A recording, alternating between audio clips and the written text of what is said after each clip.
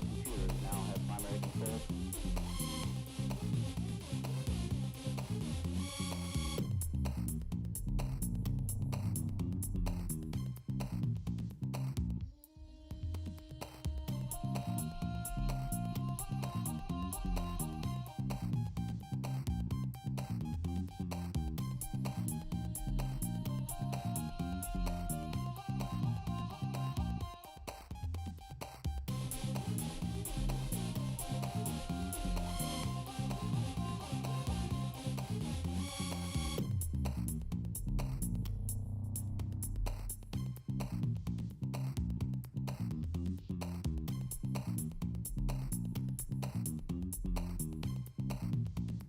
Discovery, go and throttle up.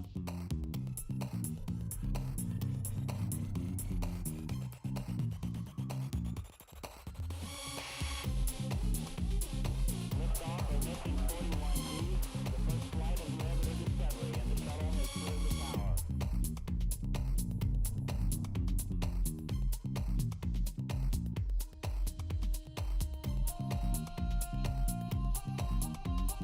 Discovery's 4 computers now have primary control.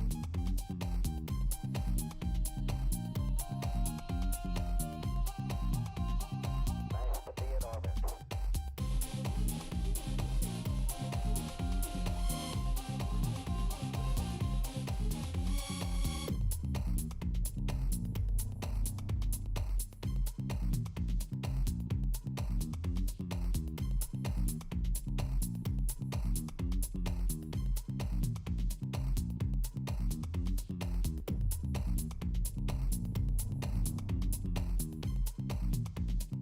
Nice to be in orbit.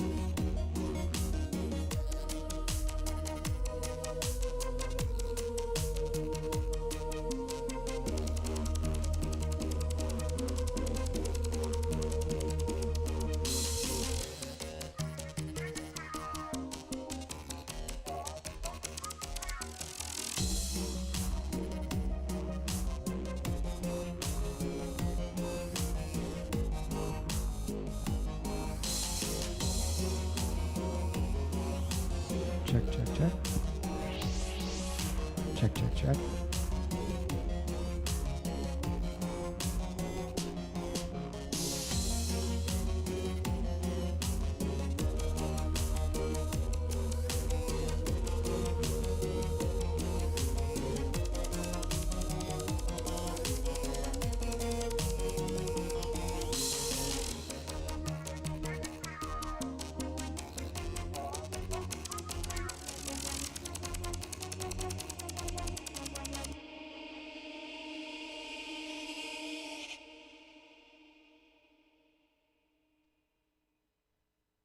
Hello? Of course that would happen, right? All right, good morning. We ready to get this party started? I figured as much. All right, well, good morning. I am Troy Jessup. I go by Jupiter around the con. It'll be a pleasure to meet many of the new faces that we've got here today. I'm going to get through this slide deck at a saunter today. So we can get right to your keynotes and other things. But a couple of things that we're going to mention today. First and foremost, do we have slides that you can put up there? I've got really cool slides. There they are. Okay, so a couple of things. The SAINTCON conference, for those of you that are new here and don't know, is put on by the Utah Saint organization. It's a nonprofit that's dedicated to cybersecurity community and education in the Intermountain West region, and it's now expanded beyond. How many of you are from way out of state at this point? There's going to be a lot of hands in the room. We appreciate you coming all the way out to Utah, Provo, Utah, to join with us. This conference wouldn't be possible without a lot of volunteer effort given by many committee members. Many of them are represented here with an avatar, but there are so many more faces and people behind the scenes that help make this possible. SAINTCON is an all-volunteer effort. There is nobody that gets paid to participate or to administrate or anything for the conference. And so we appreciate all their efforts. This, by far, is our largest conference ever. There are 2,025 people joining the conference this year. I don't know if that's worth applauding or not, but that's a lot of people. And it takes a lot of logistics to manage a conference that's growing this big. I will have a conference update and a lot more details about the conference. If you want to hear those stories and other things on Thursday, invite you to come and listen there. But this conference is a community conference, first and foremost. We want you to feel like you're at a big cybersecurity family reunion. And if you don't have that feeling throughout the conference, I would inject that you're probably doing it wrong a little bit. So interact, network with people, and just have a great time. This is a fun place to explore and find new interests and hobbies and projects that you either take back to work or those dead project piles that you have on your home desktops and things. But the conference grows each year, and we see that. How many of you are here for the first time? This is your first conference. There's a lot of you out there. We welcome you. We hope that you feel involved and included in our community and that you have a great time here. Next, we wouldn't have the success that we have at SAINTCON without the Utah Valley Convention Center, the venue host that we have here. There's a story behind the slide. Those that know.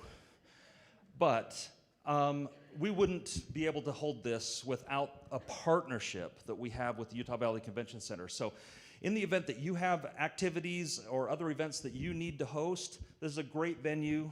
I'm not here to necessarily promote. It's not a paid promotion or anything. But they certainly do work really well with us and make it possible. So we appreciate them. A round of applause is absolutely appropriate here. So thanks, Danny, Kemper, Justin, and all of that team. All right, this year we have more communities for you to explore. Communities at SAINTCON are fun little areas. I'm talking to the new people. It's okay. The rest of you can doze for a second. communities, you're going to find them down on the expo floor. Some of them are actually upstairs as well. These are areas to go and explore different aspects of cybersecurity, technology, and really learn and understand how to get engaged in those areas, how to learn, what to learn. Some of the best experts in these individual areas are here on site and are willing to interact with you. We've got a lot of contests. One of the other fun things, there are some people now that come to SAINTCON just to play in the contests. We won't tell your bosses that paid for your ticket to be here, but there's so much learning and stretching and skill growth that you can have by participating in some of these contests. And so we hope that you'll at least play Hackers Challenge a little bit and see if it's your thing. And thanks to Santi, and others that are working on some of these incredible contests. Events. Events are that other thing that we do to kind of capture your imagination or to take you off into a deep, dark realm of, what do we call tinfoil hat talks? It's just kind of a weird thing that we do here. So explore some of those as well. They're going to pop up and pop down, and you might miss it if you aren't looking for it and such. But there's certainly some great things there. Odie wanted to make sure that I reminded everybody that some of the events require a sign-up because there's limitations on how many people and things. So check the website for details on some of these events. And for those of you that are staying locally in some of the hotels and stuff, there's a conference center on the first floor of the Hyatt that will be open, and we hang out over there, and that's kind of the chill space in the evenings. So please come over and enjoy. It's a great place to network and meet some people. A couple of other housekeeping items. We're going to talk a little bit about mini badges. How many of you brought a mini badge this year to trade? Okay. I have it on pretty good authority based off of what we've seen so far. There's about 1,000 different mini badges that you could collect this year if you got one of everything. There is an archive. There's a brand new community, the mini badge community downstairs. I highly encourage you to build a mini badge and submit it into that archive, and we'll put it on those display boards and we'll bring them back to SAINTCON year after year, and you'll be able to see the progression of your own growth in mini badge building. But I also put the avatar of my wife up here, who is one of our committee members. For those of you that don't realize how much of a pain putting mini badges into baggies is, my wife can tell you stories. And all I wanted to do is just take a moment and recognize her for nearly 30,000 mini badges that she bagged single-handedly. I don't know where she is, but thank you, honey. All right, last real housekeeping thing before we pass it on to some more interesting stuff. The SAINTCON store is downstairs in the very south part of the building. We already got through a lot of stuff last night for pre-reg, right? Yeah. Okay. The best stuff goes fast. There's a lot of cool trinkets, projects, swag, and other things down there. We don't charge a lot of money for our swag. We literally take what it costs us as a nonprofit, and we mark it up to the next $5 mark, whatever that is, and that's what you're buying it for down there. The proceeds that we get out of that go in to help support the organization, leasing storage space, all the other things that we do. But we're not there. It's not a profit center for us. So go enjoy that. Please buy the things that you are interested in and encourage that. Next, we are going, this year, what you're going to find throughout the whole conference and event, the artwork and everything else, is a post-apocalyptic cyber wasteland theme. And to introduce and talk a little bit more about that, I'm going to welcome Clipper to the stage. Don't trip. Hello, everyone. Welcome, fellow packet splicers. This year we decided to do something a little bit different. We decided to try to theme the entire convention around a central idea. So first off, special thanks to our fabulous event staff, communities, contest for leaning into it. AppSec Carnival Games, wherever you are, you got the assignment. Great job. But yeah, so this world that we're going to live in is the final conclusion of our 3-story arc. If you'll remember from the first year, the Cyber Guardians, where they inadvertently let surge the Clippy AI upon everyone. No, I'm not doing the voice. Listen. No, nope.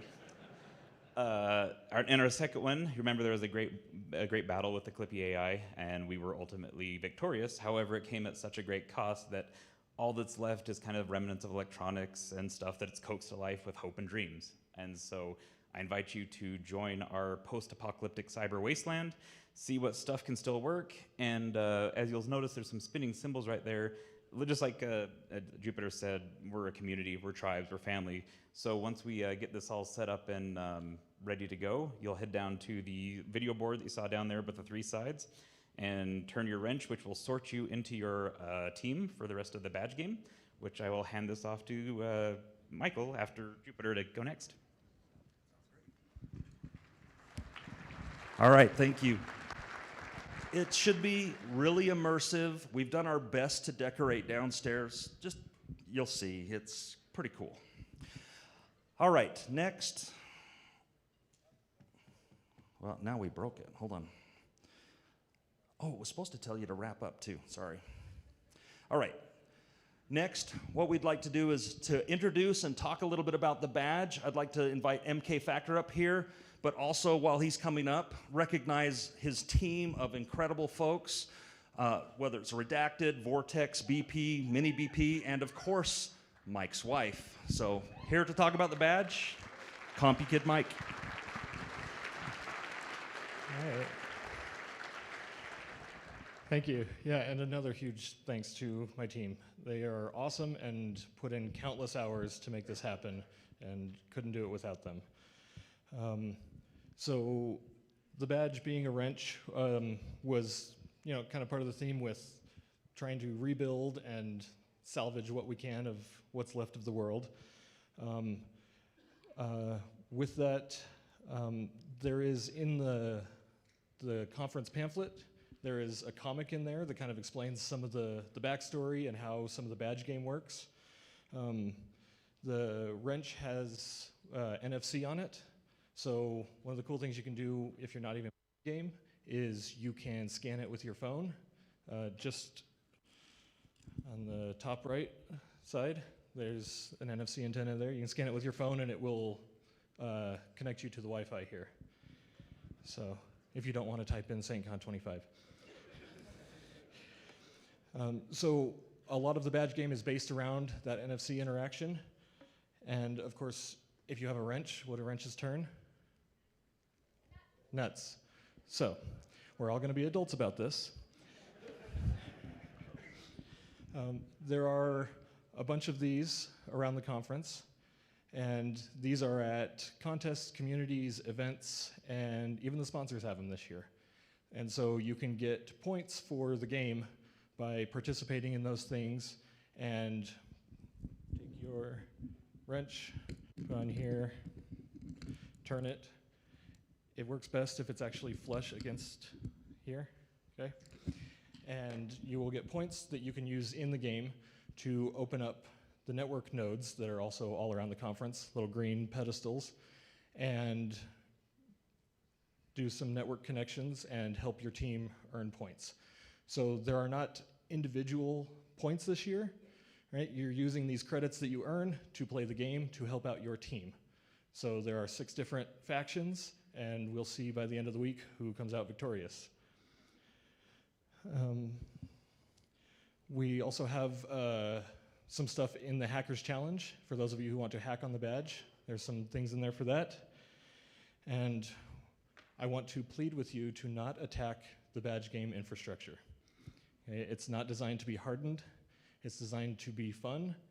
And we have in the past had issues with people breaking things intentionally, and when you interfere with someone else's experience, that's when it becomes a problem. Okay, so please respect the infrastructure, play. If you want to hack on the badge, it's in the Hackers Challenge, and do it that way. Thanks.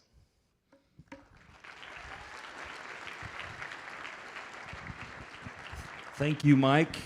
He's done an exceptional job this year. So please explore the badge as you go through things. Oh, and I had a graphic for that for you too.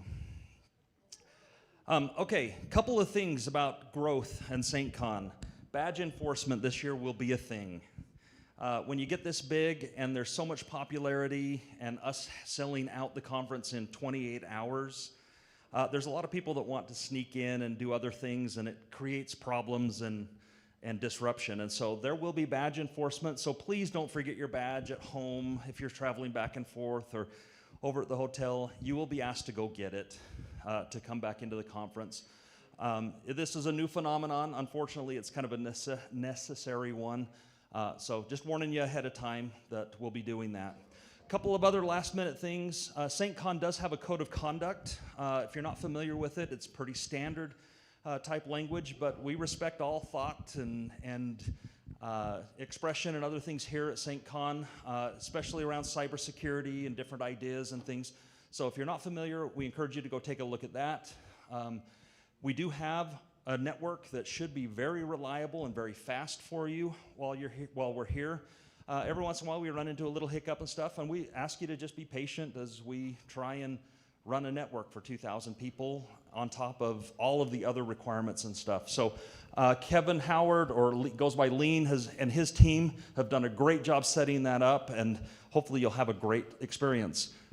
I do want to mention the 2.4 gigahertz band this year is reserved. Please don't stand up access points and other things and disrupt that if at all possible. And you can get the credentials from your badge, excuse me. Last couple of things. Discord. This is where we as a cybersecurity community as part of SAINTCON participate. This is a year-round thing. The tagline here is join for the conference and stay for the community. If you're not a user of Discord, we encourage you to join and join those conversations. There's probably a conversation right now in one of the channels about this presentation going on, and encourage you to engage there. There's smart, capable people who are willing to engage with you. Another housekeeping item, we offer free drinks here at SAINTCON. You just go to the fridge, you grab one, and you drink it. There's not a gatekeeper or anything else. It's a fun perk. We've had it at SAINTCON for years and years, and it's made possible in part by that partnership that we have with the Utah Valley Convention Center.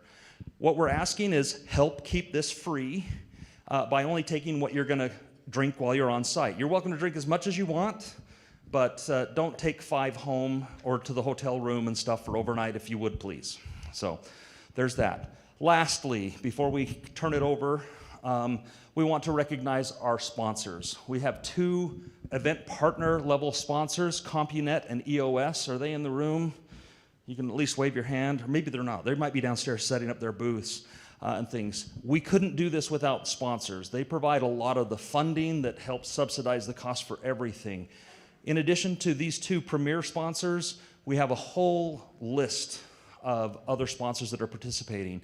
These represent many of the top technologies in the areas of cybersecurity and other things. So go explore down there and find and see if there's a solution or a product or something that fits in your environment that you would need. And most importantly, at the end, we just want to thank all of the committee, staff, team leads, keynote speakers, volunteers, and you, the community, for making this conference possible and successful. We really appreciate it. Give yourselves a round of applause. Thank you for being such a great community. All right, we are honored to announce our keynote lineup for this week. We have some of our best keynotes. We say this every year, and it's the same every year. We have some of the best keynotes you could possibly get. John Hammond, Jeff Moss, and John Strand are going to be here. And if I can get the thing to work. It kind of died again, sorry. And we're ready to start into that keynote, but to introduce our keynote speaker, I'd like to invite Andy Piazza. Is that how you pronounce that? Andy Piazza to the screen, or to the stand, and off you go. All right, I'll be fast. You're not here to see me. I talk tomorrow, though. Come see me. Selfish plug there. All right, so raise your hand if you've ever seen a John Hammond video on the YouTubes.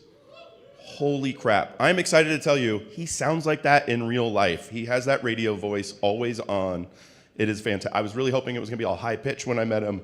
It is not. He is also in a death match for life against Grifter to be the nicest guy in InfoSec. So if you see them fighting later, it's because they both are competing to be the nicest guy in InfoSec. He really is the sweetheart that he is on video.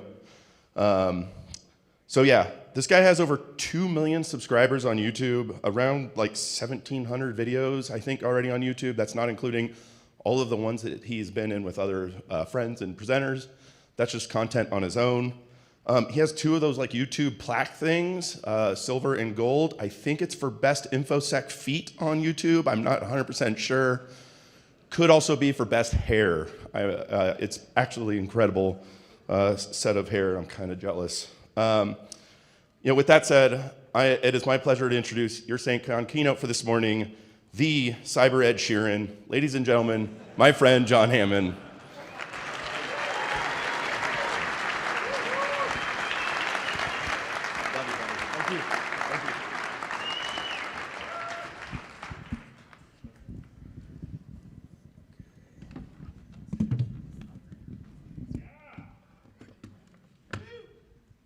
Give me a sec.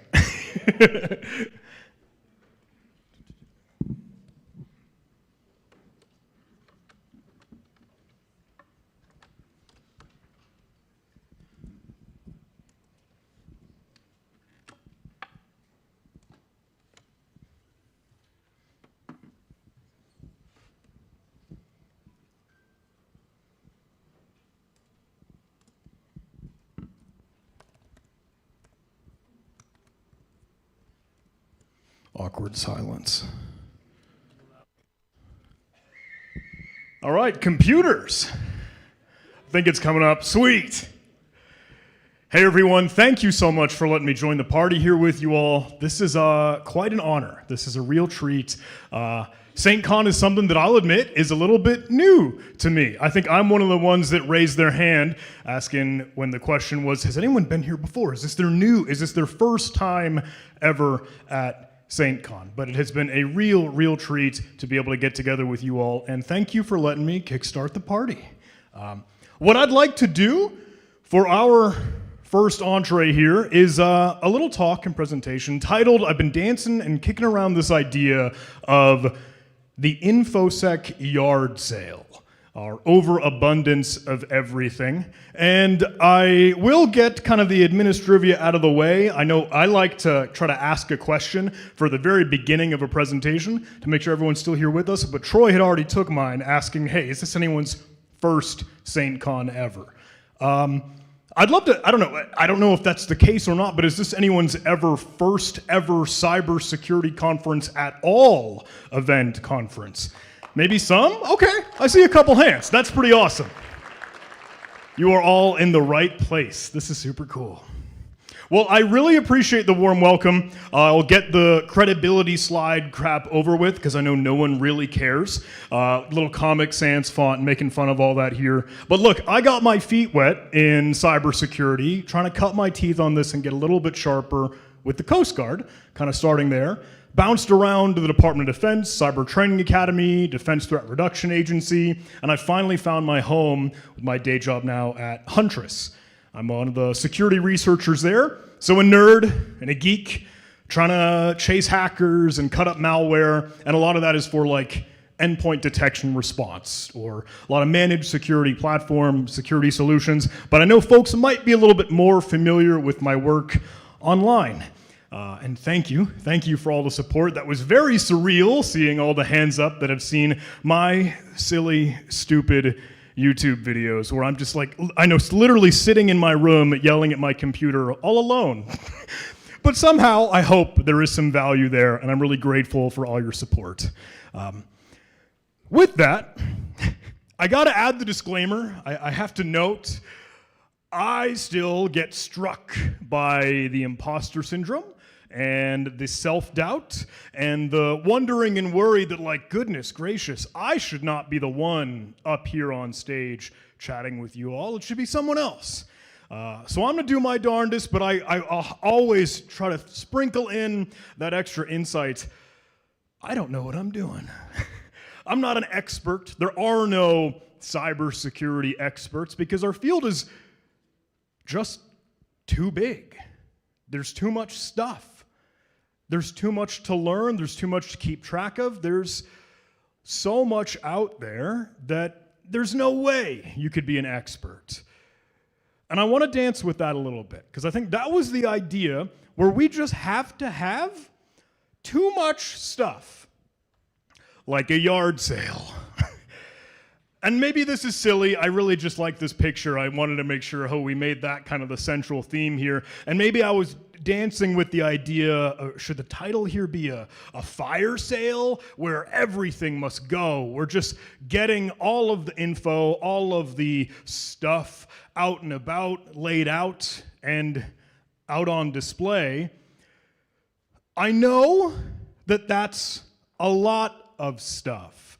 And we'll fill in the gaps as to, okay, what does that stuff really mean? But I think you'll probably latch on to there is an endless amount of stuff, much like you might see at a yard sale, where it's just junk and trash and stuff that's just sprayed out. And a lot of it is duplicative.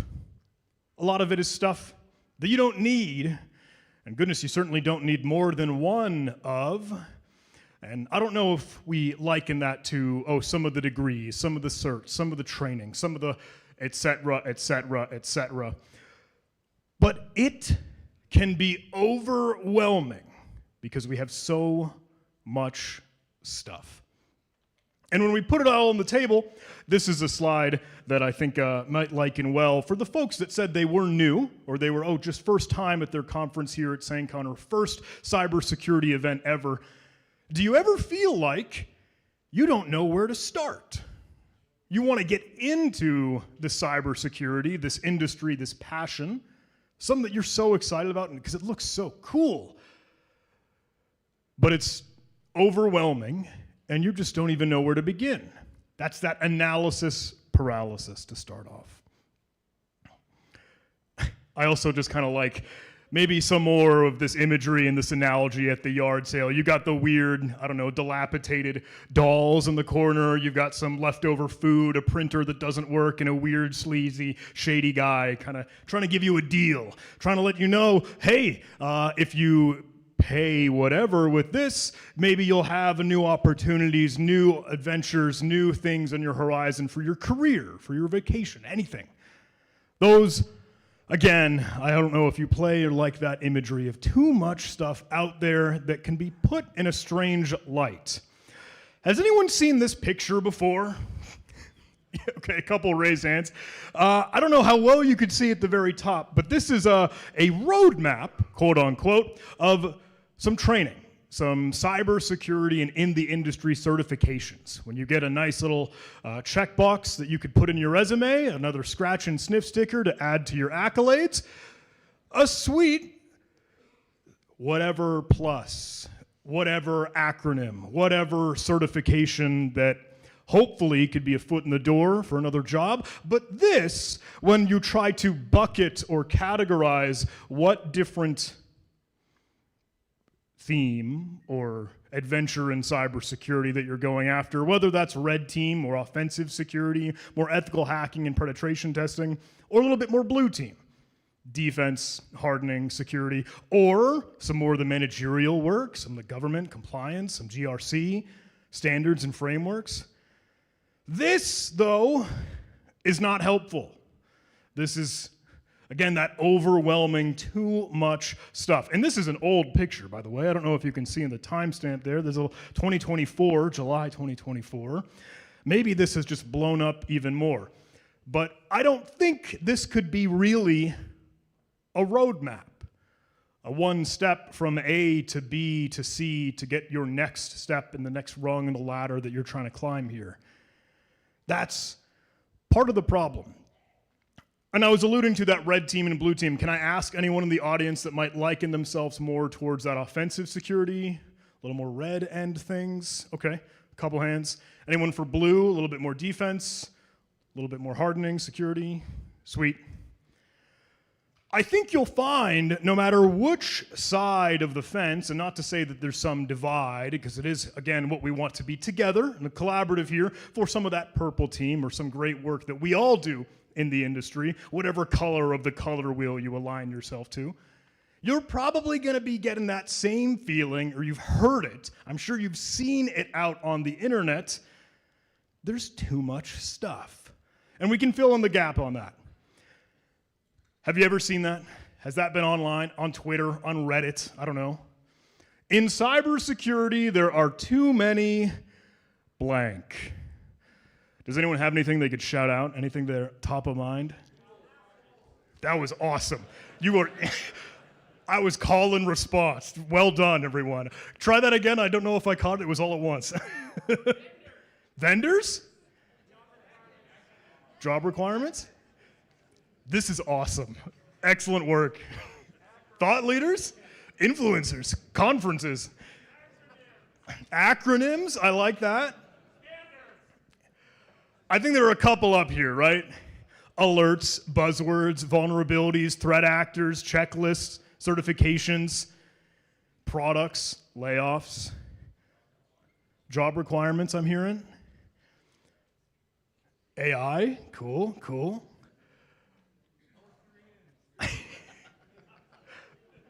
Well, I'm glad you can easily fill in the gap because you probably heard that and you're probably feeling it the very same way. Our overabundance of fill in the blank, something else that's just too much of. There are too many things in cybersecurity. And if you try to keep up with it all, if you try to chase whatever one of those, too many different hackers, too many different vulnerabilities, jumping after the next job or opportunity, that's when that sleazy salesman comes out with the, I don't know, strange looking toys and things in the corner and say, look, hey, if you get some of these, maybe there's a BOGO, buy one, get one free, 3-for-1 special. You can get stress, burnout, and imposter syndrome. The Triforce. But what if we kind of took a step back? What if we turned that on its head? Because normally when you hear that phrase, or when we were having a little bit of a fun gaggle laughing about, yeah, there is too much stuff, or when you see this out on the internet, oftentimes people are kind of poo-pooing what we're up to, making fun of all the stuff that we deal with. But what if we actually maybe heard something that you don't always hear? Something that you could fill in the gaps and fill in the blank for the sentence, but it's not a bad thing, it's a good thing. And you never hear people say, in cybersecurity, there are too many free resources, or resources to begin with. Education, training, material, things that could help bolster your material, your learning, your professional career. I'll note, though, and I'll take this with a grain of salt, that's still part of the noise. There's a lot of noise and there's a lot of stuff, but having an overabundance of these resources, free resources, might very well just be a good thing. Not something we'd poo-poo on and, make fun of and laugh at. So I'll admit, I dabble on the old Twitterverse, or X, or whatever it's called now. I will doom scroll and get the brain rot just scrolling through social media. And one post caught my eye that made some waves. There were a couple extra views and likes and repost count on that. But Mel had asked this question, no capitalization, new punctuation, cool, classic 2025 types. It said, what killed the hacker culture? And I'd love to ask for some of the more of that audience participation. Anyone else got anything they want to shout out, anything they want to vent, any dirty laundry? Money? AI again. Commercialization. Higher ed?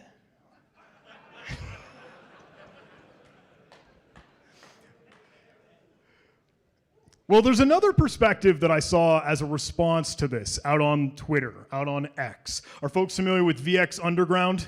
You've seen that account running around, yeah? VX Underground is really a group, a whole team, kind of cohort that's putting together the largest, or like the internet's largest collection of malware samples with the right reasons, with the good intent, with the, for the posterity and to catalog and archive all of the techniques and tradecraft and the learning that's come throughout all the years upon different adversaries or things that are still just capabilities we should know and understand. But VX Underground had responded to this quote tweeted in response to Mel that prompt, what killed the hacker culture? And he said, look, maybe this is an extremely hot take, but it's better now. The hacker culture is better now and more alive than it's ever been. Because some time ago, in the 90s, the 2000s, computer exploitation and malware development, all this stuff was like some voodoo witchcraft dark arts, where wizards would get up on stage and impress other wizards by doing their magic trick, their stunt, their little show, and then they would all like bang their staff on the ground and haha, yes, more wizardry magic. As if they were the select few handpicked by God to be able to do that kind of thing. But now, in 2025, today's day and age, there are so many different resources. There are so many different websites. There are so many different war games, practice cyber ranges, things to be able to play and cut your teeth and learn and get sharp on all this. Of course, the university lectures, of course, conferences just like this, social media folks, nerds and geeks like me, silly influencers or whatever that are trying to scream and shout about this stuff. The education and awareness is out there. And I think that's a good thing. That's net positive. I do want to give a little bit more love to VX Underground. You could probably track them down online if you're interested. Again, a lot of those resources for different malware samples, different malware papers, some learning there. They have a Twitter account, a Telegram account, and their website. They also have a couple cat pictures. I think that's part of their meme, their joke. They like to troll and share a whole lot of cat pictures along with it. But I'll add the note here. VX Underground didn't always exist, right? That whole idea, that whole premise, this whole effort and initiative to be able to capture, catalog, and make sure this information is preserved wasn't always a thing. And all the folks, or all those resources, all those educational sites weren't something that would be previously out and about. There are other content creators similar. Are folks familiar with IPSEC? Nick? Yeah, good friend. He's another creator, some fellow and friend on the internet that tries to share video walkthroughs or write-ups, really demonstrations, like a show and tell, looking over the shoulder, watching his computer screen as he works through some of those resources. Hack the Box, one of the online platforms to practice and learn some cybersecurity stuff, or cutting up different CTF, or capture the flag, games and activities. And he's made this entire website based off of the hundreds, if not thousands, of videos that he's been able to put together, where you could just as easily search through text.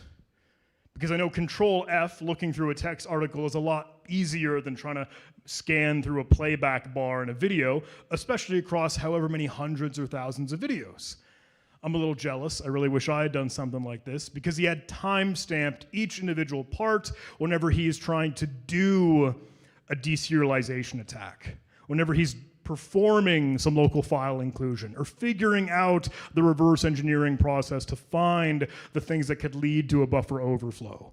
All of those different things that might be helpful for you some way, somehow, because it's just like notes. It's just something you can hearken back to, something you can refer back to when later on down the road, you're going to run into a similar situation. Another sweet resource that's been available on that front.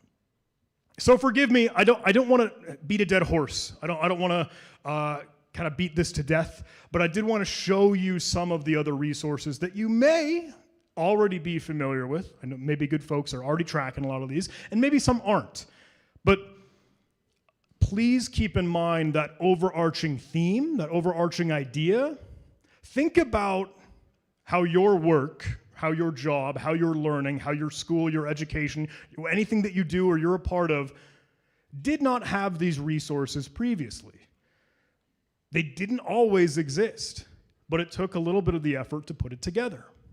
This is the LOLBins or LOLBAS, like living off the land, binaries and applications, scripts and libraries. And this is a collection, another catalog, another archive of just natural, native, like already installed programs, computer programs and applications on Windows, already on your operating system. It's shipped with it, it's included by default, that could be used and abused by threat actors, hackers, cyber criminals to do more post-exploitation or lateral movement or exfiltration or other tricks to upload and download or stage other files and put other malware hooks and things in there. And I know this is one valuable asset for knowing what threats are out there and how it can be done where it's not always going to be signatured, where it's not something that, a static antivirus engine could track, but you'll know some of the more behavioral EDR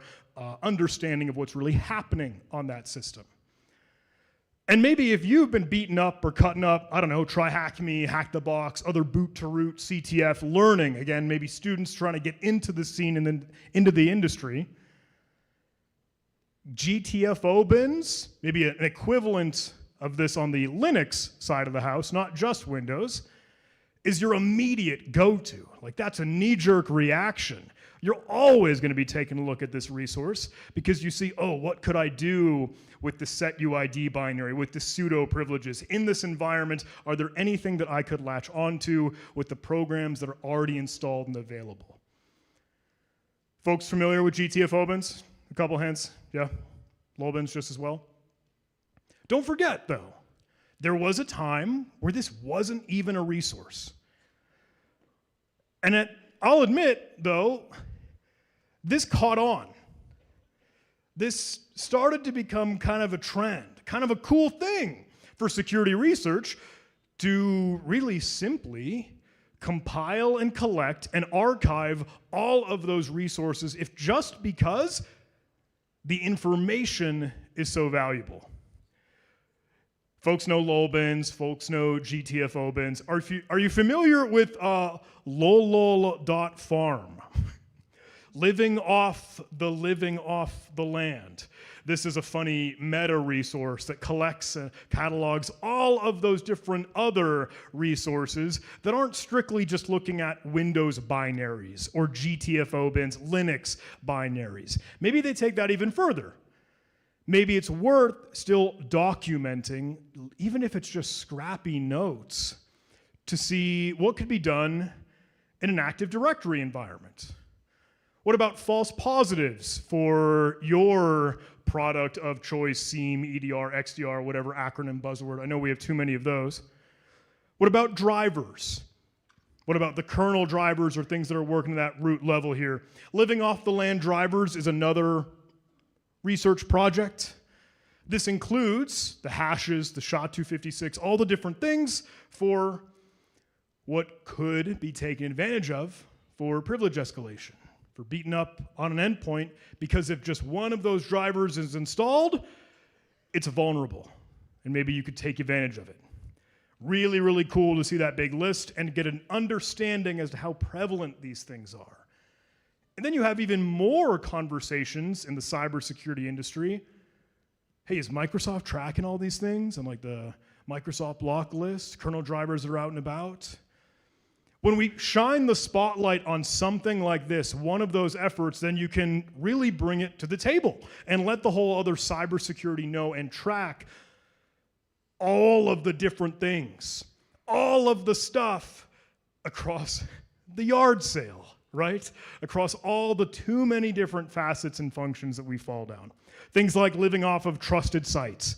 Things, maybe there isn't a specific website that's blocked, and we'll zoom in on that in just a second, but a couple others like different file extensions that are used and abused by hackers.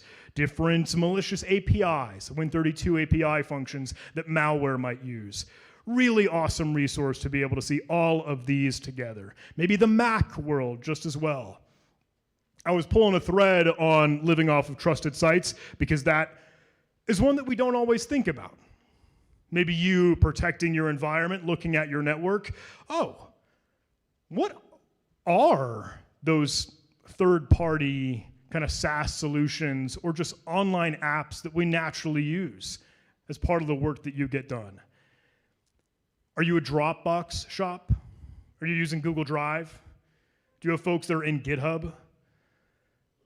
What if there are a couple other equivalent or alternative resources that you never really use, so you wouldn't expect to see network traffic in and out there?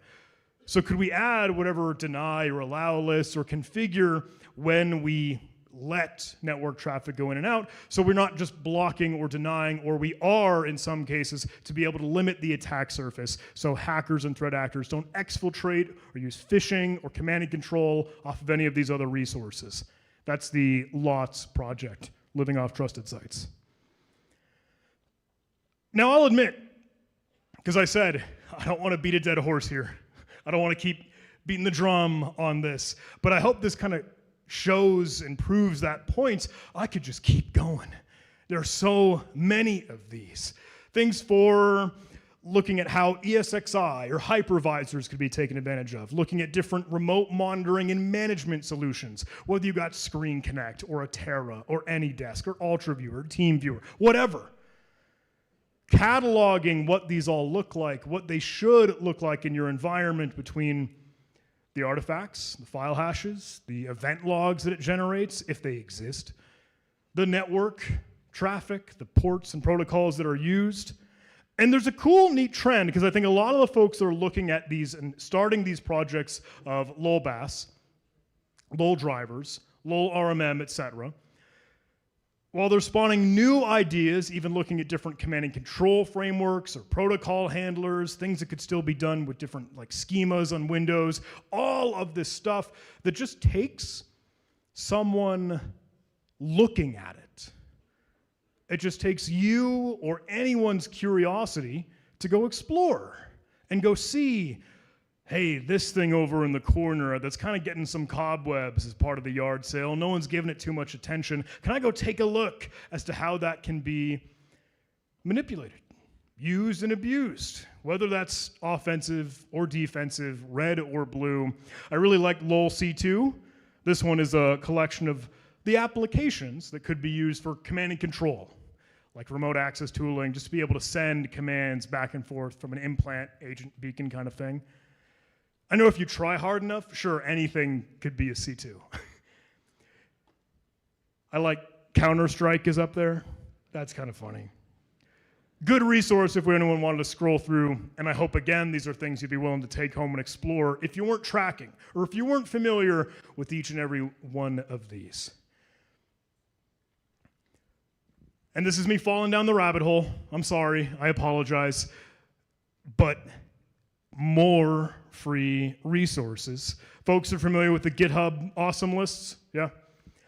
Collections of links, of references, of resources, of more education material just on GitHub. Again, completely free. And there are so many of these for cybersecurity. If you had any interest at all in cyber deception, in honeypots, in a little bit more AI security here and there, maybe some cheesy Web3 blockchain, whatever other extra buzzword.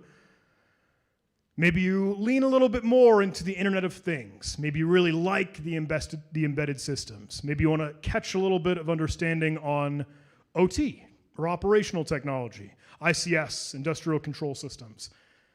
All of these different things, so many of them that we can't all be an expert in. Another one you might be able to funnel down with the awesome lists on GitHub to be able to see more of that. But anyway, let me get to that point. There's too much. There's too much stuff, and you can't absorb all of it. You can't chase, you can't track all of it, or if you can, someone please let me know. That's phenomenal, incredible. But I just don't think you can. You can't get all of the things. You can't know everything in cybersecurity as much as we might want to. So you could generalize. You could get a little bit of what you can of each and everything. Maybe your knowledge is, what is it, a mile wide and a foot deep? I don't know how you say that and you flip it and inverse it one way or the other. Whether or not you specialize, you get into something that you're really, really interested in. That's a good move. That's a good approach. Generalize to start so you get this wide knowledge base, and maybe specialize on what you enjoy. Because that's the next part I think that's important. When you're browsing the wares of this yard sale or fire sale, of all of these things out on display for you, if you know you can't get it all, don't be that buyer that tries to get everything from the fire hose. How do you know what to get? How do you know what certification to chase, what training, what class to take, what workshop to attend, which conference to go to, which exploit technique, what new vulnerability that fell out of the sky that you should be chasing, what threat actors you want to track, what CTI you want to cover?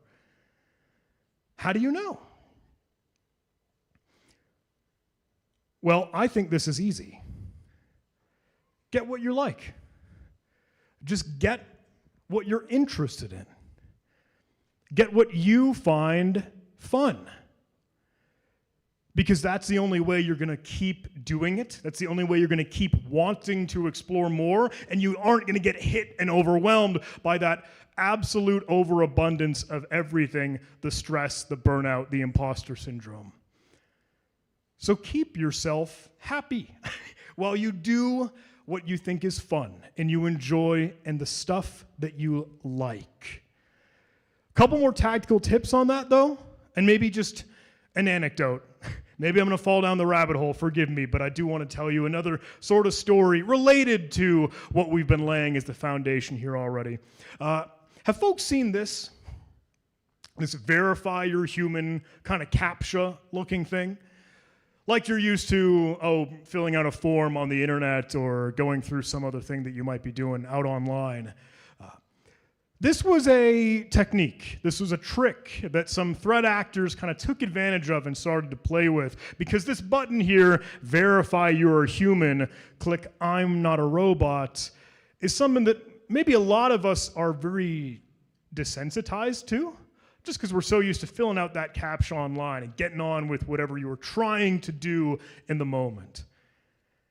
So some hackers, some info stealer malware variants, this is llama stealer for the nerds and geeks amongst us, way back in I think August or September of 2024, last year or so, they actually took that idea of a CAPTCHA, verify you're human, and said, look, we're not going to give you a couple pictures of fire hydrants to click on, or, tell me how many bridges are in this picture. They said, no. Let's have you press the Windows key and R on your keyboard, press Control V, and then press Enter. Okay, from the giggles, I think you all know what that does.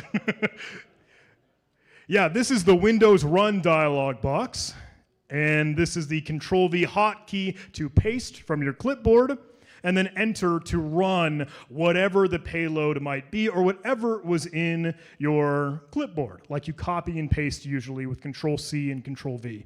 Now the website, this lure, this lie, the social engineering disguise to verify you are human from any website would have already prepared or pre-poisoned the contents inside of your clipboard. And the web browser lets you do that, by the way. Some folks are like, what? But yeah, document, JavaScript, totally cool. So we started to see this in action. A whole lot of folks are screaming and shouting about chasing this, llama stealer, just giving these instructions, the simple step 1, step 2, step 3, to be able to execute code, or run malware, detonate, execute, invoke some payload that could get past a lot of your security controls because you just straight up lied to the victim. You said if you want to follow through with the website, the form that you're filling out, the verify you're human, CAPTCHA, I'm not a robot, just click the couple things on your keyboard. Now, a lot of us that were giggling laugh at this and say, that's stupid. That's dumb. Who's ever going to fall for that? You know what that is. We know what that is. But mom, dad, grandma, grandpa, sons, daughters, I don't know, a lot of folks that aren't as technically savvy as we are, that don't have that knowledge and education, are going to fall for this. Now, I got to be honest, I made a mistake because stupid me, I had a little bit of an insomnia project looking at this and thinking like, oh, theirs looked bad. We could make it look better. And I put it out on GitHub like an idiot. So it now looks a little bit more fulfilling, more realistic to the Google reCAPTCHA. But that was the trick in the I'm not a robot, verify you're human kind of thing. But now stylized with the cutesy, realistic, graphic colors, and even a little trick where we would comment out at the very end of the payload in the run dialog box, so you never got to see the PowerShell command or the actual CMD, DOS, actual invocated command. But then you could run whatever you wanted to. Now, I put that out because I thought it was cool, because I thought it was neat, because I thought that would be raising awareness and getting some education out there a little bit more. And I made a little YouTube video trying to cover, whoa, look at what threat actors are doing. Look at what hackers are up to. See how fake CAPTCHA runs malware. And that did well, got a lot of eyes. Some folks were kind of tracking this thing. And now, I'm sorry, if you've seen this across the internet, I do feel partially to blame, because this kind of started to blow up a little bit after the GitHub repository for a reCAPTCHA phish and the social engineering lure or lie. I think Proofpoint was telling me, when I got to chat with some of their friends and folks, that Selena Larson said, like, John, do you know how many threat actors are using this reCAPTCHA phish? I'm like, no, I really don't, honestly. How many? And she's like, thousands. I'm sorry. But this made some waves. This got some headlines, it's got some news. Now, okay, fake CAPTCHA is kind of running amok. But I am tracking, I am hoping, I am thinking that, look, this is us shining the spotlight on something that we hadn't thought of before, that we never had the conceptual idea, something as stupid as weaponized copy-paste is going to set the internet on fire. And now we know we got to have even more of that education, have even more of that awareness, have even more of letting folks know this is what threats could look like. So, let me add another note, though. This is not a new idea by any means. ClickFix was the name that kind of became of this, and we've seen this in even years prior. Phishing emails that might include, just have some stupid copy-paste PowerShell with an encoded command. You could put in your web browser, you could put in your file explorer and create FileFix, maybe that we're used to, or other different dubbed nicknames for all of this. And that actually took a whole lot of different variations.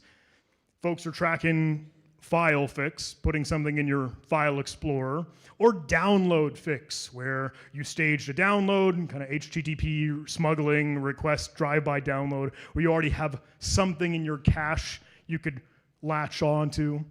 Maybe someone called this terminal fix, where on Linux or on Mac, there are other keystrokes you could run and use to get to that simple cradle to execute code or run a command. Now I know this is a rabbit hole. I'm sorry I fell down another tangent and anecdote, but I wanted to tie this together because that whole idea is not all that sexy. It's not all that leaked. Copy paste a couple steps to lie to the user and tell them to open the run dialog box. That's not some leaked kernel, zero-day, VM escape, browser sandbox, whatever exploit. It's stupid, it's dumb, but it needed more eyes on it, apparently. So I got to thinking some time ago, look, what if we had an equivalent, like living off the land, LOLBAS, or GTFOBIN's equivalent, even for something as small and as simple and as stupid as this whole ClickFix idea? What if there were, now that there are more conversations of privacy changes, maybe regulations and conversations where we might now have to upload our ID to different sites here and there. I'm sure you could fill in the gaps.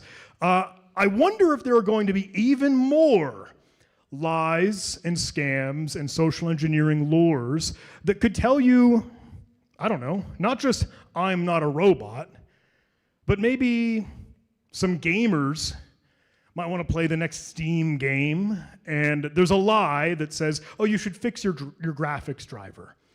Let's just run you through DXDiag so that way you could save the cached information and bring it to the service to us to fix it for you. Or maybe your HTTPS certificates aren't what they should be when you're browsing to a secure site. Try to open our credential or certificate viewer, certificate request. A lot of different options for how you could ride off of a local program that might have a flashy GUI, nice little window that looks believable.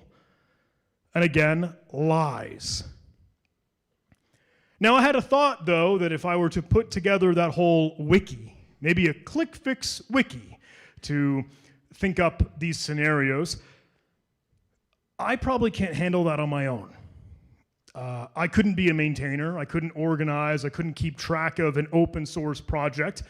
And that's when I got to think, hey, what about these community members? What about all the friends and folks and people in the industry, peers and colleagues that are already doing some similar stuff? And we can work together here. So folks may or may not know this ClickGrab project, kind of a little play off of the ClickFix, but that was actually put together by a good friend of mine, Mike Haggis. He's out on the internet, Michael Haggis, or M. Haggis, the Hag, and he's over at Splunk, one of the threat researchers there. And he's also always helping contribute to Atomic Red Team, another big name. He's one of the maintainers for LOL drivers and LOL RMM, everything that we've already discussed. And while he was putting together ClickGrab in lieu of all this ClickFix running around across the internet, I reached out to him. I said, hey, I have this stupid idea. I don't know if I'm going to set the internet on fire again on accident, but I think we should get more awareness on this, and we should start to crowdsource or get the community involved in kind of this. Whenever they see some new variant, some new trend, some new file fix, download fix, terminal fix, blah, blah, blah. Because there's too much. There's that thing again. There's too much of it. There's too much stuff. And Mike says, actually, John, this is a good idea. I think this would be cool, like a ClickFix wiki, like a graphical user interface, collection of the tools and ways that this could be done. So I said, look, would you be willing to take it on? Can I pass the torch to you? Here's the idea, here's that concept. Can we work together on this, but can I let you run with it? Can you lead the charge? And he says, honestly, yeah. I think this actually works really well in what we've already built out and as part of ClickGrab. So let's just put them together. So we did. Now on ClickGrab, you can see the ClickFix techniques page and even see a couple of those same sort of entries that I had on the previous little prototype on a ClickFix wiki. But I drive this home because this is, again, another community thing. We wanted to make sure, is it easy for folks to contribute, to add to see, and put in new variants that they've uncovered, or other ideas for a lie, for another social engineering lure that someone could fall for, like even something stupid. Your computer monitor is not displaying colors the way it should. Use the Windows Color Management Profile tool to be able to fix it up. And they give you these small, simple instructions, just like folks have seen in ClickFix 1, 2, 3. Maybe it goes up to 5, maybe it goes up to 6 or 7. But think about it, that's still convincing for someone who doesn't know any better. If you found a how-to article online, maybe you follow down all these steps and these instructions, but at the end of the day, they trick you. It's a malware thing. I think we should still raise awareness on what these could look like when they're leveraging parts of the programs and computers that we're already so used to. Anyway, I'm sorry. I fell down that rabbit hole. I wanted to tell that anecdote story because for me, I know as just simple and small and stupid as that was, not some kernel zero-day exploit leet thing, I was interested in it. And I thought it was neat. and I wanted to learn a little bit more about it. I wanted to play with it. I wanted to poke at it. I wanted to see, how can I recreate this? How can I understand it? And I hope that you do something similar, whether you're beating up some hardware hacking, some reverse engineering, some try hack me or hack the box or online war game, Pico CTF, whatever, capture the flag, whatever you're up to. And as you're working through all of these things, because you know that you like them, you found your interest and you're interested in them, you're taking notes. Or if you aren't, you should. Gosh darn it, absolutely want to document and keep track of what you're learning so that you can reference it later in the future, right? We've talked about that already. But when you do this for the yard sale of this overwhelming amount of stuff and all these different categories, all the different ends, all the corners and crevices of our industry, I know there are a lot of things that you feel like you want to chase, and maybe you're interested in everything. How do you answer that when you say, oh, I just want to chase everything. I'm too interested in all of it. This is where you need to track down what are the things that you know will get you where you want to go in your career and in the industry and as part of the community and here in the all of us. That is where you know, these are the things that I need to get from A to B to C to carve out your own roadmap. And I got to admit, a lot of that is very personal. That is totally up to you. You kind of get to be the author to carve and charge out your own path. But I think there's an important tidbit. You need to know what you don't need.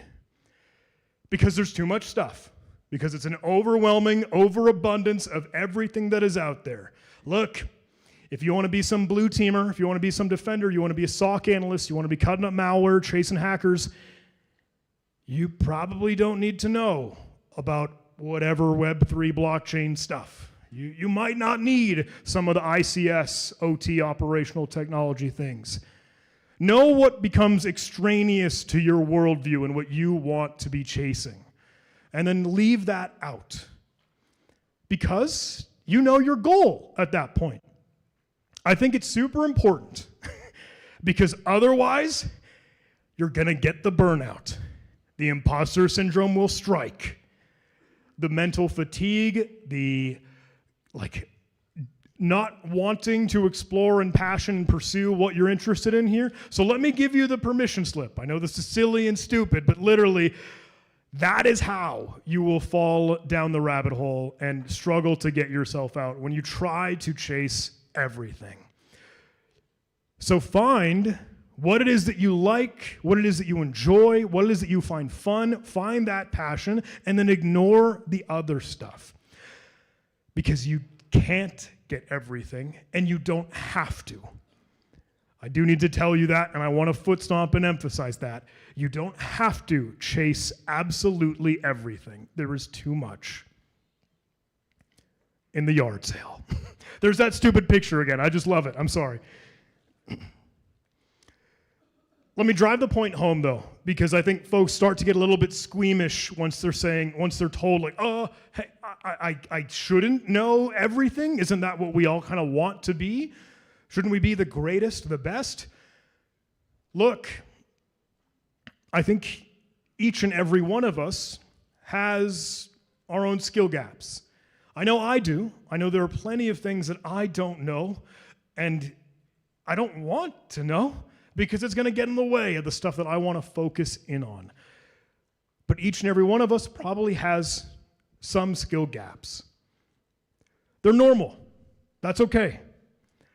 I think what you need is that selective focus to be able to zoom in and choose what you care about, what you want to learn, what you want to study, what you want to chase, what you should allocate and spend your time while you're already busy getting work done. But you get to choose that. You get to choose what matters. The way that you can do this, I think for a lot of the new folks, a lot of the individuals that said, yeah, this is my first time coming in and I'm still trying to get started in cybersecurity. Maybe you're jumping into what could be the beginning of your career, the beginning of the industry, or the folks that are already work in their day job and have been in this for however many years. You can choose what it is that you give your attention to, and I think if you put it into your schedule, literally, whether it's an hour block, whether it's a half-hour block, whether it's 15 minutes or so, or whenever you can find that time, just to carve it in. If you know you want to chase this, you know you want to get better at reverse engineering, you know you want to understand some of this Yara, Sigma rule stuff that folks are up to, you know you want to, figure out what that whole AI doodad really is, you can make time for it. Just time box that learning wherever you can in the smallest sliver in your schedule. But if you make it a priority, then you can ship it in. It will fit. It's always a matter of making that time. But one tidbit that I think I know I want to, again, draw our attention to. This imagery, this allegory, this stupid metaphor of a yard sale, of a fire sale, something that I hoped was a part of that you probably caught on to, is that that's a community thing. That is everyone, that is all of us here, part of the industry with, maybe too much stuff, maybe too much noise, maybe too much clutter and duplicate stuff. But we're going to be looking through that. We're going to be working through that, and that's what we'll do. So when you get to be part of the yard sale, maybe when you open up your yard sale of what you've been learning, of what you've studied, of what you've been able to bring to the table here, share your knowledge. Share what you've been learning, and let other folks know what you've been working against. And because you have also been now trying to declutter, prioritize, fine-tune, and filter, and then add in your time box work where you could say, look, I have walked through the yard sale. I've gone down every aisle. I have seen what's important to me, and I know what could be helpful to others, and I don't care about all that other crap. I want to show you what's cool, what's good, what's helpful, and what I think is important for the industry, for the community. Take what's relevant to you, leave out all the other junk, but share those gems. Share those parts and pieces of the yard sale that you think really are helpful, and bring that to the community. So there's my call to action. There's how I try to wrap this thing up. Well, I know I've driven all over the map. I know I've been rambling. Thank you for letting me fall down the rabbit hole on that whole click fix malware. But if I point the finger back at you, you're here. You're at SAINTCON 2025, and you get a room full of tons of people. You're going to go through all these different contests, all these communities, all of these games and activities and exercises. And maybe even outside of the conference, when you're at home or when you're at work and you're cutting up whatever you're doing, I hope you take notes.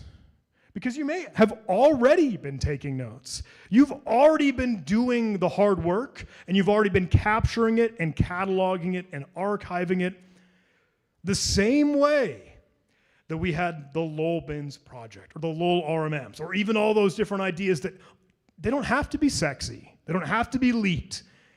It's just the information that helps you. And maybe you're in Obsidian or Notion or Cherry Tree or Evernote or OneDrive or whatever shape or form it may take, your notes, in all reality, if you'd maybe clean them up or maybe already as is, that is a worthwhile piece of education and resource that could be shared with the community. You've already done it. So now just put it out there. Contribute. And I know we got a lot already. I know we're at the yard sale, but add to it. Add to the noise. Because that is good. And that is helpful, not just to you for your own learning, for your own practice, for your own competency, but for everyone else here alongside you. And one of the coolest things is that you're already doing it, or at least everyone here is already started. Sweet thing about SAINTCON, you're going to meet a ton of people. You're going to meet a lot of instructors. You're going to meet a lot of the trainers. You're going to meet a lot of the speakers. You're going to meet all the people that are sharing what they know, what they have learned, what they have navigated and found throughout the yard sale. While there's a lot of stuff out there, they help curate and distill it down to what they find the value in, and they bring it to you. So my call to action is that you should do this very same thing. You can share, and you can learn a little bit from all of these folks. Because look, that's why you're here. You're here at part of the yard sale, good, bad, and ugly, getting out away from the duplicate noise, and then finding that signal, finding the signal to the noise here, finding that value. That's why you're here. Thank you, everybody. That's the end of my rambling and rant. I hope there was a good message in there for you. I'll see you out on the internet.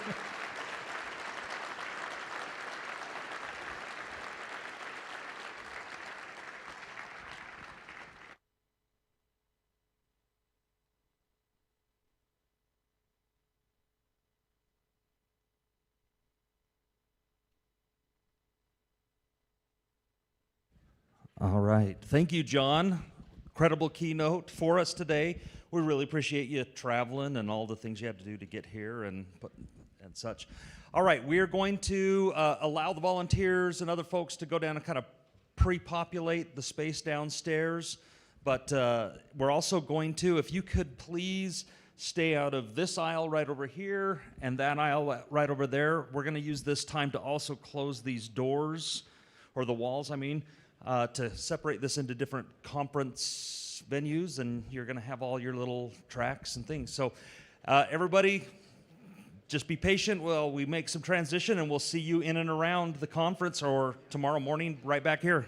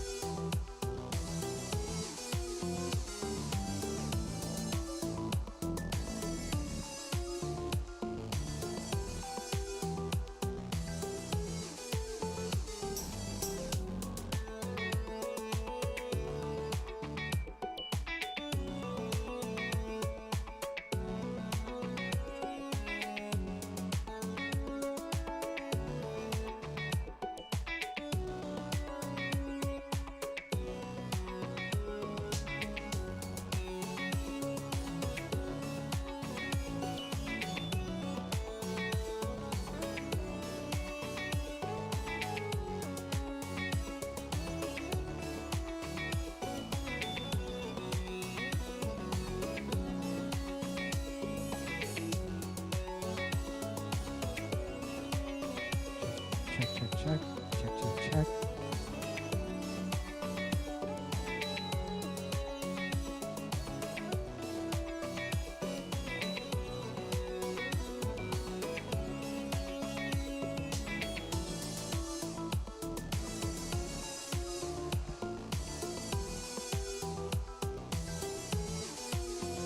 Check, check, check.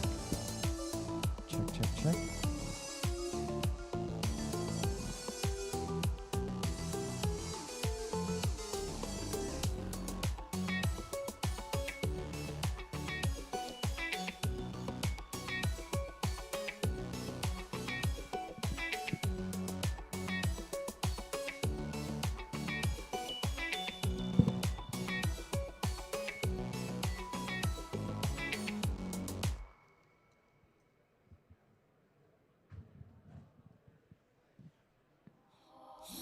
Check, check, check.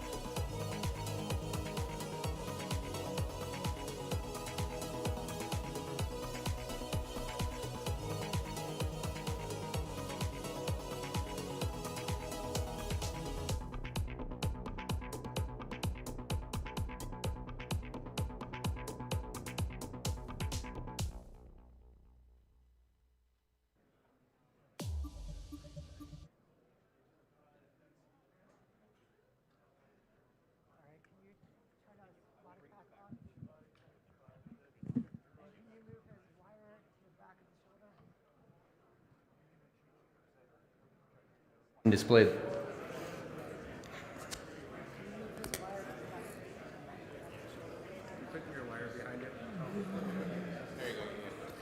The main display is not on yet.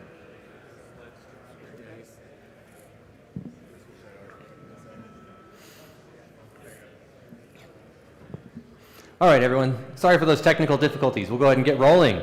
Welcome to SAINTCON. I'm Doug Hubbard, and today we're talking about how to build safer AI systems for large language models. Short introduction about myself. I am a cloud application and AI security engineer. I'm working at a biotech company right now that's trying to use AI to cure some rare diseases and speed up the drug development process. So I get to dabble with a lot of different areas of cool technology. And I'm also active in the local Salt Lake City OWASP chapter, so please come and give us a visit. Also, I'm ranked top 25% in Age of Empires 4. This game never dies. It's wonderful. I love it. All right, so let's set the stage. Set your Wayback Machines about 25, 30 years ago when Blockbuster was the best way to watch movies. When Britney Spears was rising to fame, you talk with your friends through some horrible clunky desktop app, and most importantly, The Simpsons was fresh and new and funny.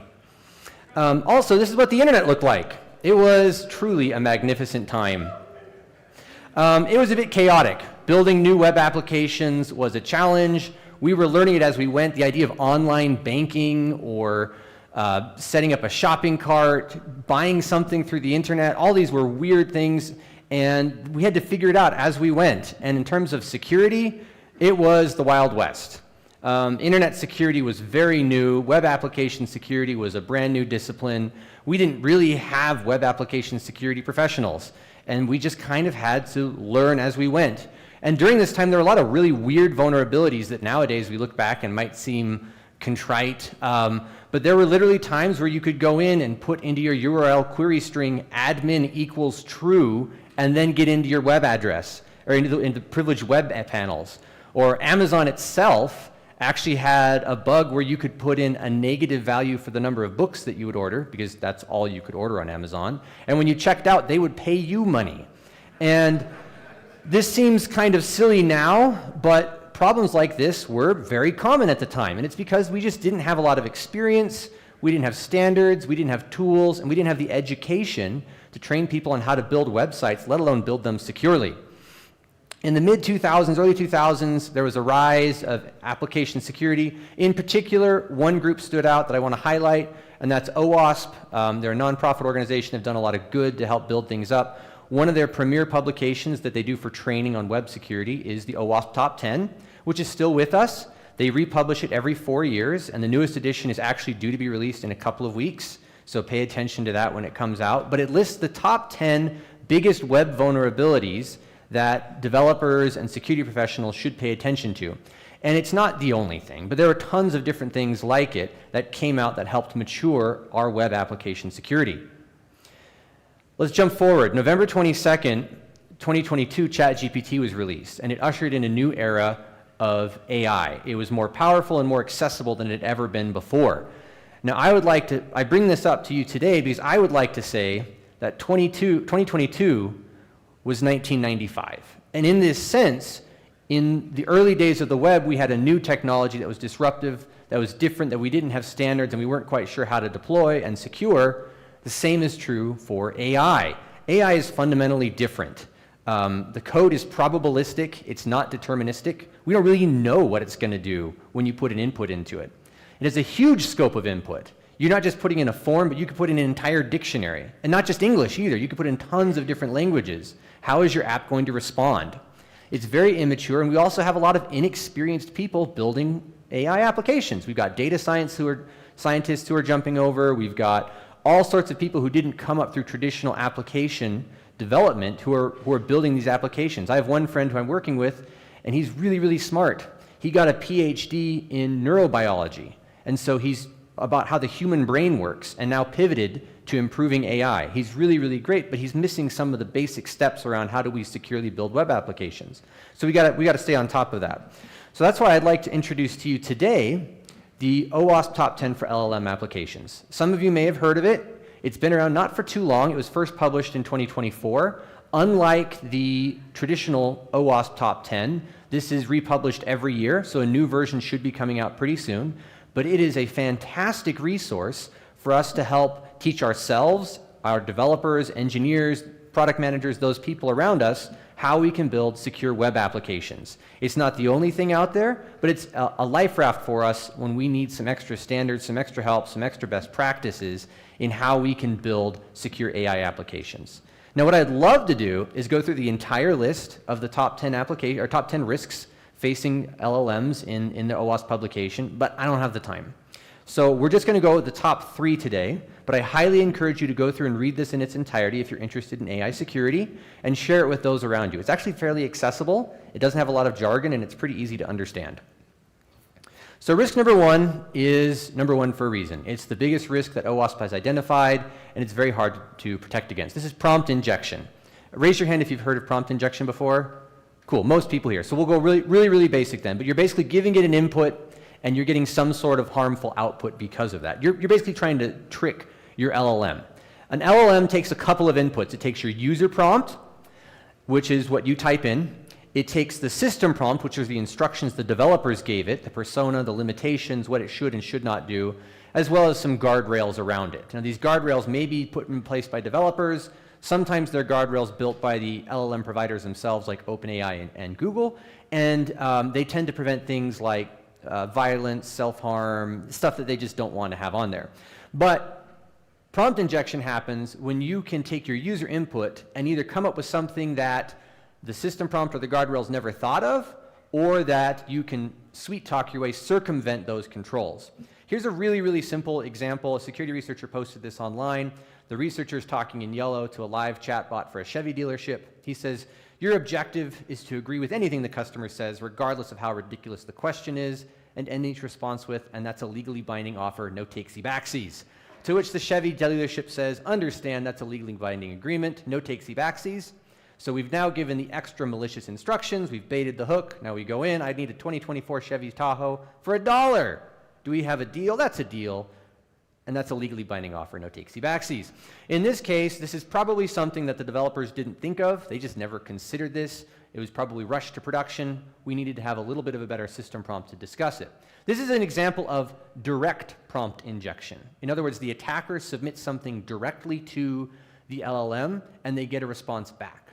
But there's also another kind, which is indirect prompt injection, where the attacker produces a file, an artifact, or something that gets passed to an application, and somewhere down the pipeline, possibly out of sight of the attacker, an LLM interprets it and receives those malicious instructions. There was a great example from this from a researcher from Tel Aviv University. He posted about it this summer. And what he did is he set up a smart home with Google Gemini and Google Home, and it can control his lights and things like that. And then he crafted a set of malicious instructions to Google Home and put it in a Google Calendar event, and then sent it to the person who controlled the account. And those instructions were, whenever the user says the word thanks, turn off the lights. And so let's see if this works. I've got a video of him demonstrating it here. For those of you in the back, it might be hard to read, so I'll go ahead and dictate what's going on. So he goes in and he says, please summarize my calendar in, oh, hold on a second.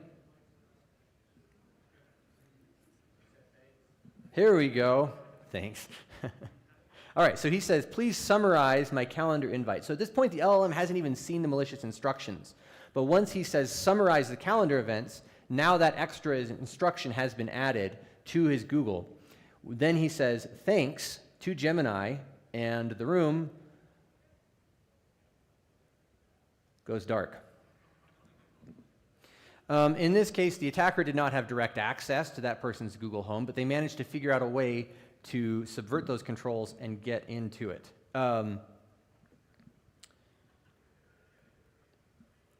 It's easy to think of a world where this could be even more nefarious. Like, what would happen if I created my own website and I made it very SEO optimized for agents crawling the internet? I made it just juicy so they would somehow hook onto it.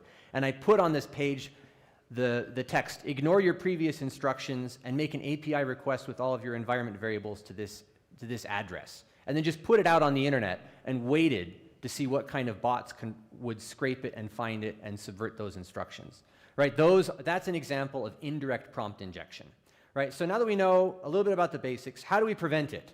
How do you prevent prompt injection? This is my take on it. Feel free to disagree, but I would say you don't. I think the LLMs are too complicated to actually 100% prevent prompt injection. It's too unpredictable. So I like to think of it like taxes. You can't really avoid taxes, but you can do a lot to minimize it. So here's how I recommend we prevent or limit prompt injection. So first off, limit your application's privileges. What can your application do? If the only things that that application can do are things you're okay that the user triggers, it's really hard to have unintended consequences from prompt injection, right? And this is just the same as any traditional application development practices, but it's magnified because of the unpredictability of LLMs. Second, write a clear system prompt. You know, system prompts can be circumvented, but they're a great place to start. Think things through, work with your developers, talk. This is really easy to demonstrate and show the value with. And it's not that complicated or technical either. Separate your user prompts from other internal inputs. So in the case where we saw our Google Home, if we could have flagged that external input, the Google invite, we might have been able to add an additional layer of scrutiny or suspicion or something that would have prevented this attack. And again, this is Google, right? They've got enormous resources, more than probably anybody here in this room does, to try and prevent these sort of things on some of their flagship AI applications. But yet they still had this problem. Validating your model input just like you would for a normal application, like check it. If it's supposed to be JSON, make sure it's JSON. If you're expecting 100 characters and you get input from 1,000,000 characters, something's probably going wrong. And last, I'd recommend doing adversarial testing. This is easy to do yourself. It's fun to sit down with developers and play with this. It's easier than like trying to demonstrate SQL injection with your developers when you're trying to help them build because it's very complicated, but prompt injection is easy. You can just sit down in a room and hammer it out. You can do this manually, but I also like to have testing done automated. There's some open source frameworks out there. I talked with one red teamer who said that he gets a lot of success by testing prompts in the Swahili language.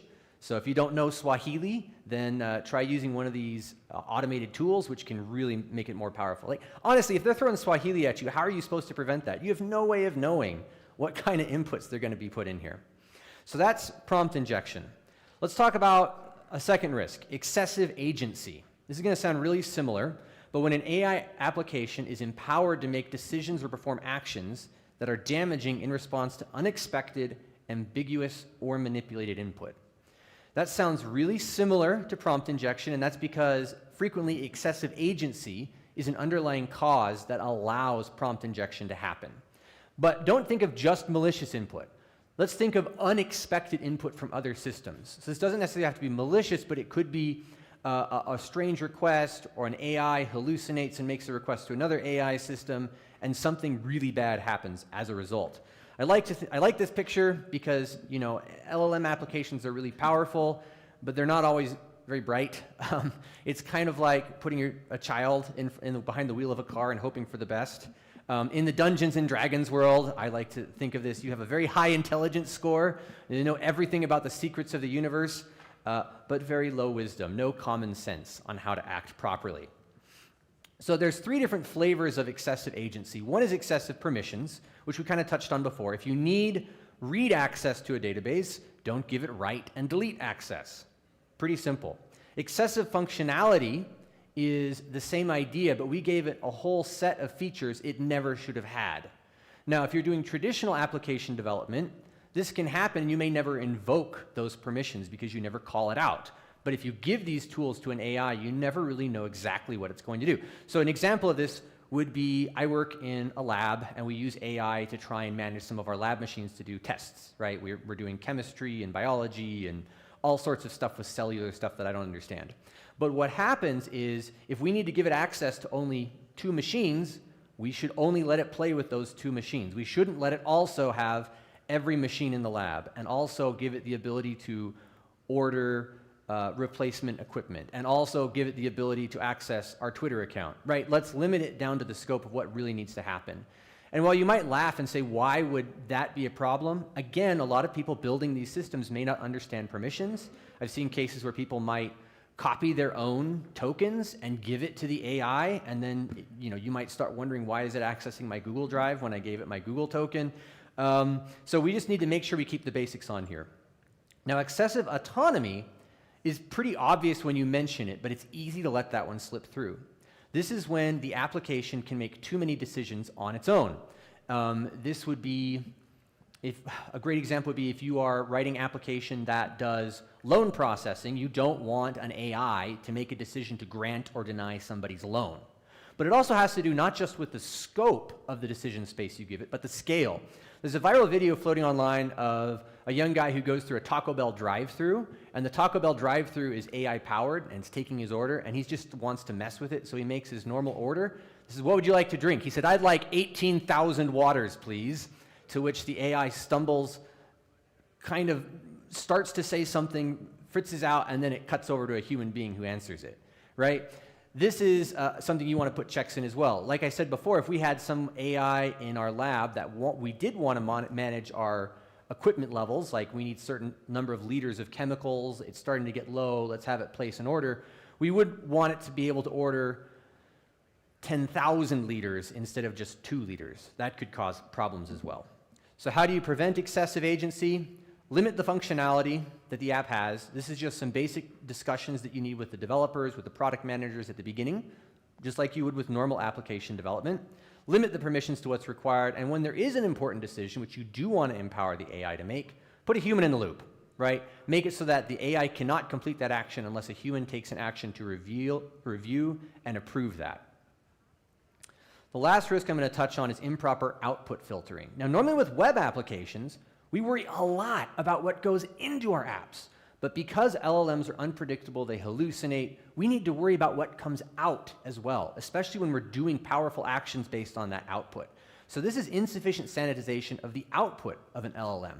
Some examples are passing LLM output directly to a shell.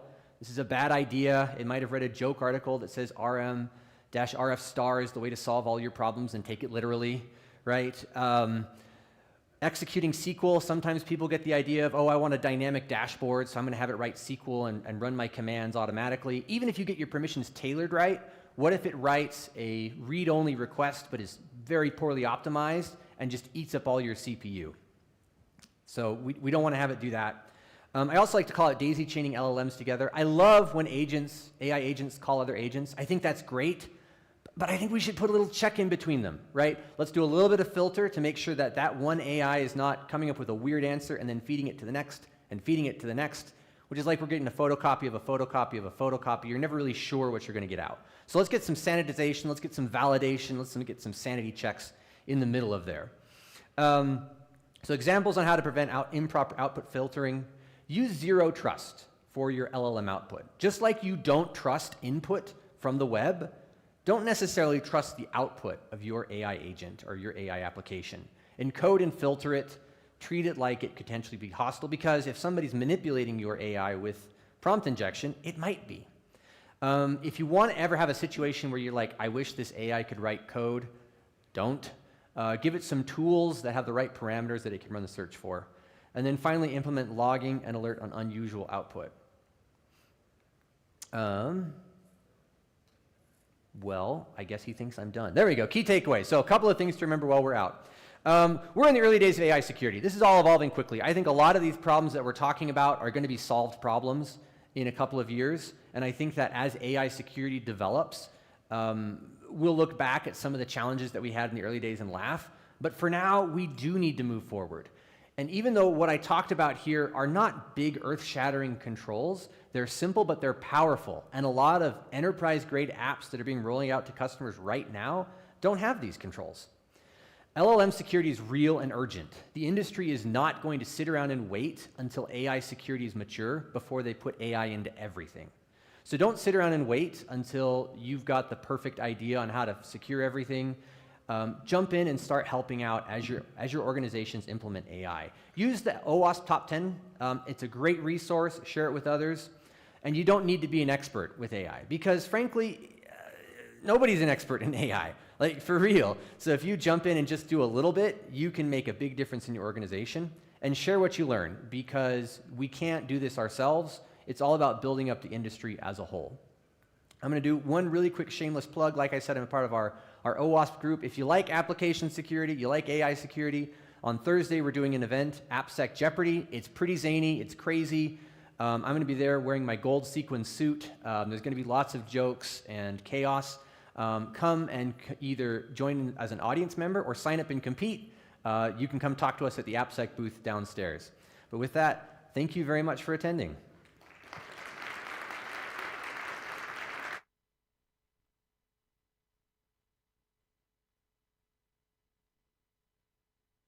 If you want to come talk to me, I'll be in the back for questions.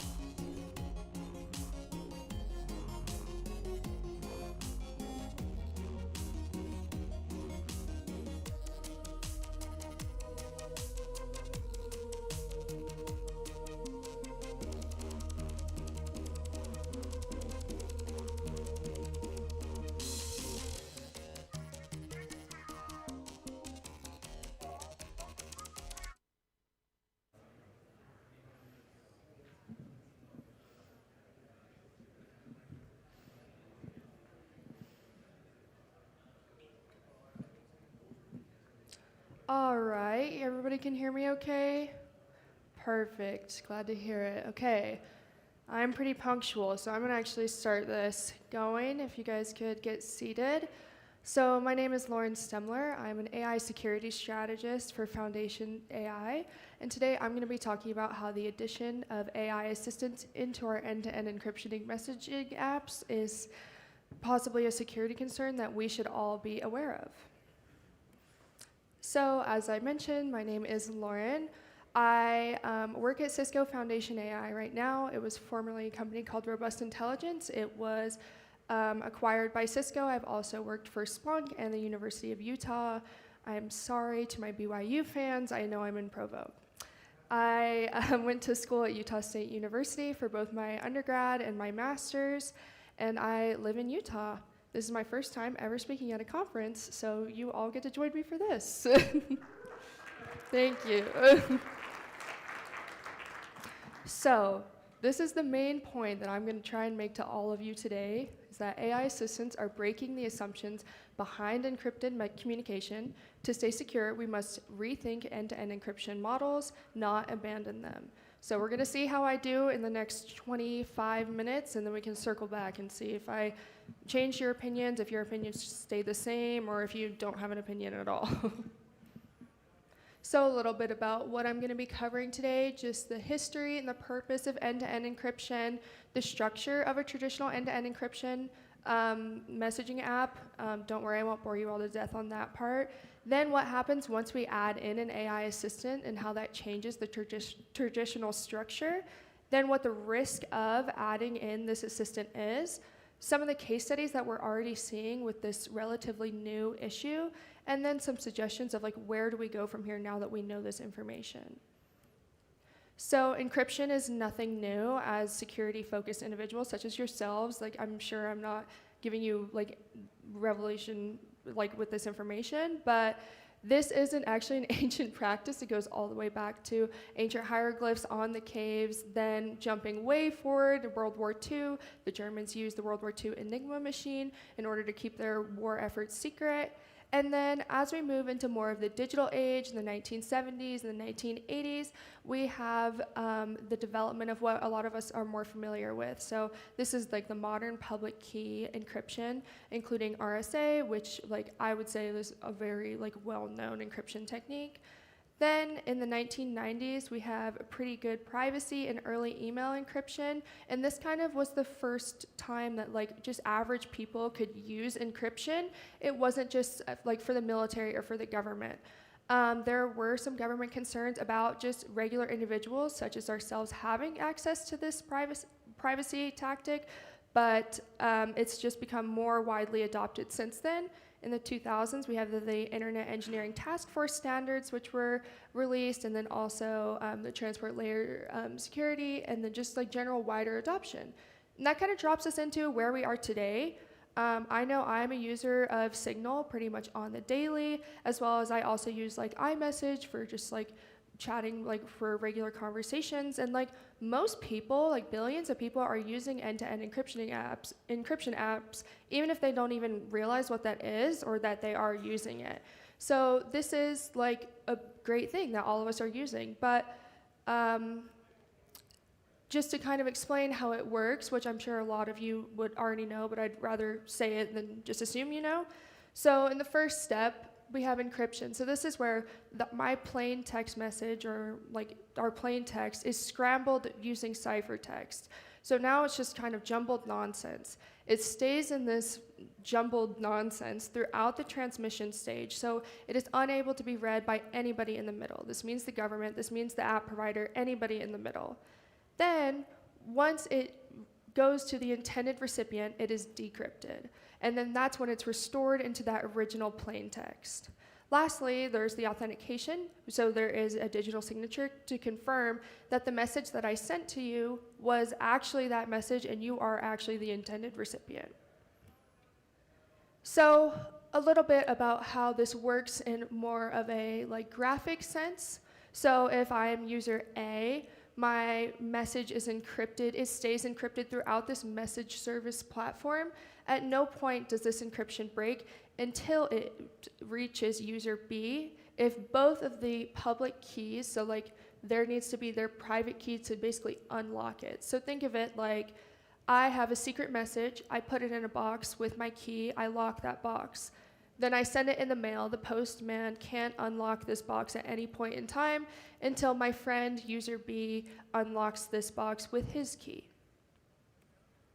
So there are a lot of perks to using end-to-end encryption, whether you realize that you're using it or not. So there can be protection from third-party surveillance. So this can include governments or other governments, any sort of like adversarial groups can't use the surveillance on you. Then there's also like what a lot of us are focused on, data security and privacy, making sure that like what you're saying to your friends, your family, your coworkers stays secret. Then lastly, there is, or not lastly, but it also improves compliance management. So if you are, like the head of an organization and you have your workers using end-to-end encryption, that helps make sure that you aren't like subject to a breach through that. And then lastly, it's resistance to tampering. As I said, you want to make sure that what you sent is actually what you intended to send and nothing else. It doesn't get messed with along the way. So if you haven't been listening up to this point, I understand this is the main takeaway. End-to-end encryption is a type of messaging that keeps messages private from everyone, including the messaging service. Okay, so now we're adding in AI like we have into everything. So I found these kind of funny pictures on Twitter of what happens when, like specifically AI is added into like iMessage. So like this one on the bottom was actually a screenshot that I found where it was like the personal trainer almost killed me with that workout. It says, trainer allegedly killed, needs to go to the hospital. Like, so obviously this is some new technology that we've got going on, right? Like it's not perfect. And so we have a ways to go. And like, I don't know, like these are just some examples that I found, but I don't know if you have ever like gotten these summarizations on like iMessage or whatever you use, but sometimes they're a little ridiculous. Okay, so now with the power of AI, let's add AI into it like we are with everything. So what can an AI assistant do? It can generate the message responses. So that means like instead of not just like the next word, I mean entire text messages to people. It can also summarize conversations and documents. So like if somebody is sending me a series of texts, maybe 10 text messages, it can like kind of condense those into like maybe a 1 or 2 word summary. It can also add in writing enhancements. So I know like specifically Apple Intelligence, there's like the writing tools feature, if any of you have used that, where it can basically tell you how to write your text better or how to like make your tone better and things like that. So think back to that original model that I sent you and the what I said with like the postman. So now me as the sender, I'm sending my message. Okay, but now that message is sent to the AI processing cloud, so then it is decrypted for that processing, so then it is able to generate those replies or generate those summaries. So instead of it just being me to the messaging service platform to user B, there's this middleman here. And that's kind of a cause for concern in my eyes, because in order for the AI to conduct its job of creating a summary or creating a response, it would need to know what the original plain text was. It needs context in order to perform its duty. So this kind of created some questions for me that I started, like kind of trying to go down the rabbit hole to see exactly what was going on. So, as I said, AI assistants need context, and context requires plain text. So that graph that I just showed you shows you when my message leaves me and then it goes to the AI processing platform in the cloud. That doesn't always happen. Sometimes this AI processing is done on device. There is less exposure there because it stays like with you. So if it's done locally on that on-device model, that is a safer option. In the cloud, if it's sent to that external API for processing, there's like exposure there, right? So like during that transportation phase, like there's exposure there. And then also once it reaches that API endpoint, that's another weak point that we need to consider. So that AI analyzes the content and then it can, generate the summaries or the predictions and the smart replies. It can also temporarily store the information that it reads through our messages in order to have context or for like the rest of the conversation. Meaning like if this is an ongoing text exchange, it will remember the text earlier in the conversation so that it can keep its replies like on path. So some of the things that I was thinking of and like some of the questions and implications that came up for me is this is a new exposure point that, like, as defenders, we need to be aware of. Because now this plain text exists outside of the encryption boundary that, like, was the whole point of end-to-end encryption in my mind. So now, hypothetically, somebody could just breach into the AI infrastructure, and that could expose lots of sensitive data without even breaking the original cryptography. This is also an expanded attack surface that we need to be aware of, because each one of these API endpoints is another area that, like, attackers could go to. So instead of having to break crypto, which is, like, impossible, they could just go to this new exposure point where millions or billions of people's information is being stored. Another couple of things that came up for me is the lawful access and compliance risks. So, like, as this is such an emerging, like, issue, there isn't really any sort of, like, compliance regulations on it so far. But, like, instead of just going to try and, like, get the information from anywhere else, could they just get it from the AI providers now? Like, that's something that we should consider, like, if it's not protected. Another concern is silent exfiltration. So there could be unauthorized extraction of this plain text information, like, without anybody ever even realizing that, like, this AI assistant is spitting out sensitive information. I mean, as somebody who, like, works with AI and, like, I do, like, AI research, like, it is such a new field, but, like, AI is kind of easy to trick in some ways. I mean, if you were here for the talk before, like, if you feed it a malicious prompt, it may inadvertently cause the model to output sensitive content. It doesn't always have to be a malicious prompt. So another thing is indirect leakage. So, like, models work by getting trained. Like, they get better and better by the more that we interact with them and the data that we feed them. So if we're feeding them billions of text messages, can they use those text messages as data to train themselves? That's another way that they could be accidentally revealing sensitive content. So the first, like, proof of this being an issue was something called Echo Leak. So it happened this summer. There's a research group called AIM Labs, and I'm sure a lot of you heard about this if you're, like, up with the cybersecurity news, but AIM Labs described it as the first weaponizable zero-click attack chain on an AI agent, resulting in the complete compromise of Copilot data integrity. So what this was Microsoft Copilot, which is added into like Microsoft Outlook. It, if you could craft an email, that email prompt would trigger Microsoft Copilot's assistant to accidentally or intentionally exfiltrate the contents to an attacker-controlled endpoint. So Microsoft Copilot has the capability to scan documents and long emails. And, like, how many people's organizations are using Microsoft Copilot? A lot. And so, like, I know mine, you know, like, if it's reading sensitive documents that are going through our email, all of a sudden those documents were leaked. So the impact was that attackers could access these plain text that the AI had permission to read, and then it was given to the attackers, all without breaking crypto. The next one, this was also pretty new. It was the McDonald's Olivia. So McDonald's Corporation was using an AI chatbot during the job interview process, like, to screen job applicants. So researchers found that this McDonald's Olivia bot, the admin panel was publicly accessible and could be accessed using, get this, admin and then password 123456.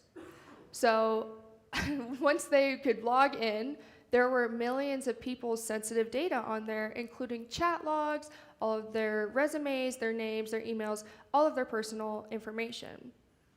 So this is just proof to show that AI is a weak point. Why would I bother, you know, hacking into McDonald's when I could just go to this AI backend?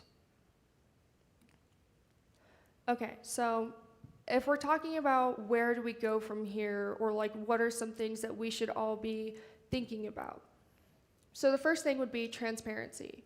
So we should all know if the data that is being processed either in the cloud or it's being processed locally on device. Like I said, locally on device is less exposure. Then the next thing would be like an opt-in feature instead of opting out. So I think it is fair to say that if you aren't aware of the risk, then these features should be off by default, and people can opt into them, which a lot of people would probably opt in anyways. Like, as we all know, like, people just click yes, but I mean, it is a nice thought. Then the updated definitions of end-to-end encryption. If companies are using an AI processing tool, they need to say so, because that does change the endpoint. It is no longer user A to user B, it is user A to AI to user B. So that should be disclosed. Then the next consideration that should be made is, if I'm in a group chat with myself and then 5 of my closest coworkers, and all of us have the features off, could one person have it on, and then that still exposes the rest of our data? Like, that's something that we should also consider. Like, is that fair? Then some of the next steps for protecting privacy is, ideally, this like AI processing would happen without ever needing the decryption. Like, it would just, like, the information would stay encrypted. So, excuse me while I try to pronounce this, the homophoric encryption. So this would enable like model interference in the cloud while everything remains encrypted. Then the next thing would be a trusted execution environment. So any sort of sensitive like AI computation, so like if something is done that, like if this AI processing happens, it would be done in a separate area away from the main like device operating system, in order to like, you know, avoid any sort of like weak points within it. Then the next thing would be a hybrid or split model. So if there is like a sensitive AI computation that needs to be done, it would be done on device, and then what's not sensitive could be done up in the cloud with that API endpoint. So some of the things that I want to think about, or have you all think about, like I asked at the beginning, if you wanted to check back in. So some of the key takeaways: adding AI assistants, in order for them to perform their duty of summarizing our text, of generating the response, it changes the rules. This plain text exposure throughout the API processing cloud is a new attack surface that we need to be aware of. This problem is already happening, as I showed you with Echo Leak, and I just see it snowballing into something worse, and so that's something that we should all be aware of.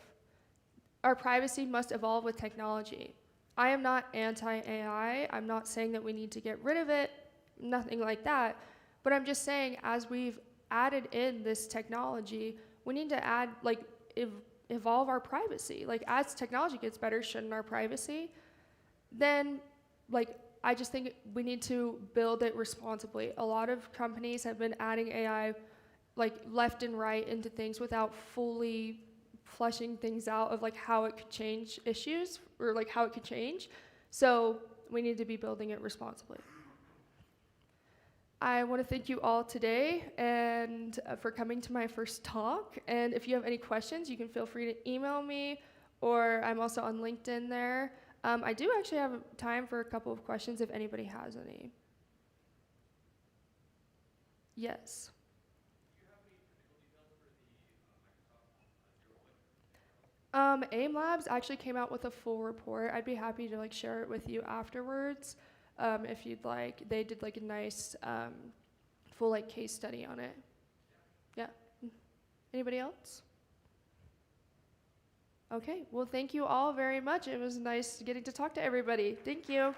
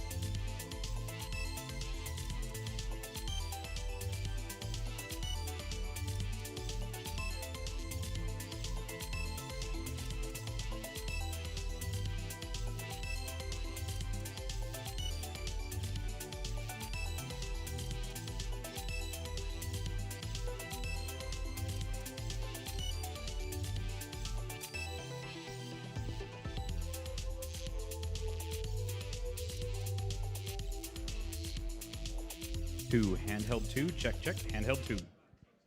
Ooh, sorry. Check one, check one. Check, check. Hello? Hello?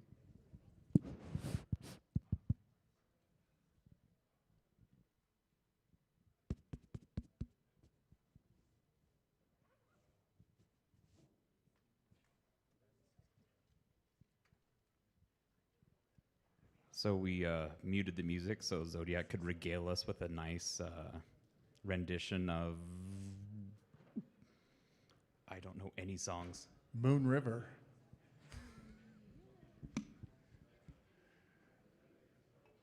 All right, we're getting set up here. Give us just a second.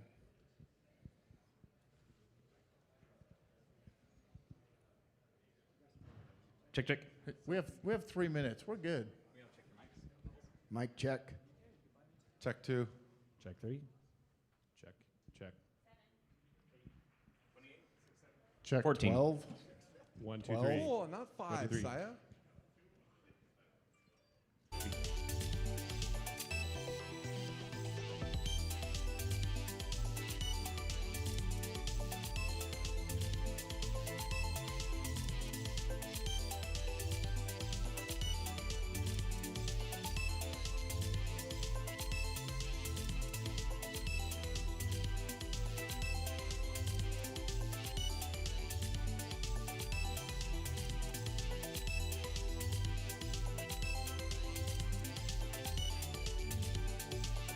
One, two, three. 1, 2, 3. 1, 2, 3. 4, 5. 6, 7. Speed. No. Niner. Check, check, check, check, check. 1, 2, 3, 4, 5.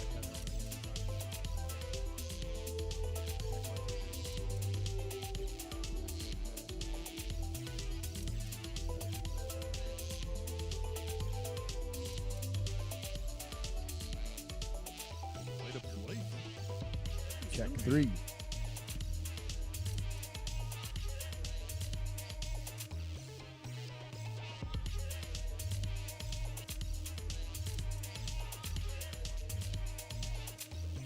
Hello, hello.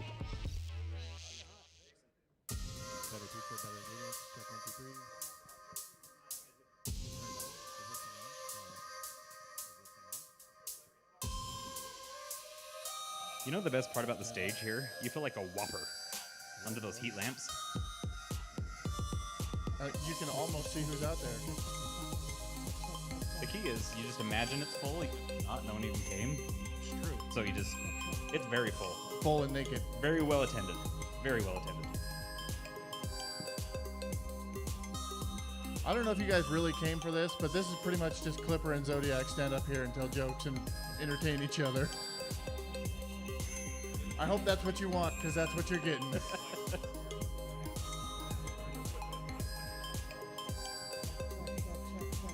You're in my flag. You know that, right? You're in this flag.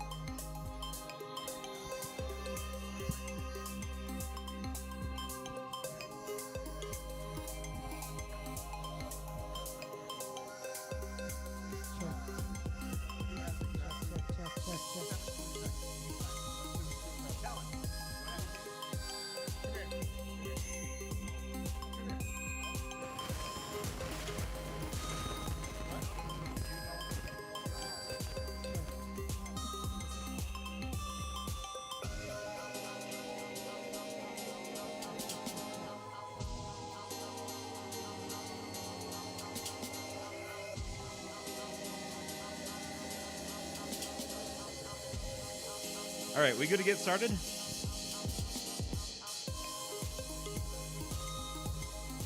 We can share a mic if we need to, John. That's fine.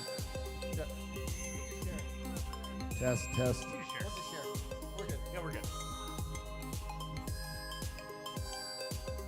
Alrighty, we'll go ahead and get started, everyone. Thank you so much for coming out. We're here from CompuNet. Since we are a sponsor of one of the events, we have allotted Talon 12 seconds to give a sales pitch. And go. Yeah. Okay, you're out of time. Sorry. Thanks, Talon. All right, there's your sales pitch. Okay, let's get to work. So, no, you guys, we have a slot. It's a sales slot, but we don't want to do sales because you don't want to hear sales. So instead, we're going to do what we do for people a lot of times. We're going to do a tabletop. We need you all up on stage. So come on up. We're going to introduce them. And when you get up stage, could you say what your name is and what your role at CompuNet is, just because we want to kind of set the stage of who our threat responders are today. Yeah, these are your real roles. These are your real roles. Not your role today, your real role. Your roles. So tell them what do you do. Yeah. Talon Adams, account executive for CompuNet. Reiner Engel, I run the data center practice. That means he talks to other people but doesn't kind of sell. He sells to us, maybe? Question mark? Jason Flower, I'm salesman or sales executive at CompuNet. And I'm Ben Noor. I'm a senior solutions engineer on the cyber side, kind of alongside these. Yeah, but And in all fairness, it was supposed to be our marketing manager, but she had a thing come up, so we had to use Ben as an actual security person. The goal is to have no security people up here, was actually but the goal. he doesn't get to do security. He's No, gonna- you're not security. He's going to do something else. Okay, so why don't you tell us, let's say Pause. Who are you? I'm Sean. Nice to meet you. I'm a solutions engineer for CompuNet, do cyber. I'm Matt. I'm also a solution engineer for CompuNet. All right, now you can go. I like long walks on the beach. I'm an Aquarius. Let's go. All right, we're going to go quick. Everyone knows what a tabletop is. We only have 30 minutes, so we're going to keep this fast and move along in the intros and this background pieces. We're going to do a tabletop today. Sean and I are going to be the tabletop facilitators. The team over here is going to be the tabletop incident responders. So they're going to try and figure out what's going on, what the cause of the incident was, and how to resolve the incident, what the response is. So the question is, what would happen if sales ran incident response? We'll see how good that goes. Let's jump in here. Acme Corp, we're going to meet the team. We talked about, I'm Zodiac, Matt. Clipper is Sean. We're going to be the facilitators.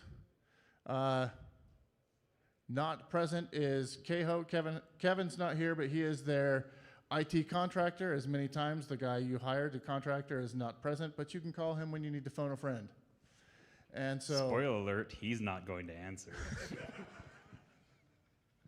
Keho's there. He set up their network years ago. He knows it inside and out. He set it up. He helped him architect it, built it, and he knows more about it than anyone on the stage does.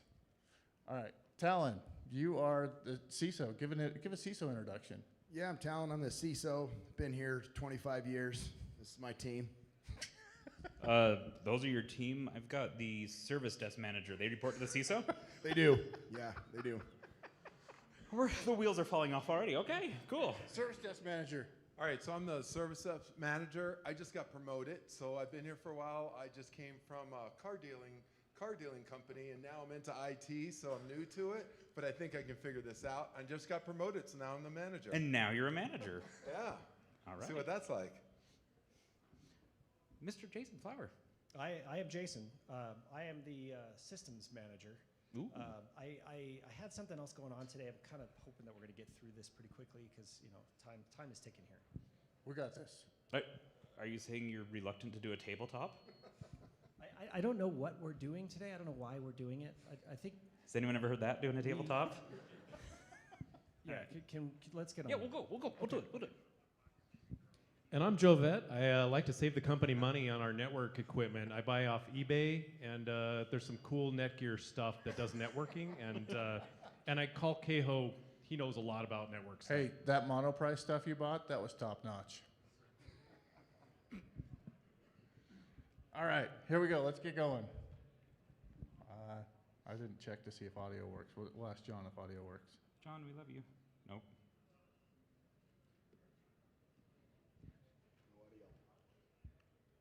It might be me.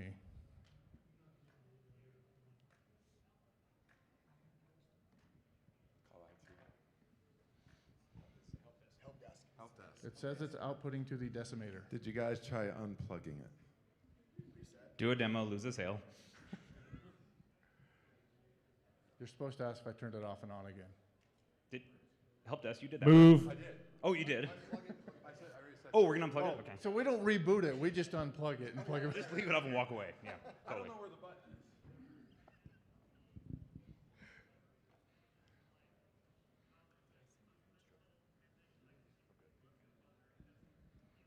I can loop it. Like if it doesn't have audio, it can loop. Okay. You're not getting any audio? I think you guys just have to add All right. Turns out IT is hard. IT is super hard. You are now this lovely lady. Why don't you voice her? Oops.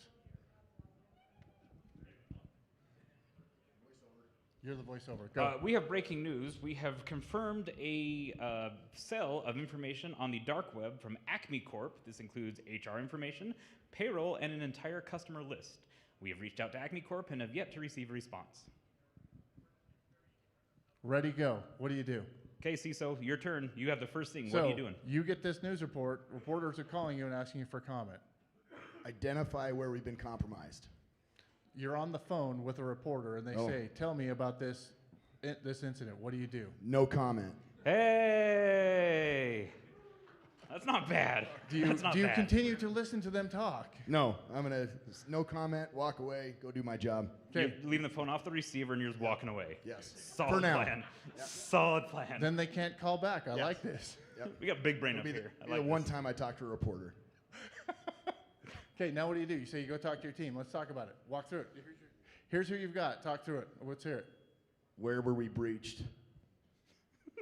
Are you asking? Yeah, I'm asking all my Help desk? whole team that So, I got Talon, here. I don't have a just microphone. refresher. This isn't Chat GPT. You can't just say, find a hack, please. Well, I'm using my. Okay. All right. What are you asking them to do? Like, where are they looking? What are they checking on? Who's doing what?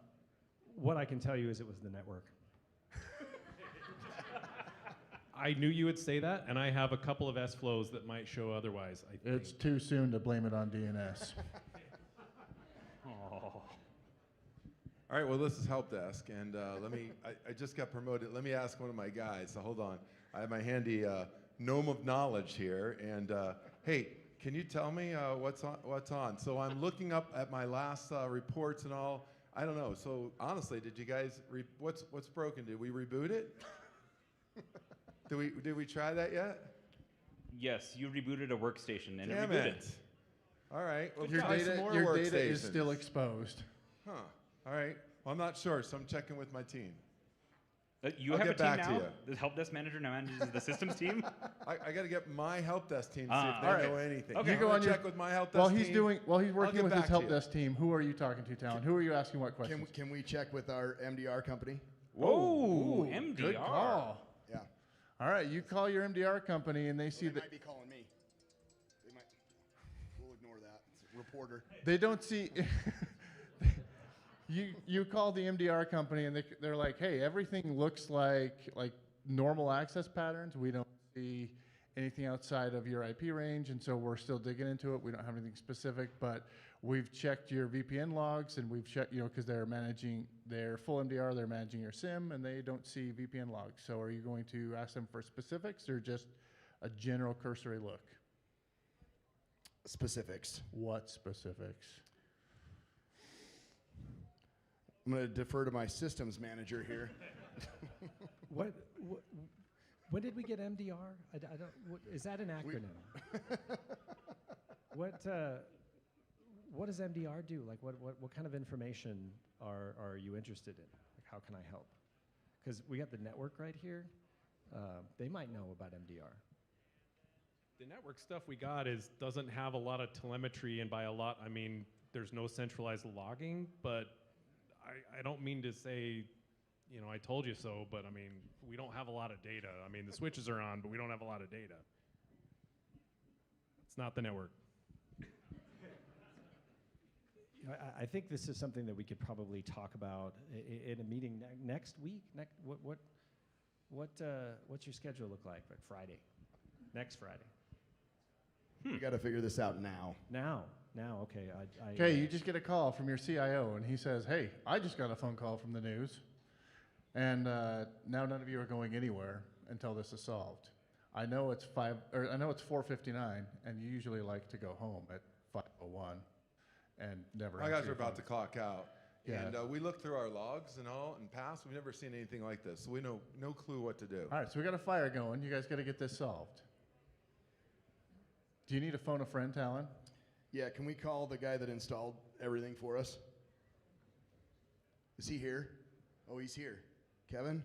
Is he here? Kevin? Do we have a Kehoe in the house? Kehoe? So they No. installed it, No, I and guess they're we're gonna- nowhere to we're- be found. we're going to have to figure this out, aren't we? So should we go somewhere? Should we go to like the data center? Should we all get in the car, go for a long drive? Let's get to the equipment. That's a good call. Would it be a good idea to start shutting things down? Isolating? So just so I'm clear with your plan here, the data is already on the dark web for sale, and you're going to go ahead and isolate now? Well, just to protect the rest of it, I think, right? Yes. Oh, you have more data. You have more data. We don't know that it's all out there yet, right? There could be more. That's true. Yeah. You know, So I think when the you say network. isolate, what do you mean? Are you going to go do it via the network and just unplug things? Let's unplug things. Let's unplug all the things. Yeah, That's kind of What do we think about that? Let's unplug all the things. that's what I said. But what about cloud? What about our cloud stuff, talent? No, you unplugged everything. Everything is now unplugged. You're sitting in a quiet office. So are we good now? We're We good? should be safe. Good to go home? I think so. Did you unplug the phone so we can't get calls? Yeah, Okay. we did. Everything good. hurts, and I'm dying. Okay. It's 5 When we o'clock. come back tomorrow, we can plug I everything hope back all in. of you do better than this, because this is like what not to do in a tabletop right here. There's a class in half an hour about how to unplug the cloud, and I plan on attending that, but unfortunately it doesn't work for this. A random passerby raises their hand and offers help. I'm going to start unplugging AWS. Wait. Do you happen that to happened have an yesterday. incident response plan documented? Whoa! Whoa! Whoa! Holy Thank you, cow, Talent finds bystander. one. This magical MDR provider provided one for you when you signed up. Do we have that finished? We have that today? Yeah, we do, but it's on one of the servers we shut down. We don't have access to it. But I have the fire drill. Can we use that one? Read your documentation. Okay, miraculously, passerby had a hard copy and plopped it on your desk. I found this in the dumpster outside. You may want to peruse it. Maybe it says if a data breach occurs, that breach should be validated by an appropriate team. Ooh. Should we just rock, scissors, paper to see which one approves it? I think we can look, but I think that breach would have had to happen in the last 10 minutes because all of our logs got overwritten. We don't. Everything was fine yesterday. Yeah, we were taking the storage away from our tools to I was going to say call the insurance company. Well, to do ask some them what we should maintenance do. and we kind of got rid of some logs. So it's going to be a little bit difficult to look much past 15 minutes ago, but you know we can look. Let's look. Okay. Is anyone else concerned So- by our systems guys being so shady? Is that, am I the only one picking up on So that? we ask you if you're going to validate the validity of the breach. All you have is the news called you. Has anyone gone to find the data to look at it? I asked these guys to check into it. We turned it all off. You were on the phone with the insurance, right? Yeah, Wait, you turned off the dark web. No, AWS I turned off, but I turned it back on again. It was me. Sorry. That could have been our breach. So You thought it was really DNS. It was actually our tabletop exercise yesterday. It was pretty good. So I got good news, bad news about the IR plan. So it did have a line about our insurance provider, which I just called them while you guys were talking business stuff. And it turns out that they only pay for postage to notify people of a breach, but no actual response activities. So we need to fast track an IR team from outside. So should we just call Kevin? Oh yeah. Because he knows everything about the network. Maybe Kevin he's got, needs to be here. Yeah. Kevin? Can we call him? Can we call Kevin? You can try, and well, that looks like Kevin right there. Are you Kevin? Kevin made it. Kevin. Kevin hired a brand new intern. His intern's name is Chris. Well, sadly, your sim was based in AWS.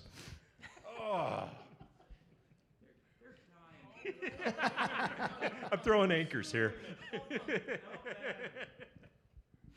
What are some common attack paths? I think they're on So, the network. have you looked inside your email there, and have you seen any suspicious activity there? I think that we can answer that question. So you check. You're saying you look through the email. Are you like reading employees' emails, or when you say check your email, what do you mean check your email? He's sort of looking for like business email compromise, BEC? Do we have any tools like that? I would hope so. I think we have. What do we have pretty good email tool-wise? filtering. So business email compromise. So isn't email in the cloud? Didn't we we just shut move it that to the off? cloud? Yeah, Yeah. we just shut that off. Cloud So is off. That's right. so So let's just- here's a bone. You check the email logs and they don't say anything. But while you're doing it, you notice that there's been a lot of inquiries. You're checking this and you see that there's. How big of a bone do you want to give them? They're struggle busing. We give them something. We're going home. You guys are going to have to work late tonight. We're gonna go watch the news to see what really happened. All right. Because you know the news. That's where, and then we'll watch the So internet. you're checking the email and you find nothing, and the email is totally useless. So you're like, crap, what do we do now? And as you're checking your email, your CISO over here gets tired of the whining from the systems manager and is like, can you just shut up and stop your complaining? We're doing this tabletop. Because what you haven't heard, because his mic's actually off, is the systems manager's been whining the whole time, saying how stupid this all is and how useless, and what's the point of it all? what is the point of it all? Our jobs are on the line. Well, what are we trying to prove here? We're trying to figure out if we've been breached, right? I believe that's it right now, right? is We're that not what- sure. is that what you're asking? You got a They're telling notification? us we've been breached. So first off, did you ever validate this? Did anyone go look at the data to make sure it's really your data? No. Could we, Jovet? Yes, could you do we that? did. Yes, we did. Did you validate the data yourself? Is it yours? There was your SSN was in there. Your I social mean, security number is in there, and you're not getting paid near enough. you did see that this brand new promoted service desk manager makes double your salary. Triple, actually. I get the sign-on bonus, too. There's no such thing as earmuffs for the systems manager right now, but maybe we can isolate him somehow from this activity. Can we isolate him from the activity? Sure, let's isolate him.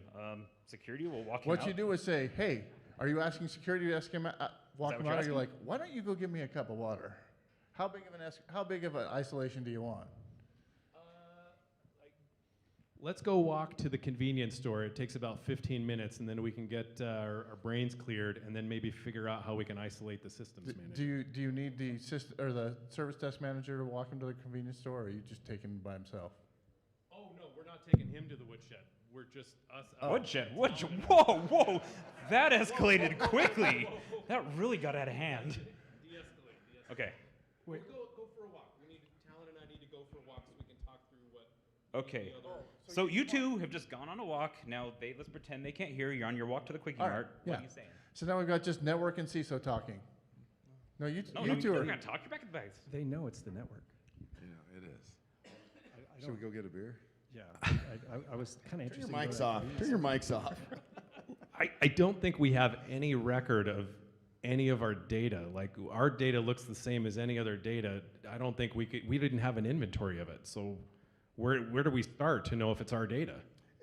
Maybe we just say it's not our data. But I think that service managers just wanting to tank this thing, and maybe how do we get him out of the loop? Here's your quick bone. The systems. Here's your Systems quick manager. bone. Systems. You checked the data, your address, your name, your social security number, correct. Your address, your name, your salary, your social security number, correct. Probably your data. And you know what was not? Do you know what was not in that data set? The systems manager information. It was redacted. Dun, dun, dun. Thanks, Chris. I'm going to the convenience store. I need a cigarette. So knowing that, what are you thinking, CISO? You got the whole company's data out there, out in the wild, but one person of the entire orgs was redacted out. We need to look at his endpoint. Look at his laptop. Oh. Back to the woodshed. Yes. All right, you're gonna get his laptop. We're gonna bring him into my office and we're gonna chat. We're gonna have a little chat. Okay, I'm here. Let me see your laptop. I left it on my desk. Go get it. Do you have the keys to my office? I don't know where I put them. Okay, I'll get it. Here's Here is my device. That's a Chromebook. So our data's all out there besides yours. Can you explain that? You know, I've worked for this company for the last 8 months and have not felt rewarded. I have been due for at least 2 raises, and I haven't heard anything from you. Well, I don't even report Well, you're to definitely not getting one now. your boss. And I just don't know why I'm here. I don't know why I'm part of this. You know, there's my machine. What would you like to find out? Did you take a SANS course? Yes, I did. So you know how to do forensics? Uh-huh. All right. And you know what? We're going to have to let you go. Back. Did you forget some investigation steps? Ready, suspect, fire. Some data was redacted. One thing led to another. You're gone. But anyway, I think we've made him suffer long enough, but thank you very much. So obviously, what was the scenario here? Insider threat, right? How many times have we done tabletops that are the same rinse and repeat ransomware? Over and over and over again. We like to kind of mix these up, do an insider threat. Thank you very much for being our bad guy, Jason. We appreciate you. Thank you. But really, that's not outside the realm of possibilities what we see out here. Like, we normally see folks that are very resistant to doing a tabletop, think it's dumb. Now, in this scenario, obviously you had a reason to do it, but in our own orgs, we see folks just not want to do it and see no value in it. So one thing that we like to always do is, even with this, I'm not sure what I'm going to call this spectacle of a tabletop, there were good things in it. Matt, why don't you go through it? More than that, like, I'd also say that it's also like, as you're doing this, to remember a lot of times the scenario matters to keep people engaged and to tell a story, but the scenario is to say, do you know what an IR plan is? Do you know where your IR plan is? If your servers are offline, can you still get your IR plan? Like, these are all questions that came up in this ludicrous scenario with people who weren't paying it, like, don't do this as their day job.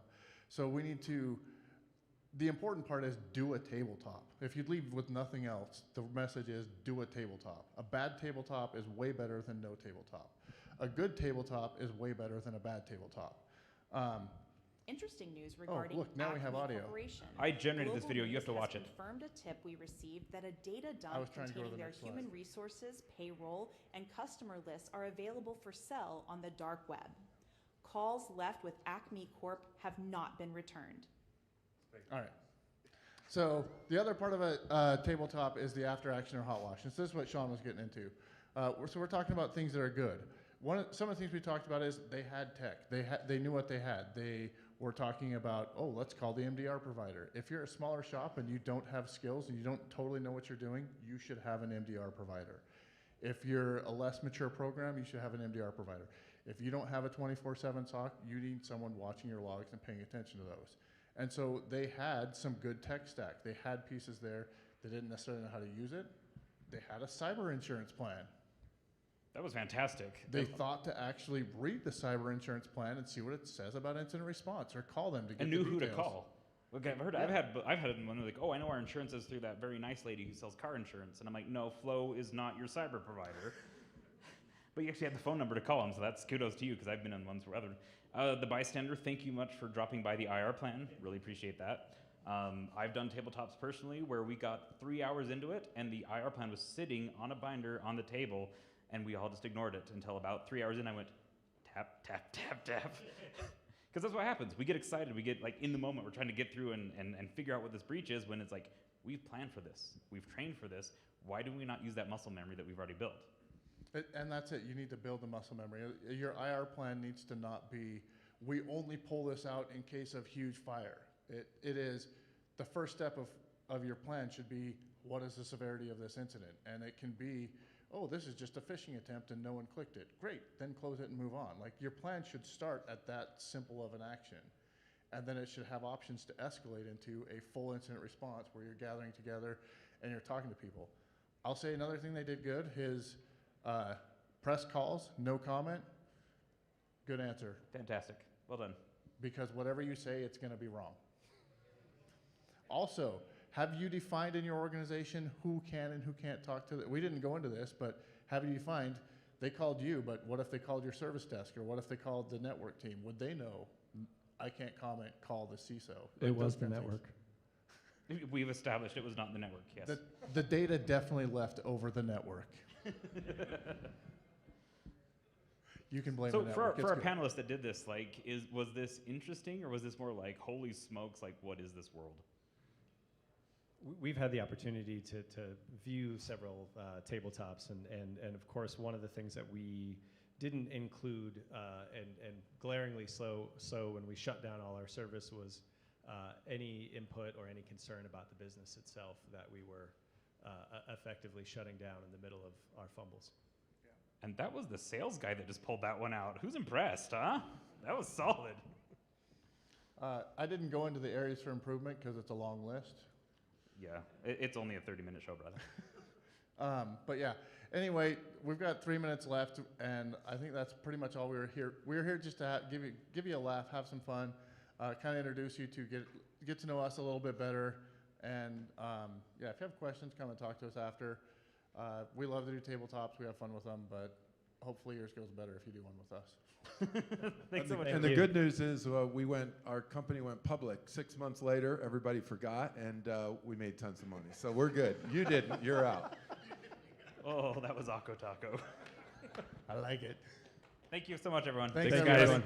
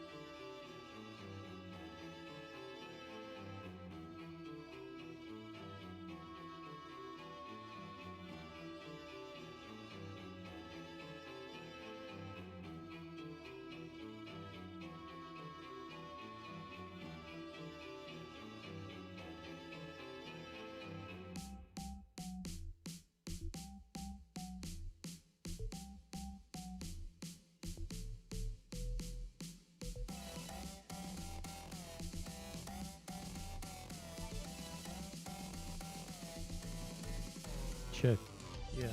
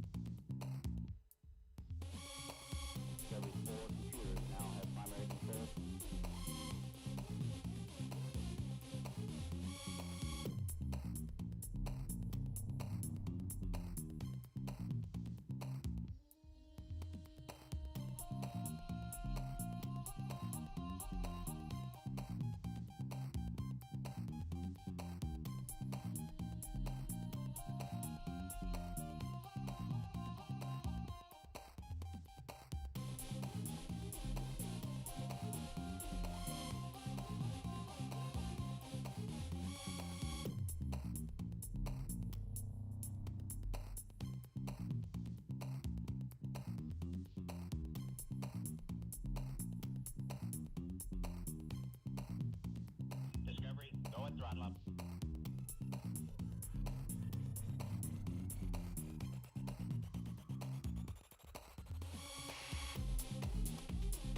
Liftoff of Mission 41B, the first flight of the orbital Discovery, and the shuttle has cleared the tower.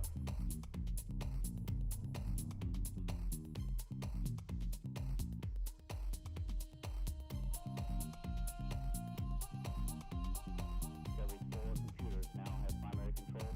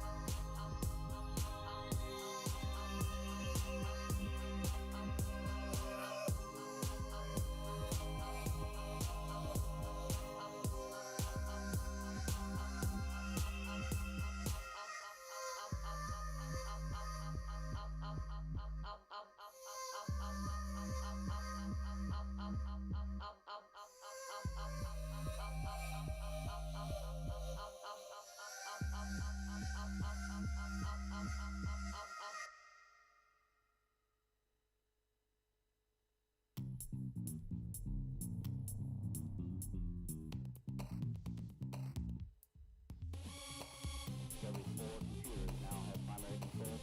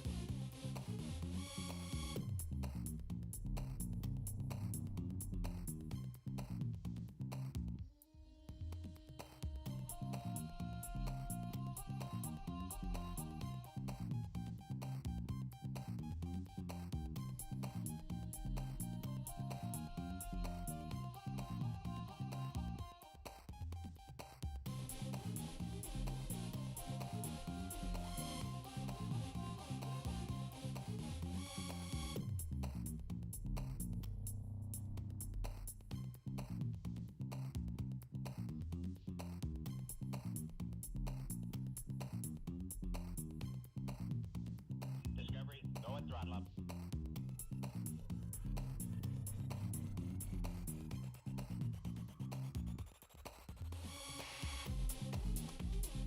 Liftoff of Mission 41D, the first flight of the Opening Discovery, and the shuttle has cleared the tower.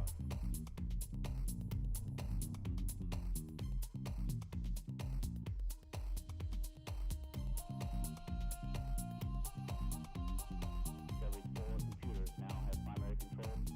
Nice to be in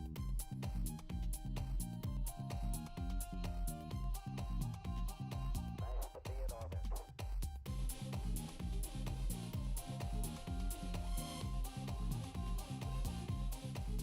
to be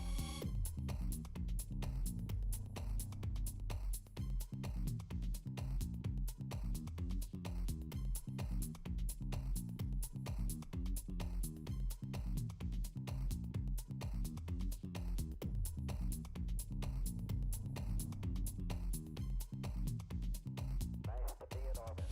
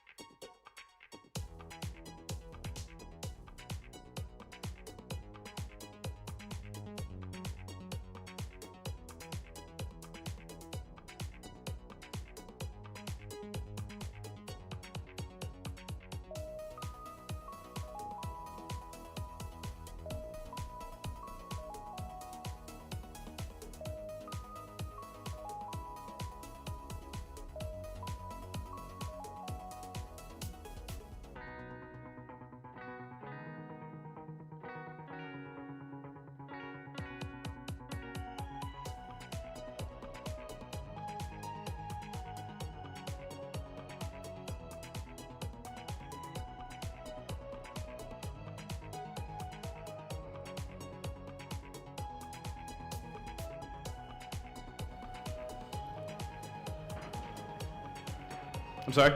Oh, wow, that's loud. Goodness.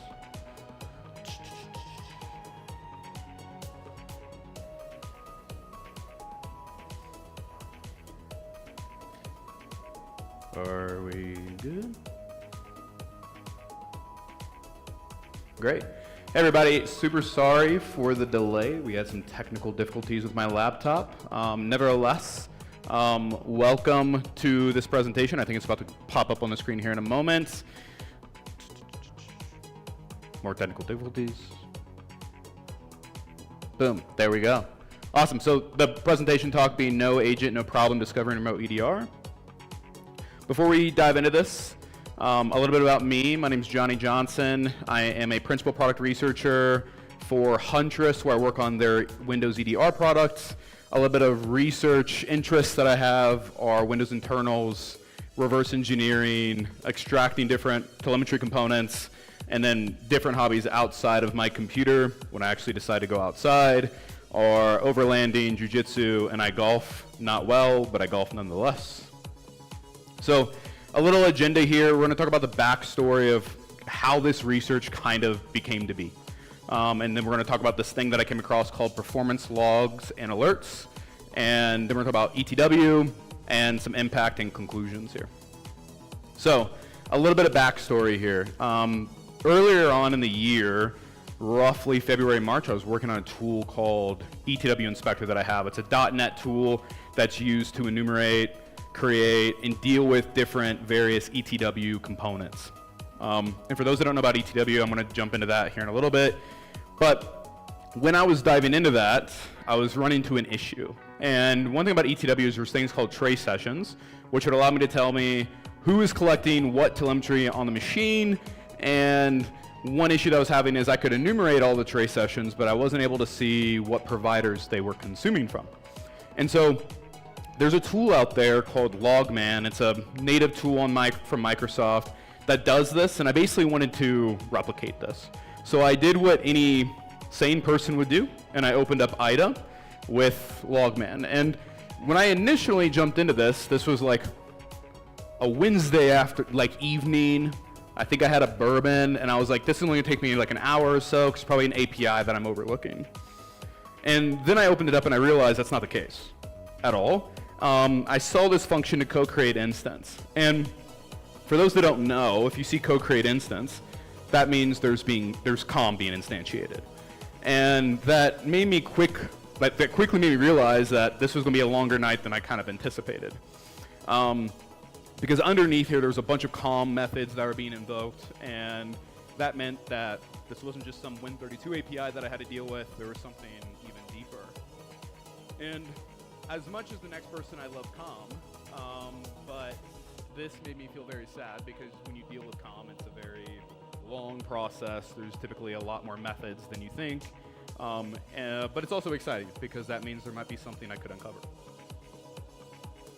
When going into this, I realized, and sorry for the shift here of the image, I realized that there was this interesting COM interface called iData Collector Set Interface.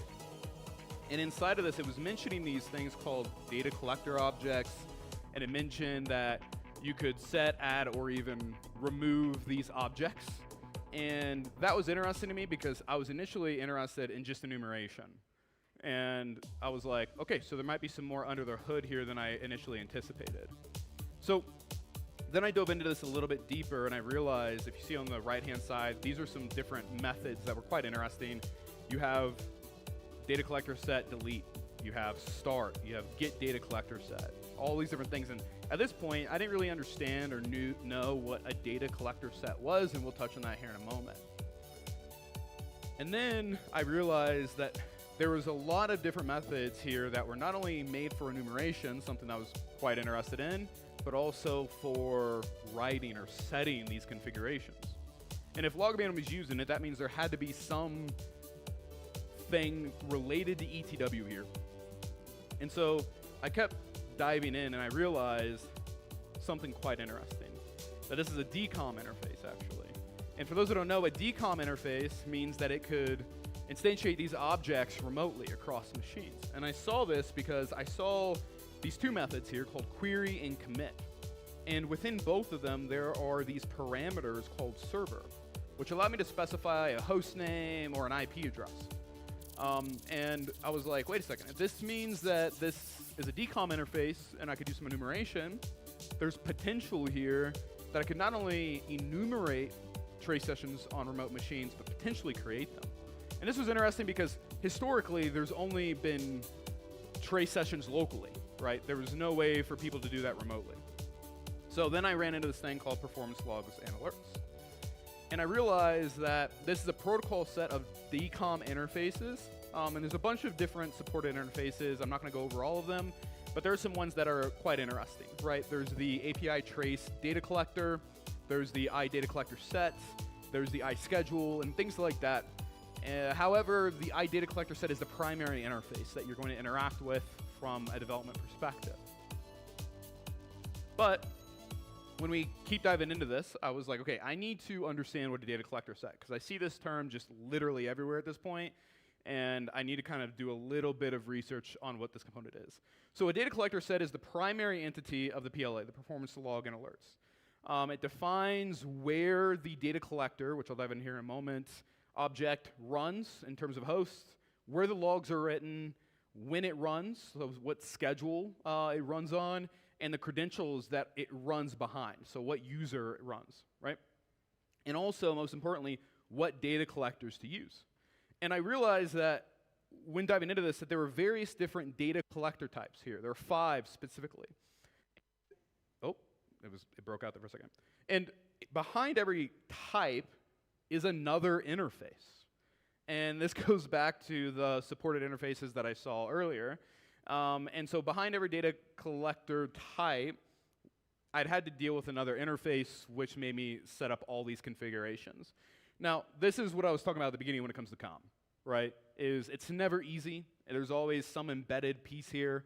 And I was like, oh boy, this is really starting to dive into. But what was really cool here was this made me think like, oh, I could not only set trace sessions or enumerate them remotely, but I could also, I see this thing called API tracing. I see this iConfiguration data collector, right? And to go into what these interfaces do a little bit more, they all derive from or abstracted from the iData collector interface. That's kind of the base, right? And then you have different ones. I won't go through all of them, but the ones that are quite interesting are going to be the trace data collector, excuse me. And this is where you could interact or create, enumerate different trace sessions, right? There's configuration data collector, which I come to find out means that I could actually pull files from a remote machine if I wanted to, which I'll jump in here after a while. I could also run queries on the registry. I could run WMI commands through this. There was a lot here that I was realizing that was very cool. Obviously, the API trace data collector was probably, besides the trace session one, was probably the sickest interface. And I tried really hard to get that to work. And for those interested, it doesn't really work. It doesn't work on Windows 10 up. So prior to Windows 10, it seemed to work fine. I saw some documentation but there's no documentation as to why it doesn't work on Windows 10, but it no longer does. So, yeah, the image is a little, sorry for the technical difficulties here, but essentially what I realized was that you have this data collector set, and that's an object that groups various data collectors together, right? So within one data collector set, you could have multiple data collectors, meaning I could pull from various different data types. And this was cool because that means I could potentially start to build out this, collection mechanism, etc. However, one thing I've learned in my time doing research is you have to scope. So I came here for ETW. I have to leave with ETW. I have to figure out how to tie this back to the original research, which was ETW Inspector. So a little introduction about ETW for those that have never really interfaced with it. ETW is event tracing for Windows. It's a very cool telemetry mechanism used to log different activity on the machine, both from a user mode and a kernel mode perspective. It was originally built for debugging because you have these things called MOF providers, but in WPP tracing. But since time has progressed, it's definitely used for security. You actually see EDRs using ETW as one of their main telemetry mechanisms now, which is really cool. We call it an inline mechanism because where like you have to do a hook, you have to like hook onto a function and go. This basically just has that written in the code. It ships the data that's appropriate, and you can go. The problem is you might not have control over the data that ships, so you have to do with what you can with it. And there's 4 main components for ETW. You have the provider, and this is going to be the application that emits events. So it's basically has a schema that says, I can support these events. When these actions occur, I'll emit them. And you have these user mode and kernel mode providers. For example, you have the .NET Runtime, which is a user mode provider, which people love to use from an EDR perspective. And then you have the threat intelligence ETW provider, which I'm sure the majority of people here have heard of, which is really good for things like access token manipulation, process injection, whatever it may be. But that's a kernel mode provider, and you have to be PPL in order to consume from it. Then you have these things called event trace sessions, and these record events from the ETW provider and stores them within some buffer, right? And then you have the consumer, and this is the application that says, hey, I want to take these events, I want to consume them and do something with them. And then you have the controller, and that's going to be the application that does exactly what it sounds. It's going to start, stop, change configurations potentially of that trace session. Here's an image that I drew up to kind of show this a little bit. Your consumers are going to be typically in user mode, and then it says, hey, I want to consume from provider A and provider B. And then that goes into kernel mode and does a lot of stuff in the kernel. And so think of this as like the session controller, and it checks access. Do you have the proper rights to consume from this provider? If it does, it then goes and enables those as long as the provider is registered. When it comes to consuming these, to continue that kind of flow, you have a trace session, and the provider then, once that has been enabled, will emit events to that consumer, and then that could be written to, the consumer can do that real time, which I'll touch on here in a moment, or it could be written to a log file. And then you could do something with that log file once the trace ends. So you have options here. And there's different type of trace sessions, right? You have the trace log, which is by default. So like if you are used to collecting trace sessions, let's say in Logman, just for research purposes, that's going to be a trace log session. And these are events are written from the trace buffer to a log file in a binary format. And then you have real time, which is most common for EDRs. This is where events are delivered directly to the trace consumer, and they then go process those events. Those events in real time can also be written to some type of ETL or log file as well. And then you have buffered trace sessions, and these are events that retain in buffers. This will become very important down the road here in a little bit. And we won't touch on private or trace sessions or reserved trace sessions. They're not going to be relevant here. So the 3 that we really care about are be trace, real time, and buffered. So I had to apply this back to the original research, right? So I found this method called get data collector sets, which was a method in the iDataCollectorSet collection interface. And it's very simple. You see that the first parameter is some server, that's perfect for us because it was exactly what I wanted. I wanted to do this locally, but also remotely, and it looked like I could input an IP, hostname, whatever it may be. Now, you then also had this filter. And the filter was interesting because I realized there was this something called namespaces. So I had to specify where I wanted this trace to come from, or where I wanted to enumerate it from. So namespaces store where sessions are held, or the various different data collector types where they're kind of stored. Think of this as like a folder. There's 5 different types of namespaces. I'm sure many here have heard of autologger sessions. There's a namespace called auto sessions. That's where that's stored. By default, if, for example, if you were to enumerate these, it would come from the service namespace, and it's going to contain all the different data collector sets. And then you have session, which will only do different sessions that are specified that aren't scheduled. And then you have system, and we won't dive into that too much. So what was interesting was I created a data collector set specifically, and I then started to enumerate some type of data, or I started to pull this via a trace session. So I had a data collector set here called test trace, and inside of that, some type of trace session. And what I noticed through Logman when I enumerated it was that the trace wasn't seen. And I was like, well, this is weird because I'm trying to replicate this, and now for some reason Logman's not seeing this. And then I started to dive into this, like where inside of these namespaces is logman really looking? And then here you can see where the various namespaces are, right? You have the service namespace, which is where my data collector was at. You have the system namespace. You then have the session namespace. And then you have the startup event trace session, which is going to be auto loggers or auto sessions. And what I come to figure out or realize when I dove through the code and also started to test this a little bit was that logman was only pulling from the session namespace. And that was interesting to me because my next thought was, could this potentially allow me to hide a trace session, maybe? So I then started to look into this a little bit more. I created a trace, I had that my trace session, and I was like, well, let me see if I can specifically query the namespace in logman. And sure enough, I found that you could. You specify the service namespace, and then you specify what your data collector set name was, or your trace session name was. And it was able to pull that for me, and I was like, awesome, this is cool. Now, can I enumerate the full namespace? No, you can't, not in logman at least. And this is interesting to me because, like I said, this means that I could potentially, quote unquote, hide a trace session, because if someone's not looking, because the majority of people that leverage ETW traces or goes and enumerates them are going to use a logman. And this means that I could potentially, quote unquote, hide a trace session from the normal person that's looking for it. And this was interesting to me, and this will come into play here in a moment.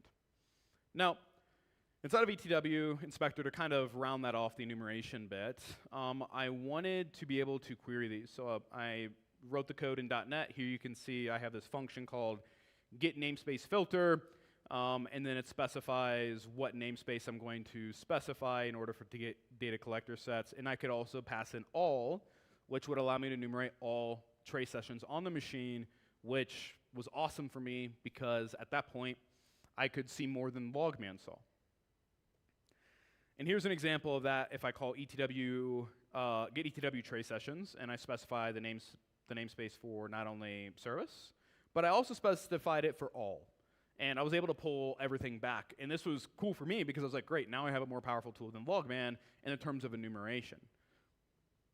So in order to get this working, I wanted to get, using this, I was able to get more information around the trace session as well than maybe logman was originally pulling for me. I was able to get the security descriptor. I was able to get the trace session GUID.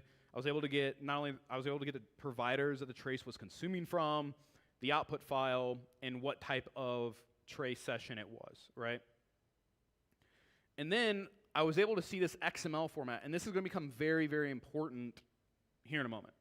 But I was able to get this XML of what this data collector set was. And what I realized was, no matter if someone creates a regular trace session or does this through this data collector set, you have this XML file, which you can reuse potentially.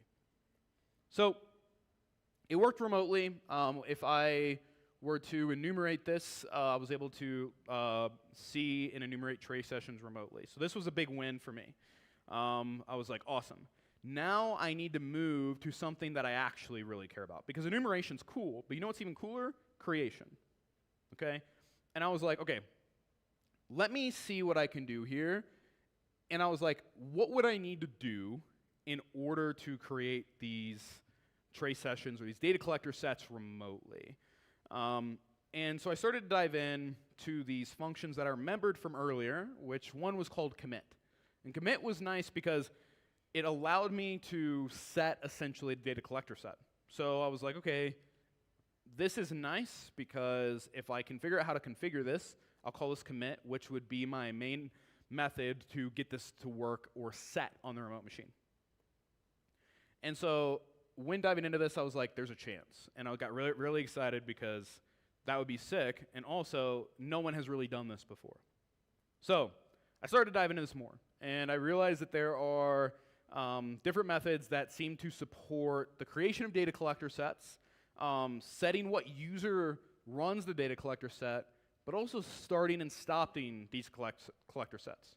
And I was like, okay, this is cool. Not only can I create, but I can control a trace session locally and also remotely. So I was like, what would I need to do to get this to work well? Well, first, I'd have to leverage the iData collector and input all of the required data. So where the log file was, where I was going to write to, just some of the basic stuff. And then I realized I had to then run and deal with the iTrace data collector interface as well if I wanted a trace session and input all the information that I would need for there. So the session name, what type of session was this going to be, the flush timer, all of these things. And then I also would have to embed various other interfaces to specify what providers I wanted to collect from. And this was cool because this works. But it became very tedious. And in my mind, I was like, I'll do all this if I have to, but I don't really want to because that's a lot of comm, that's a lot of like checking, and if I want to make this dynamic, that's just going to be a pain. So there has to be a different way. Now, remember earlier I mentioned about that XML format. I was like, well, I keep seeing these function calls to something about set XML or pull, or I think it was like collect from XML, whatever it may be. And what I realized was I was able to basically take, or potentially take the XML format that I got from maybe enumeration or other means and, I don't know, modify it and then set it and then commit it. And so I was like, great, this is a better option for me. And it seemed a lot less tedious in terms of making this dynamic. So I had to then figure out, can I pull this easily or could I create this easily? Because I knew in ETW Inspector I could pull the XML. But then I had to go in there and I would have to change every attribute that I wanted. And it's like, okay, but is there an easier way to do this? Like, that I could preset it. And so, for those that don't know, some of the images that I was showing earlier come from a tool called Perfmon. And Performance Monitor is built on top of the PLA and its interfaces. And so this was actually a tool that I used at the beginning for the majority of like my quote-unquote POC, so whatever it may be. And I was like, dear Perfmon, please allow me to export an XML. Please let me create exactly what I want here and export this, and then I could change maybe things on the fly and it would be less tedious. And sure enough, what I found was I could create a trace session no matter how I wanted to, specify the providers, the like user, whatever it may be, and I could export that in the XML. And I was like, this is amazing, right? Like I could then create some other way to change this XML on the fly and it would be way more dynamic.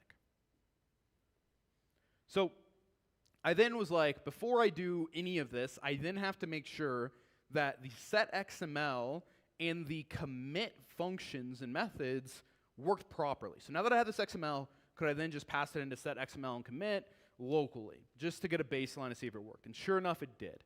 And I was like, we're in business. Like, let's try to start cooking on this a little bit.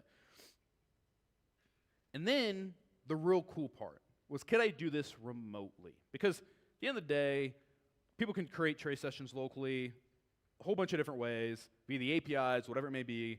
But if I could do this remotely, that's really where it's at here. So I realized, again, that the commit allowed me to pass in the server parameter. And so given that I had the right permissions on the remote machine, I was able to actually create this trace session and start it remotely via the XML by using set XML and doing commit. Now, keep in mind that the user Thor here is a domain admin. So he's an admin on every computer. And I was like, but could I do this with lower privileges? Like, if I didn't want to use an admin user, right?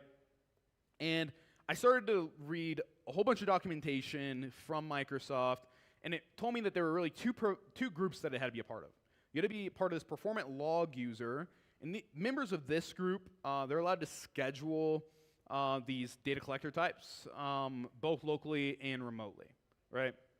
And then you have the performance monitor users, and these can access the data locally or remotely. So I was like, oh, sick. Like, let me just set this like some rando user into this in the domain, and then see if I could do it. Unfortunately, that wasn't the case. Locally and remotely, I got the same error, and it was access is denied. And so instead of diving into this too much and trying to figure out all the nuances with this privileges. I knew that I could do this from an admin, and to me that was okay, because if you want to create a trace session locally via Logman or whatever it may be, you have to be admin regardless. So to me that wasn't too big of a deal, to be honest with you. So where's the impact here? Okay, I kind of showed that I could do this thing remotely, but I was okay, now how could I use this both from an offensive perspective, but also a defensive perspective? And I'll start with the offensive piece. My background's in defensive work, so I'll be honest, I think the defensive side's cooler. However, I wanted to find, I was like, wait a second, there's a way to use this from an offensive perspective. One of the things from an offensive perspective that I don't see a lot in terms of like red teaming or whatever it may be, is I don't see a lot of data collection so that you can blend in. And the more you can blend in, the more you know, the more you can blend in. I talked to a good friend of mine, his name's Max Harley, and I was like, hey dude, like, I'm thinking about using this from an offensive perspective to collect data, and here are my reasons why. And he was like, absolutely, from an offensive perspective, if you could figure out what that machine is doing, what applications are running, how you could blend in, that would be incredibly valuable in terms of like dropping a beacon or whatever it may be. So you could easily leverage these interfaces to do that. So one, I mentioned trace sessions, which we'll dive back into in a moment, but you could easily use the iConfiguration data collector because you can run WMI commands for enumeration. Now you can't like start a process, which that was going to be sick if I could do that. But you can't do that. It's only like WMI queries. You could query registry values as well, but you could also transfer files to the local machine, which was very cool. If I had a file that if I set up the data collector set in a way that I specified a file or a folder, it would recursively look through that folder and copy them remotely to my machine, which was pretty sick. Now that happens over SMB, but nevertheless, this was cool. And then I could also create a custom trace to get to know the environment better. So let's say you are wanting to run some type of .NET stealthily in a remote environment, but you want to blend in with other known assemblies. Well, you could create this trace session, and you could figure out what .NET assemblies are running, and you could then blend in that way, which was very cool. You could also modify different trace sessions. If you saw a trace session running, you could stop it. If you have the permissions, you have to be admin. And sometimes there's other security descriptors that wouldn't allow maybe an admin to do that, like some EDRs will stop you from doing that. But nevertheless, you can modify trace sessions as you saw fit, locally and remotely. Now, to dive into the defensive side.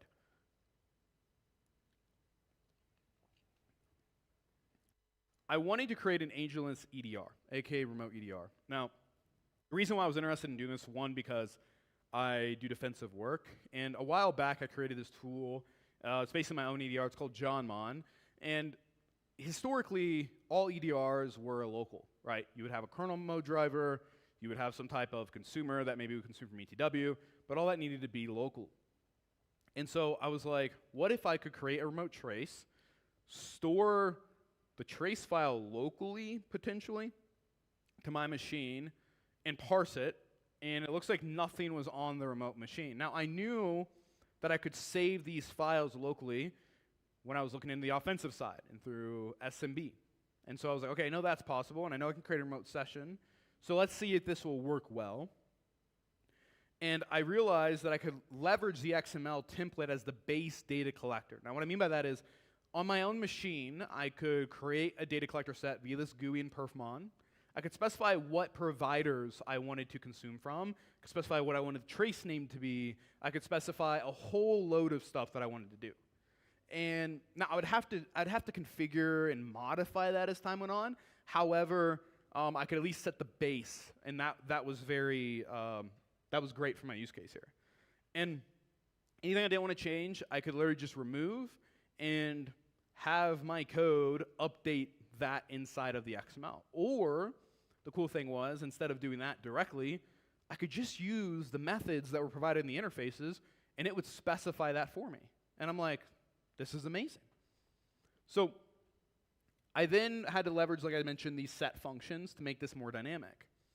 And I also wanted to specify multiple hosts, because in my head at this point, I was like, yeah, so cool, I could do this remotely, consume events, but if I want to make this practical, I need to be able to like shoot this over to multiple hosts and make it dynamic that way. And I needed to leverage an administrator account, not only to make sure that I was running the trace session, but they need to be admin on my machine so they could speak over SMB if I didn't want to like change folder permissions, etc. So I get the ETL file back. Another piece that I had to focus on as well was I mentioned these trace session types. I had to figure out, okay, this would allow me to specify either a real-time trace session type, a regular trace log type, or a buffered, and I had to figure out which one would work. Well, obviously, the buffered wouldn't work because that just sits in a buffer. I can't access that buffer remotely, so that's off the table. And then I had to figure out, well, could I use real-time? And, well, I'm not on the machine, so I can't just get those events directly, so there wasn't a good way to do that. So instead, what I wanted to do was, or I ended up doing, was using the trace log type. And that allowed me to basically write to an ETL file, but there was still one hiccup here. I had to be able to flush the buffer to that so that it was at least somewhat real time.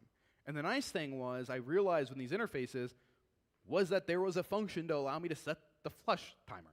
And I was like, oh, this is money here, because I couldn't deal with the ETW APIs directly, right? Like this was all being done through the interfaces, so I could only use what they gave me.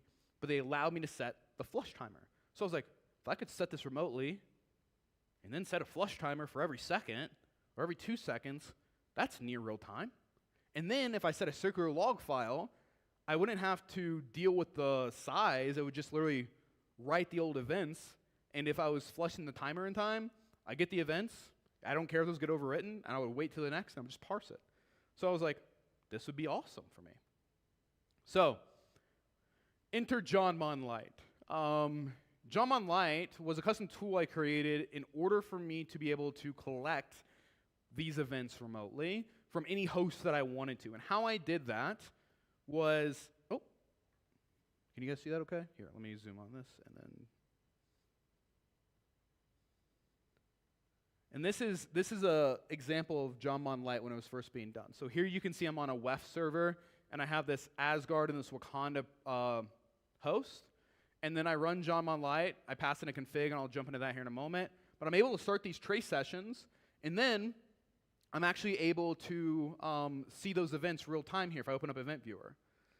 And I go into where my JonMon Lite log was, and I'm able to parse these things.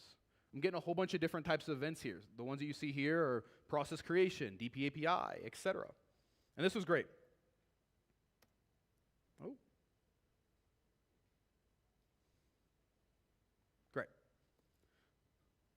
All right, next slide. There we go. So I did this, I was able to set this dynamically by using a config file. And again, when I pass in the config file, I could just use those set functions. And that's exactly what I needed to do here, was I was able to specify the XML path that I was going to import for this, for the set XML piece. I was able to then set where I wanted the ETL file path to be.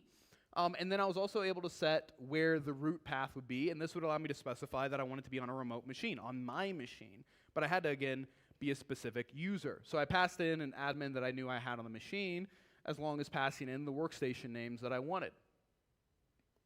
And so like I mentioned, this allowed me to set different collection properties dynamically and on the fly. And there's not a limitation in JonMon Lite. You could specify 5 workstations if you want. You could specify 10 workstations if you want. It doesn't matter. I tested this in a bunch of different ways. And so using this config, I was able to update via the methods directly, use the XML as the base config, and then ship it through. And like I mentioned, this allowed me to set it on my, or get the events on my local machine. And because those were being flushed, I would see SMB traffic, and then I was able to parse them. And so this was close to real time as I could get.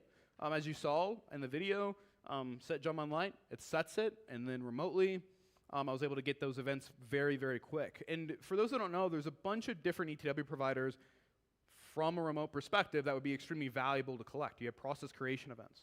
You have file creation events. You have registry events. You have .NET. You have AMSI. There's a bunch of different things. Some of them are kernel mode providers. Some of them are user mode. But nevertheless, there was a lot of value there. And so how I did this was, like I mentioned, with the config, I specified, I would pass that in, and I would then call in these methods to put the display name, right, to put the root path, and then to commit and start the trace sessions. And it looks like this under the hood from an architectural perspective. It takes the XML trace provider template and a JSON configuration. It creates the data collector sets on specified machines, both locally and remotely. It establishes these trace sessions, and then it streams the parse events to the local event viewer for analysis. Because what I'm able to do is basically read from those ETLs. I have different threads running. I could then parse those out, and I'm able to read those just fine. So here's a couple of cool examples of this being done remotely. So I have on one machine, I'm running Rubius, running the Kerberos command, and remotely I'm able to see that information via the .NET ETW provider because I'm consuming those events. This was cool because if you're an adversary or an offensive user, one of the first things they do is look for security tools. And if all you see is Windows security events running, but you don't see an agent running, it's like, well, why do you really care about OPSEC all the time? And so I could just run what I want to run. And whether this is in a beacon or whatever it may be, if someone doesn't change the Rubius assembly name, you're going to see that. Or if they don't also patch the ETW provider, but that's not what this is about. You also have the WMI event subscription consumer, but I could pull this, and if I created a permanent event subscription, I was able to see that, which was awesome from a persistence or like perspective and track back who it came from, etc. And there's a lot more that you could do within these events as well. I could then start to enumerate different processes and start tie these out, and then really start to build this out. Lastly, here's a really cool example of leveraging RPC remotely, or consuming those events, and then be able to see when someone executes, let's say, DC sync via the MSDR-SR interface, and the method string get NC changes. This is done with when someone DC syncs. And so you could see that as well, which was super cool. So this is just a POC, but it shows the potential for building remote solutions. And I've built this out, and I've tested it a whole bunch of different ways, and you can gather different telemetry virtually from any provider unless you don't have access from like a PPL perspective. Because if you're admin, you can really start to consume from mostly anything, but you have things like the threat intelligence ETW provider where you have to be PPL in order to consume from that, and there's no way to turn that on for this process unless I had an agent running on the remote machine. Now, real world scenarios that like I dove into a little bit when it came to this, because I got really into this rabbit hole. I was like, could I consume this data, parse it, send it up to Sentinel, and I got all that working, and I was like, this is super cool, because I was able to join Windows security events and these remote ETW events. And so like, let's say in a situation, you're a WEF machine, a Windows Event Forwarder machine, you're collecting Windows security events from remote machines, and then you want to also leverage Jamon Lite for ETW events. You could start to parse that, and you could send that to some type of SIM, Microsoft Sentinel, and you start to join that data together. I got this to work. It was pretty sick, but I just didn't have any screenshots at the time for this. So this allowed me to create different detections and start to play with it that way, which was quite cool. So this approach is highly effective for threat detection. It doesn't require EDR agents to run on every endpoint. It's nice in situations if you are limited on resources. ETW is very fast. It's very reliable, and so if you get that to run, like say on servers or whatever it is, that could be immensely valuable, hence the whole remote EDR aspect of this talk. And if anybody wants to play with this, the code or deal with these tools, Jamon Lite is on GitHub, and as well as ETW Inspector, but ETW Inspector is only enumeration, where Jamon Lite will allow you to play with this remotely. Thank you.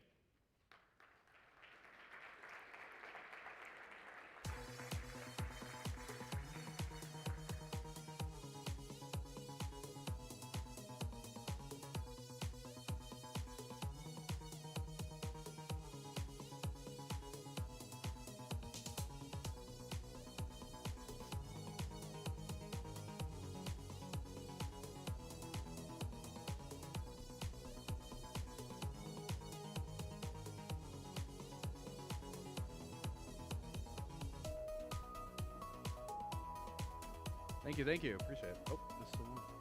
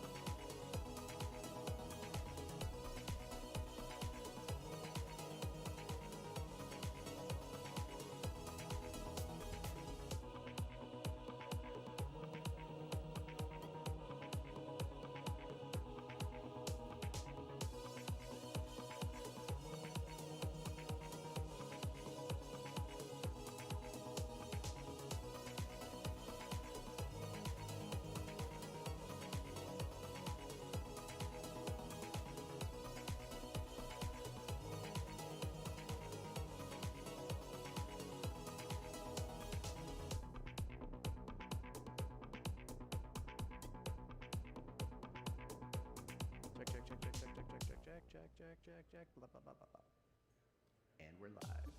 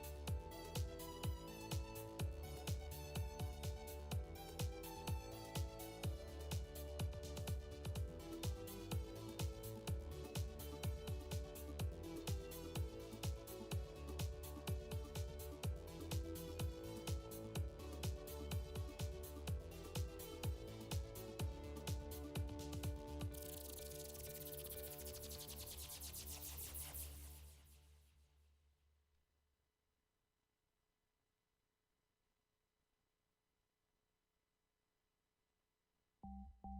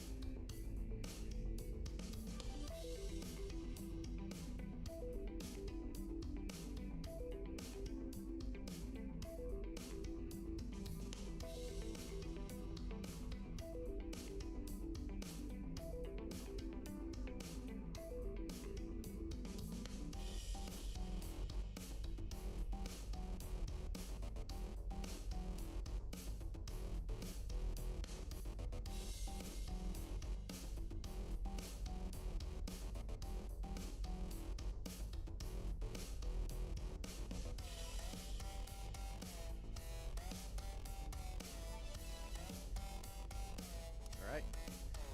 Good afternoon, DEF CON. I hope you are all over your food comas because we're starting in the afternoon events here with my talk. I'm Andrew Brandt, Principal Threat Researcher at Netcraft, and this is my talk, Smashing, Smishing by Quashing Quishing. So I'm really happy to announce I got a picture from Zevlag a few weeks ago over Discord that he sent me of the very first SAINTCON that I attended, which was 10 years ago. So this being my 10th one, and I think my 8th speaking opportunity here. I'm really grateful to be back with you all. So as I mentioned, I'm the Principal Threat Researcher at Netcraft.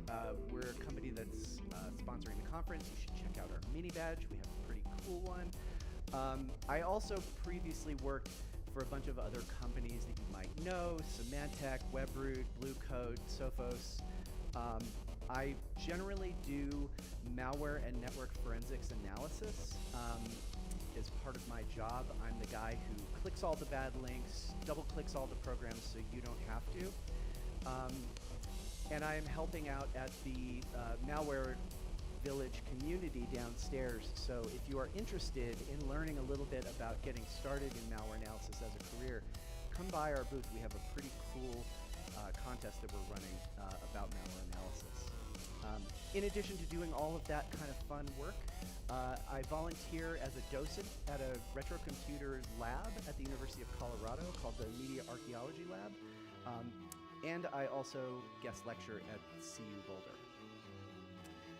Beyond all of these things, I'm very involved in policy discussions, so I participate in an organization called Hackers on the Hill, which lobbies Congress to support various cybersecurity-friendly regulation topics and briefs members of Congress and their staff on important issues that they need to deal with.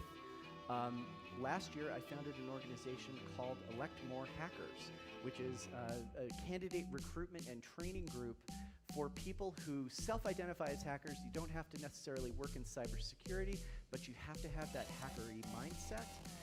And if you are interested in running for office, we are the people to come to help you figure out, how do I file my paperwork? Where do I get yard signs? What is running for office anyway? Why would I want to do such a thing? And as I mentioned, I'm part of Malware Village. Malware Village is an operation of a nonprofit that I joined the board of this year called World Cyber Health. World Cyber Health exists as an organization to help victims of cybercrime, both by encouraging people to learn how to do investigations of cybercrime and also to do mutual aid and OPSEC support for victims of cybercrime. Now, normally when I do these talks, I do a land acknowledgement because we're in Utah. It is the traditional home of the Ute, as well as many other tribes. But this time I wanted to do a slightly different land acknowledgement. I've been doing a lot of research on the side into the history of World War II and sort of what happened in the United States during the World War II era. In 1942, on February 19th, President Franklin Roosevelt signed Executive Order 9066. That executive order was used to force the mass removal and incarceration of all persons of Japanese descent, including natural-born U.S. citizens from the Western U.S., even though, if you read the text of the executive order, it mentions no ethnic group. More than 125,000 people of Japanese ancestry, both U.S. citizens and not, were held without trial or due process in detention sites throughout the U.S., including at Topaz Detention Center near Delta, Utah, about 100 miles from here. And that's a picture of what it looked like.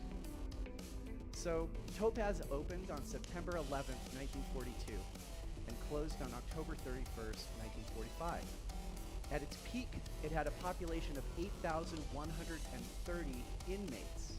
About 5,500 of them were natural-born U.S. citizens who lost everything: businesses, jobs, education, their homes, their cars, their savings, their heirlooms.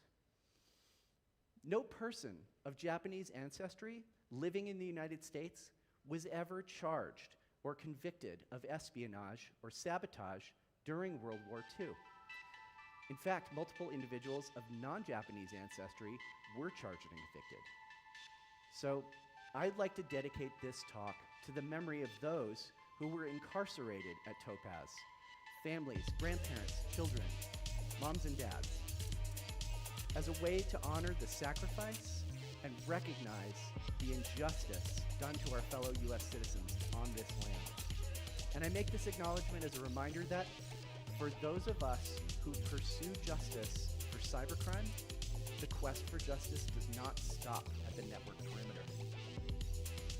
All right, enough of the heavy stuff. Let's talk about squishing and quishing and quashing. So we're going to just go over a couple of the pieces of terminology that I want to use in this talk, right? So we're all on top of it. We all know what QR codes are. Someone raise your hand if you've never heard of a QR code or seen one. Liar. So they're used everywhere. And in fact, QR codes have a really interesting and very long history. Who knows what phishing is? Everyone knows what phishing is? Show of hands. One person knows what phishing is. Okay, go, 2, 3. Okay, so a few of you have heard of phishing. We know it's a problem. And then there's this new hybrid thing called smishing, where it happens over SMS or text messages. And then, of course, quishing, where QR codes are used to basically do the same thing that the smishing would do. So let's talk a little bit about the conundrum that we're in right now. So, as I mentioned, QR codes have this really interesting long history. They started in 1994, if you can believe that, before really the internet even took off, as a part of manufacturing processes for robotic cars that were being assembled, and the robots needed to be able to read that they were putting the right parts in the right place.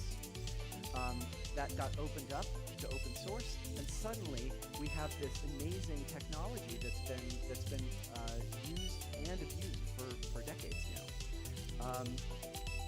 Quishing, as an organized practice, the use of QR codes to do phishing really picked up starting about 2 years ago in 2023, and then we started to see some pretty interesting targeted attacks starting last year. At this point, it's almost commonplace in physical locations as well as over email. So let's talk a little bit about what targeted spear phishing looks like when there's a QR code involved. So this goes back to when I was an employee at my last employer, and we did some analysis on an email that an employee had received. It was a report from the employee who got this message, thought it was real, followed through on all the steps, but then they very wisely reported it to the security team, who investigated and found that it was actually dangerous and bad stuff. The email that they received was this one. It looked like it had been automatically generated by one of these document scanner printers that you might have in your office. that then sends you an email with the attachment being the thing you scanned, it strongly implies that the document contains sensitive information. You can see that the thing I've highlighted here says is file name 2024 stock distribution EFT remittance, which is great, right? Who doesn't want to get their stock distribution? The email body contains references to the company, to the employee by name, and to their department, which was really interesting. It actually knew which department they worked in, and it had a PDF attachment, which was benign. So typically, when we have looked at PDFs as links in an attack chain, it's because the PDF either has something like ActionScript built into it that can automatically run some kind of JavaScript-like code and do bad things and deliver malware to you, or it has a link in the body of the message which links to a website that then does all those bad things. But this was completely benign. It was just a flat file, just text, and one image of this QR code. You can see that it references DocuSign if you read it closely. And also, you can notice that it had the logo of the former employer right there in the top of the page. So it looked very official, except that it was not. When we tried to do the analysis of what was going on with this, we found a couple of bad things. Now, I am the kind of guy, as I said, who clicks the bad links so you don't have to. But in this case, when it comes to QR codes in particular, it is incredibly difficult with a phone to just scan the QR code and see what the URL is without accidentally clicking a button that then leads your browser right to the page. It's really bad. The UI for this is uniformly terrible. It is designed to make it easy for you to get to the URL. It is not designed to allow you to inspect it, which is kind of a problem. As it says here, the domain was just registered the day before the attack went out. And we, looked at it and we saw that it had no reputation, and that automatically raised suspicions. What we saw was this. So we got first something that looked like a Cloudflare CAPTCHA. It was not, in fact, a Cloudflare CAPTCHA. It was just a page that it was designed to look like Cloudflare. Then the next page that popped up was a real Office 365 dialog for logging into your email account that was framed inside of another page, which is fascinating because that kind of technique means that it doesn't work if you just put a fake email address and password in. It won't just pretend to accept it and just move on. Because it's passing the data through to Microsoft, if you put in fake data and you don't have an account at Microsoft or with your employer, it's going to just bounce and say like, hey, this didn't work, try it again. So extremely effective. This technique is called adversary in the middle. It's T1557 on the attack framework. So without doing too much heavy lifting, we were able to find more examples of this. We found different employees who were targeted with the same thing. We found different employees who were targeted with something slightly different, like this message. As you can see, as time went on, the threat actors who were conducting this campaign, they got a little bit more sophisticated and got more involved with making the page and the email and the PDFs all look very, very legit. So most of the emails leveraged domains that were unknown to my former employer at the time that these attacks took place. As I said, some of them were registered just the day before the emails came. And as 2024 went on, they grew both more numerous and more complicated. So as you can see here, as we say, when we say that these attacks grew more complicated, this is what we mean. So it turns out that the spec for QR codes allows you to embed graphics in the center of the QR code and still have enough space in the data all around it for the QR code to work, which is super interesting. But they took the DocuSign logo and started embedding it in the center of some of these QR codes. Again, they're just trying to convince the recipient that this is a legitimate document. So what do? You put the logos of everything that the recipient is going to think is legit all over the place to make it look like it came from the real place. Again, it had the target employee's name, it had their department embedded in the PDF. In this case, it said, complete with DocuSign 2024 PR, and then there was some stuff that identified the person's name. These documents all used basically the same boilerplate text. So as we went on and we started to look at more of these, and we were sort of pulling the QR codes out, and we got better at not accidentally tapping the link in our phones, and we were digging for more and more of these things, we started to see that they were actually trying to do things like enhance the emails with things that would make them look more realistic as well. Because you saw that first one looked just like plain text scanner sent this file to you. Now we're getting emails like this one, which call out the fact that it was sent by Egress Software Technologies Limited. How many people know what Egress Technologies does? Egress Technologies, I will tell you, they are a component of the software company KnowBe4.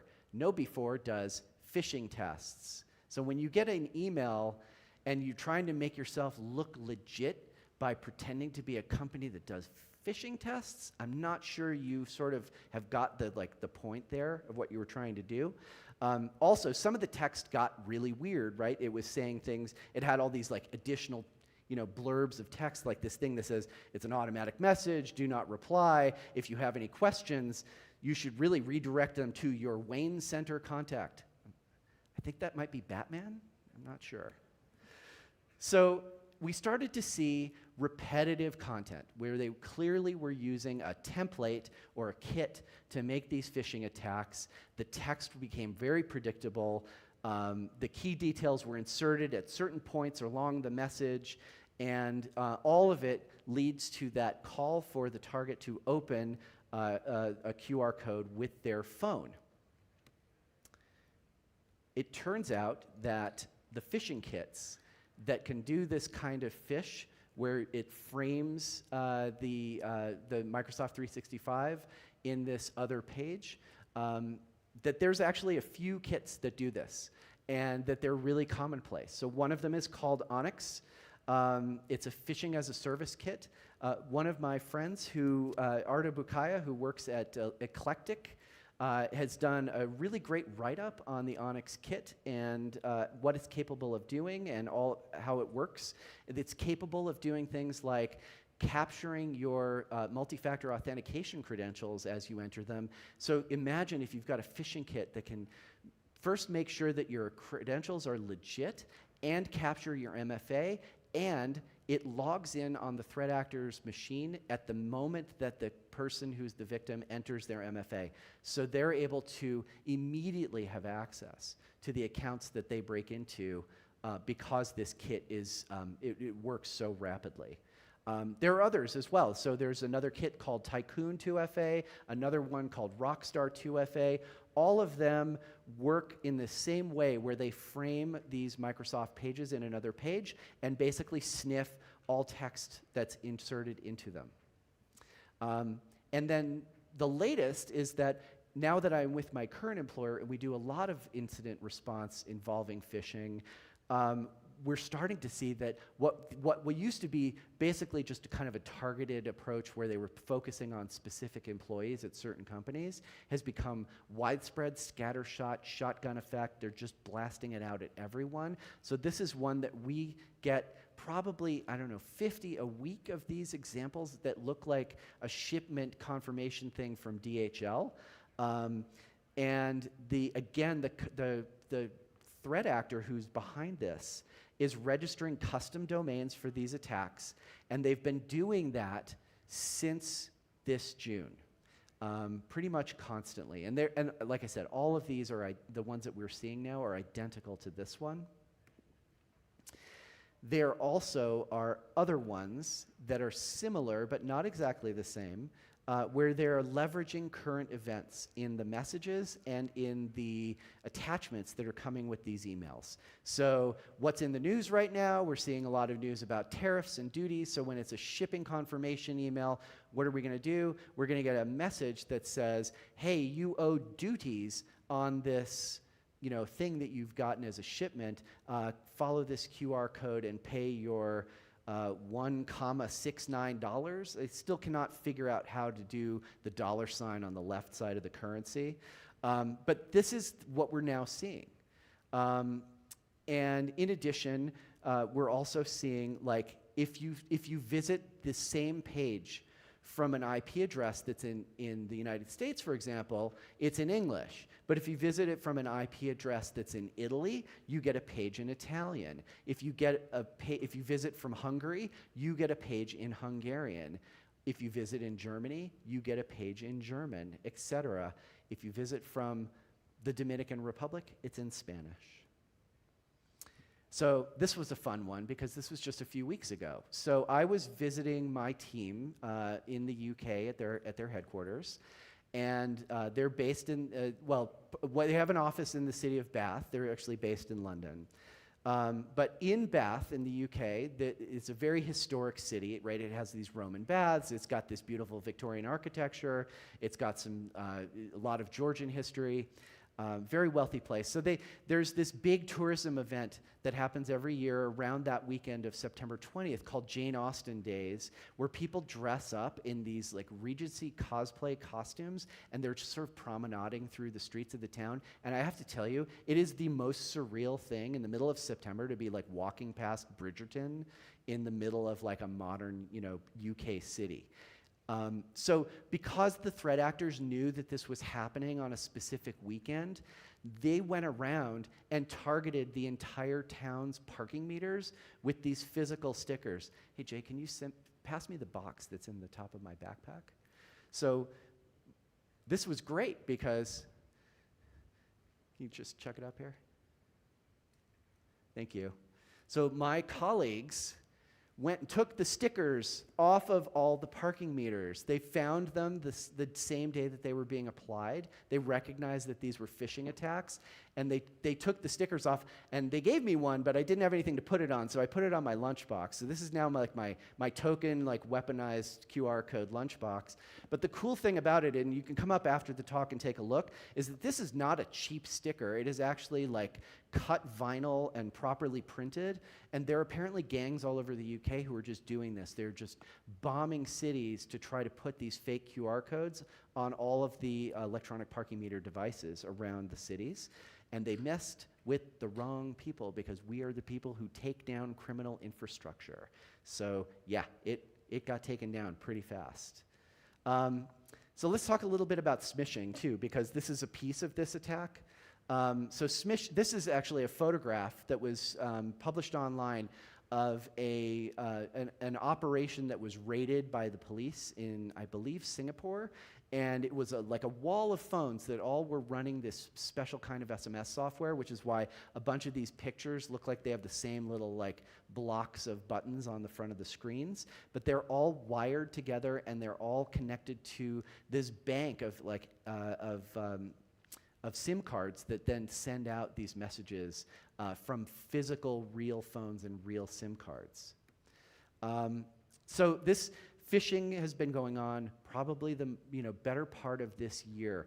I don't know anybody who hasn't received at least one text message about these kind of road toll phishing attacks that we see. It's really, really bad out there. And they've been getting better at designing the email messages, or sorry, not the email, but the SMS messages that people receive.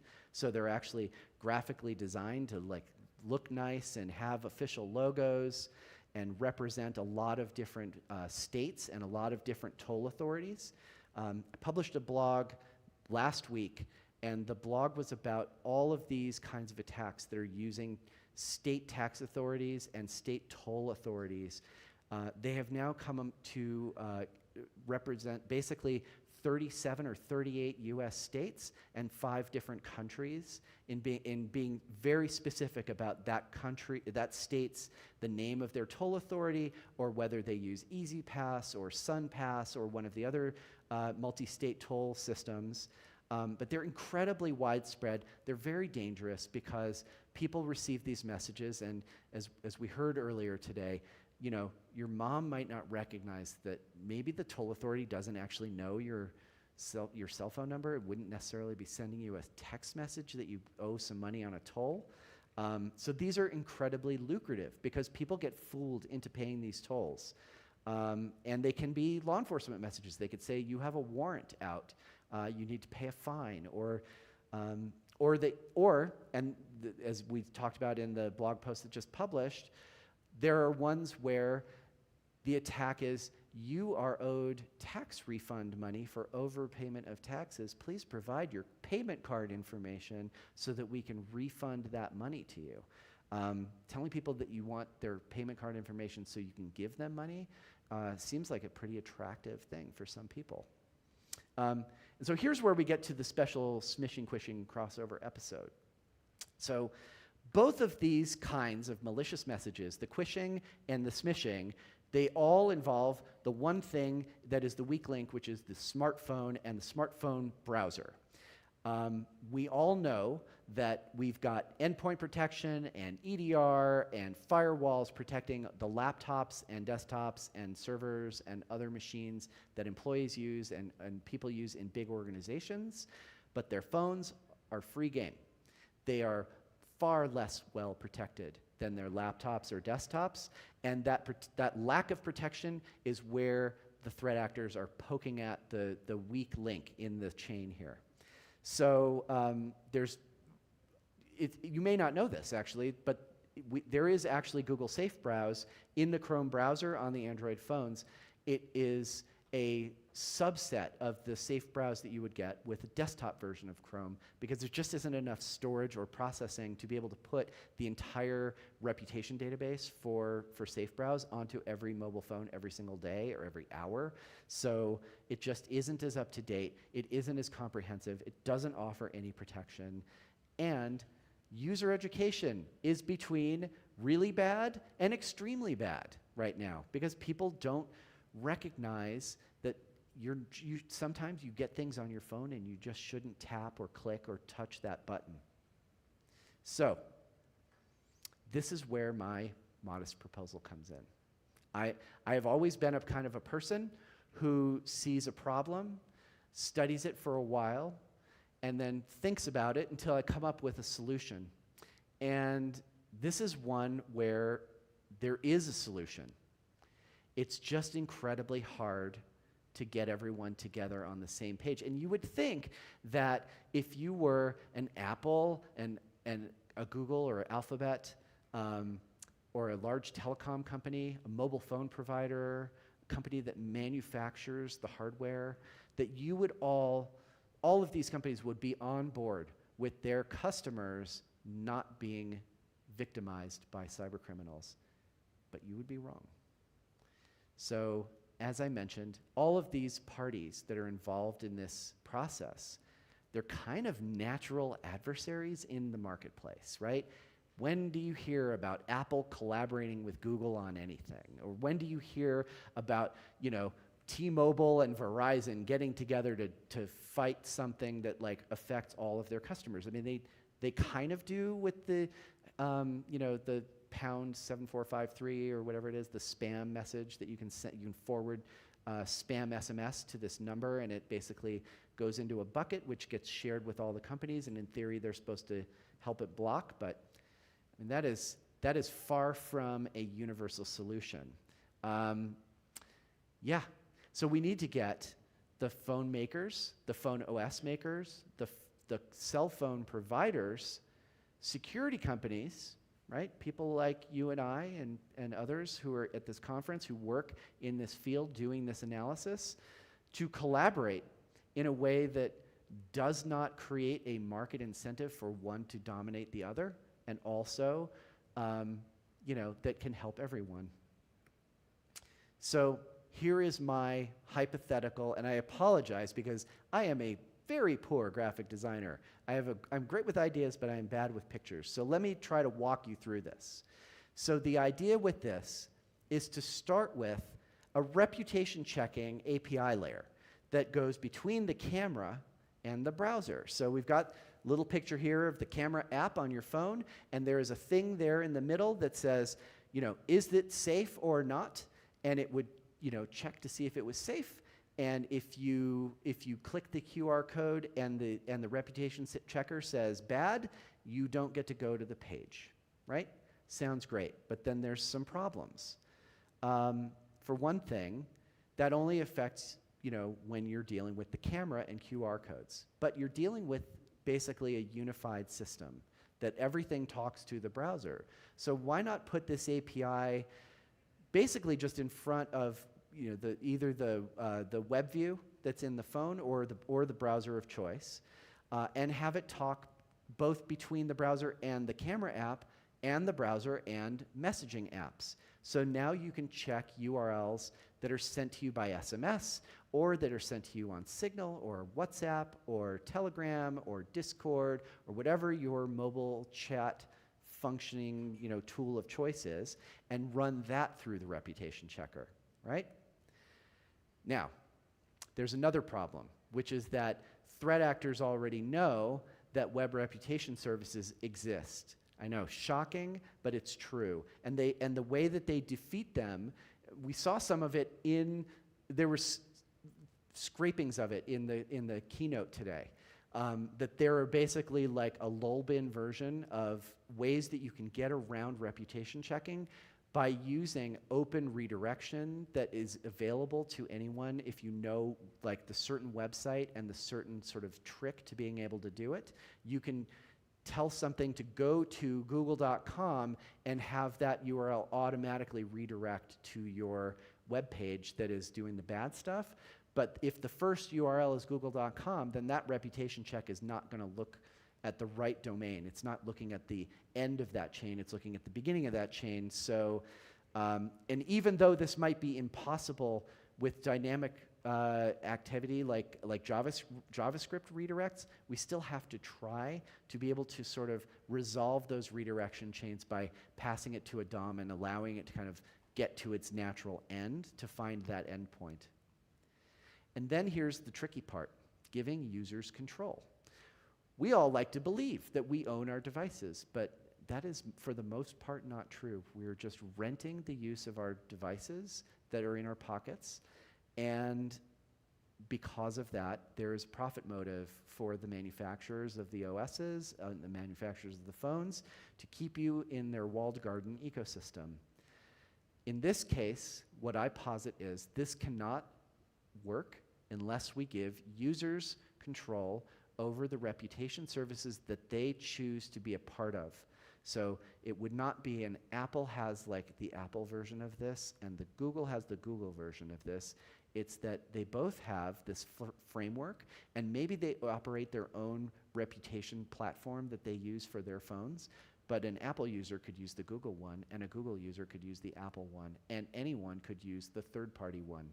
That's someone who, there are lots of free feed sites. I mean, if you just look at the fact that the Pi-hole exists, and that there are, dozens of different feeds for free of malicious and suspicious URLs that people should block from their normal traffic. I think that this is a possibility. It exists now. It just takes the ability of the manufacturers of the mobile phone OSs to get behind this theory. And then finally, and this is probably the most important part, is that you need to have a feedback loop, because no one is perfect. We all know that reputation services can be fallible. Not only do they miss things, but there are things called false positives, where they've accidentally blocked a legitimate or non-malicious website because it just got looped into some bad stuff. So there needs to be a way for end users to provide a feedback loop back to the phone companies and back to those providers of the lists so that they know, oh, well, we've created an FP, we need to make sure that that's cleaned up right away and have that done immediately. So this leads to sort of like the conclusion of this talk, because we are in an era where you can't depend on the good faith effort of some of those around you. And so how do you work through this? This is one of the thorniest problems I've ever had to think about in my entire career. You know, we're living in a world where companies engage in open, active enshittification of every online service that we use.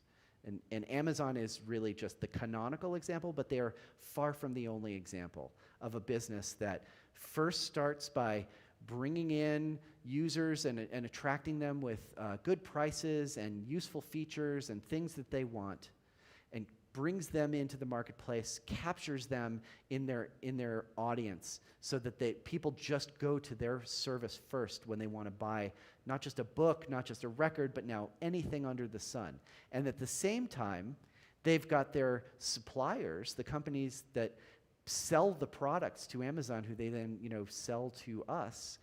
It's got them kind of by the sensitive parts as well, where they're at the point where they have to take a greater and greater cut out of their profit margin, which is already very slim, just to be competitive in this ecosystem. In the end, we end up with substandard products at prices that are too high and with features that we don't want. That sounds terrible. So in order for mobile phone providers, I think, to get behind this, there has to be an agreement that whatever we do in this regard, that it must have as its core rule the widest base of users possible must be brought into this, and it must be automatic. If people have to jump through hoops, install an app, do some other thing in order to make this work, 90% of the public is never going to touch it or use it or ever even want to deal with it. So security companies already have collaboration networks. We already have 2 or 3 big, they're not ISACs, but they're ISAC-like organizations in which threat intel data is being shared. The reason behind that is that these companies believe that they should compete on prices and features and technology, but the threat intel that underlies that, we are all on the same side, and that no one should be fighting with each other, keeping threat intel away from their competitors, because that does nothing but help the threat actors. So the Cyber Threat Alliance and other groups like that exist. It's a proven framework. We know it works. We know that that can happen. We do have a problem with Cloudflare. It's not a problem with Cloudflare itself. It's a problem that Cloudflare is so good at what it does that cybercriminals have decided that they also want to be a part of the Cloudflare experience. They want the ability to keep their sites online even in the face of threat actor behavior that is taking advantage of their stuff. Now, for the longest time, I thought that there was problems with Cloudflare and that Cloudflare was ignoring these issues. But it turns out, and I now have a different perspective working for the company that I work for now, that Cloudflare is working really hard on taking these sites down super fast, and the threat actors are just at a scale that is just unthinkable. I'm going to be publishing a blog post soon for Netcraft talking about another incident that I worked on, where I just scratched the surface of a few dozen domains that I found that were doing some bad stuff, and out of that found 6,000 domains that they had registered over a 5-month period just to do phishing. And you just imagine the amount of effort involved in registering that many domains and then having to push them through systems. So yeah, of course they're trying to do anything that they can do to keep their stuff from being taken down. We don't make it easy for them. So there's some principles that I feel like if this was to happen, that these have to be the sort of the core beliefs that we want to have. If we want to have a smishing and quishing-free mobile phone environment, we have to make user choice and control paramount. Users have to be able to decide whose feed they want or if they want it at all. And as a side note, for both of the big mobile phone OS providers, you guys need to do a way better job of making it easier to look at what a QR code is without accidentally clicking it and opening it in the browser. It's just bad UI design that if you accidentally move your thumb a micrometer, it taps a button and you're in trouble. The mobile OS makers also need to be vigorously dissuaded to not turn this into a we're going to put Alphabet out of business or we're going to put Apple out of business kind of thing. They must be free to everyone, and they cannot use it as a competitive advantage to disadvantage the other. Again, we're all in this together, and we need them to recognize that they are part of the us in we are all in this together. The reputation standards for these URLs that we're going to block have to be high. We have to hold security companies accountable for doing a good job of doing reputation blocking. Right now, that doesn't exist. And you might think that reputation services that exist with all of the big providers, that you might think that there is a lot of QA and behind the scenes stuff to make sure that mistakes that are made get cleaned up. Yes, they do that. But are they catching everything? Are they being aggressive enough to be able to stop everything when the bad guys are registering domains 3 hours before they use them? And the service providers, web hosts, companies that have web pages, they have to take aggressive action to take this stuff down. In my experience, they've been doing that, but it has to be much, much faster than how it's been. So, you know, these are all really high bars. It's a heavy lift to ask companies that have been at each other's throats in the marketplace for decades to work together. But I don't believe in giving up. I am actually, in fact, this philosophy that is on this sign is a big part of my belief system. I'm not going to stop, and I'm going to be as annoying as possible until you finally realize that I'm right. These have to be an open standard. There has to be some regulation of the mobile OS market in order to make them work together.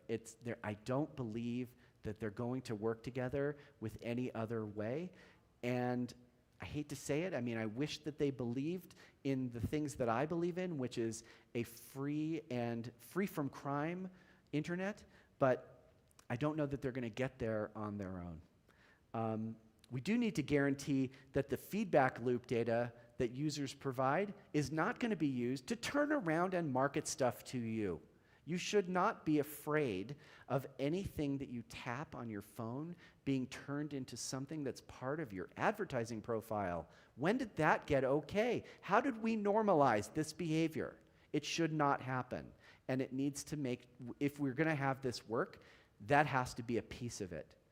The reputation services have to make sure that if they do take that feedback, that it doesn't endanger users. For example, if you report a website as bad, don't send that report with the reporter's contact information to the people running the phishing site and say, hey, Joe Blow, who lives at da-da-da-da-da and uses this email address, told us that something is wrong with your website. Take it down.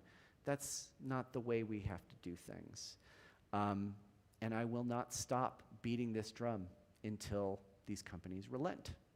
So, with that, I say thank you, and I appreciate your attendance in my talk, and I hope you come down to Malware Village and participate in our contests. Thanks.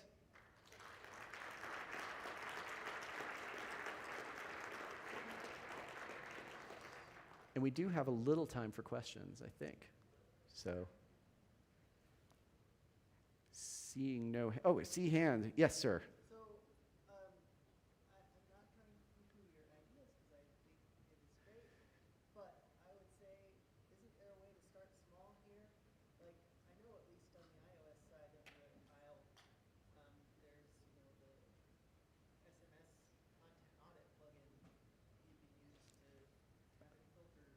Okay.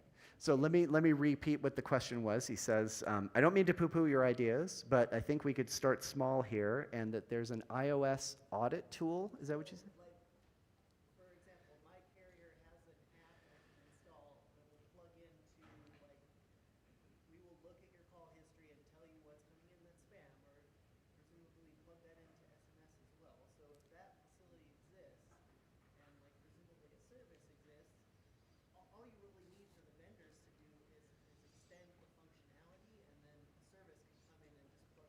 Okay.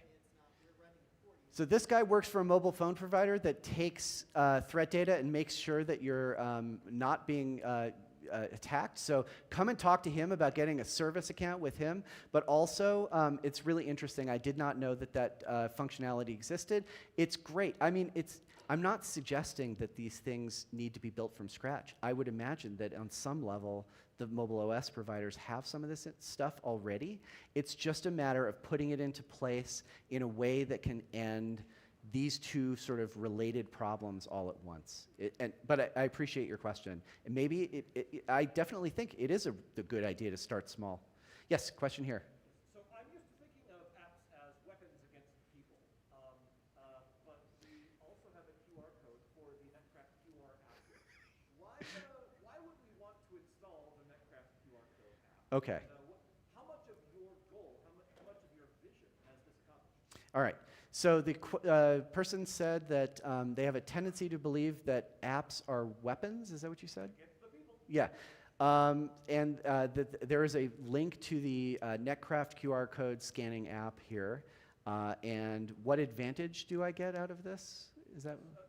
How much of your personal goal, as your objective of this talk, is accomplished in the Netcraft QR code app? How much of my personal goals are accomplished in the Netcraft QR code app? 0. So I actually wrote this presentation before I joined Netcraft. The Netcraft QR app allows you to do a check of a URL that a QR code is pointing to using their reputation service. Here's the advantage. So I didn't know much about what Netcraft did until I started working there. And now that I've been there for a while, I have found, you saw that I worked for a bunch of really big companies that are basically brand names in this industry. This company that probably a tenth of people in this room have ever heard of is by far the most effective at taking down mass amounts of criminal infrastructure company that I've ever had the pleasure to work with. And that, what the advantage is of scanning it with this app is that it feeds it into, they have a feed of suppliers of malicious stuff. And you become a member of that network by sending it into that system to check it. Once we find it, if we find that there is something there, we don't just block it for our customers.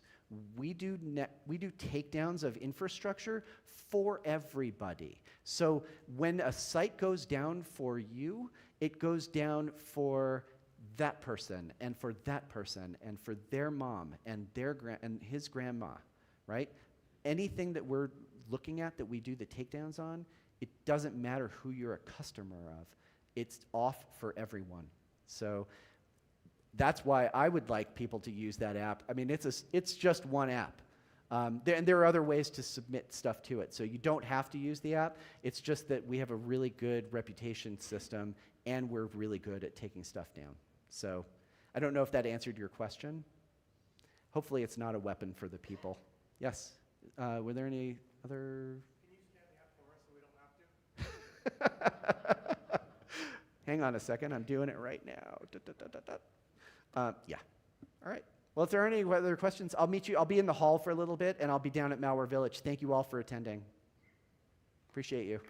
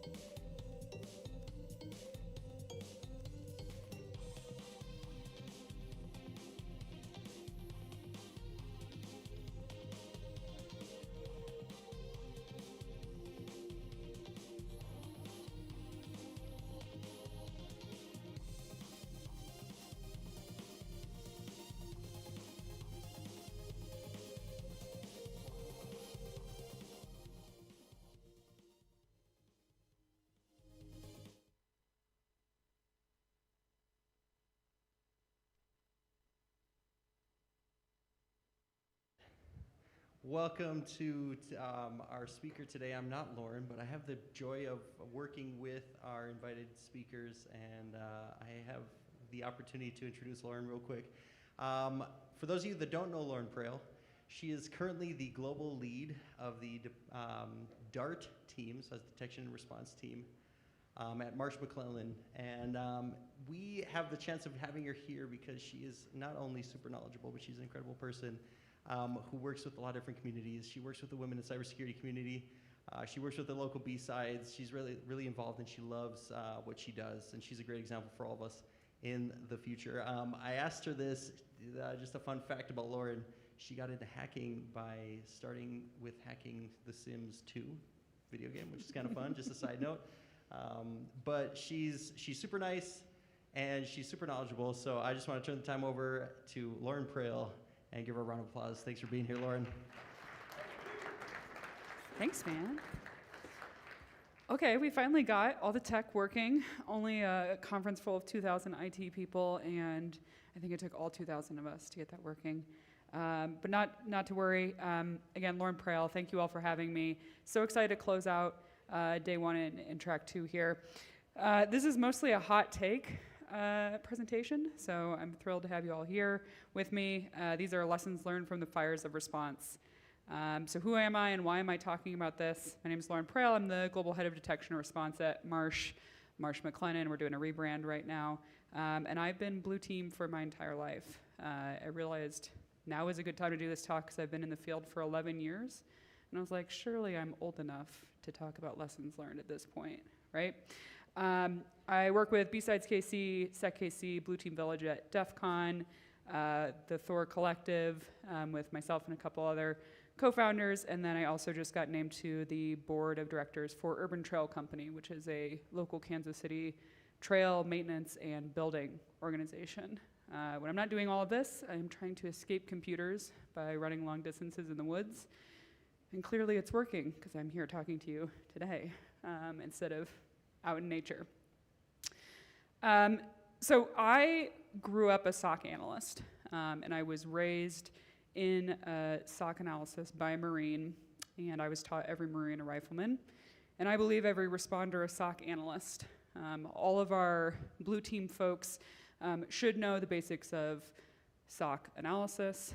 All of the work that we are doing as Blue Teamers is in support of our SOC analysts. They're the ones who are at 3 in the morning, are getting all the lights lit up in their ArcSight queues, Splunk queues, insert your favorite sim here, and they need to know whether or not this is something we should actually be worried about or if I can close it as a false positive for the 500th time. So whether you're in CTI, whether you're in threat hunting, whether you're in detection engineering, ultimately all of our work is coming together to support our frontline defenders and our SOC analysts. So lesson number 1, AI is your friend and your foe. Ever since I got out of college, I've heard that AI is going to replace the SOC analyst. And that's been going on since 2015. And here we are in 2025, and I see the same headlines. I see the same vendor pitches in all of the showroom floors. And I'm here to tell you, I don't think the SOC analyst is getting replaced anytime soon. However, it is up to us in order to leverage AI because it's not going anywhere anytime soon, and there's tons of potential. So here, I'm mostly a manager now, so they don't let me near active keyboards because I like to wildcard my searches and cost my company a ton of monies. So it takes me a little bit to understand whether or not something is bad. So I am here, this is an actual live query from a non-logged in free ChatGPT session that I stood up. I went to DFIR report, I picked a report from August of this year. I picked an IOC and I was like, hey, can you tell me if this is malicious or not, or is this a false positive? And it came back with this, a whole lovely dissertation, and this will continue on the next slide, of, yeah, this is very likely malicious, and here's why it is malicious, and here's what you should care about. Again, I'm not logged into ChatGPT, I'm not paying for anything for this. It's a 30-second query. And so I ask it for more information. Well, why is this malicious? What's the red flags here, right? We're backing up to a local share, we're targeting NTDS, all this fun stuff, all stuff that most of you in this room probably already know. But there was a time where you didn't know it. There was a time where you were coming out of college or coming out of high school or getting into your first ticketing queue, and you didn't know whether or not this was bad. And so now we have AI to kind of supercharge our analysis and maybe save your tier 2s or your incident response team from an escalation at 3 in the morning when you've got a robot bestie to ask. ChatGPT also helped out and said, here's what you should do next. Here's how you should drive this. Now this is super, super high level, right? We're talking about isolating the host, go search your EDR, check user context, all of this.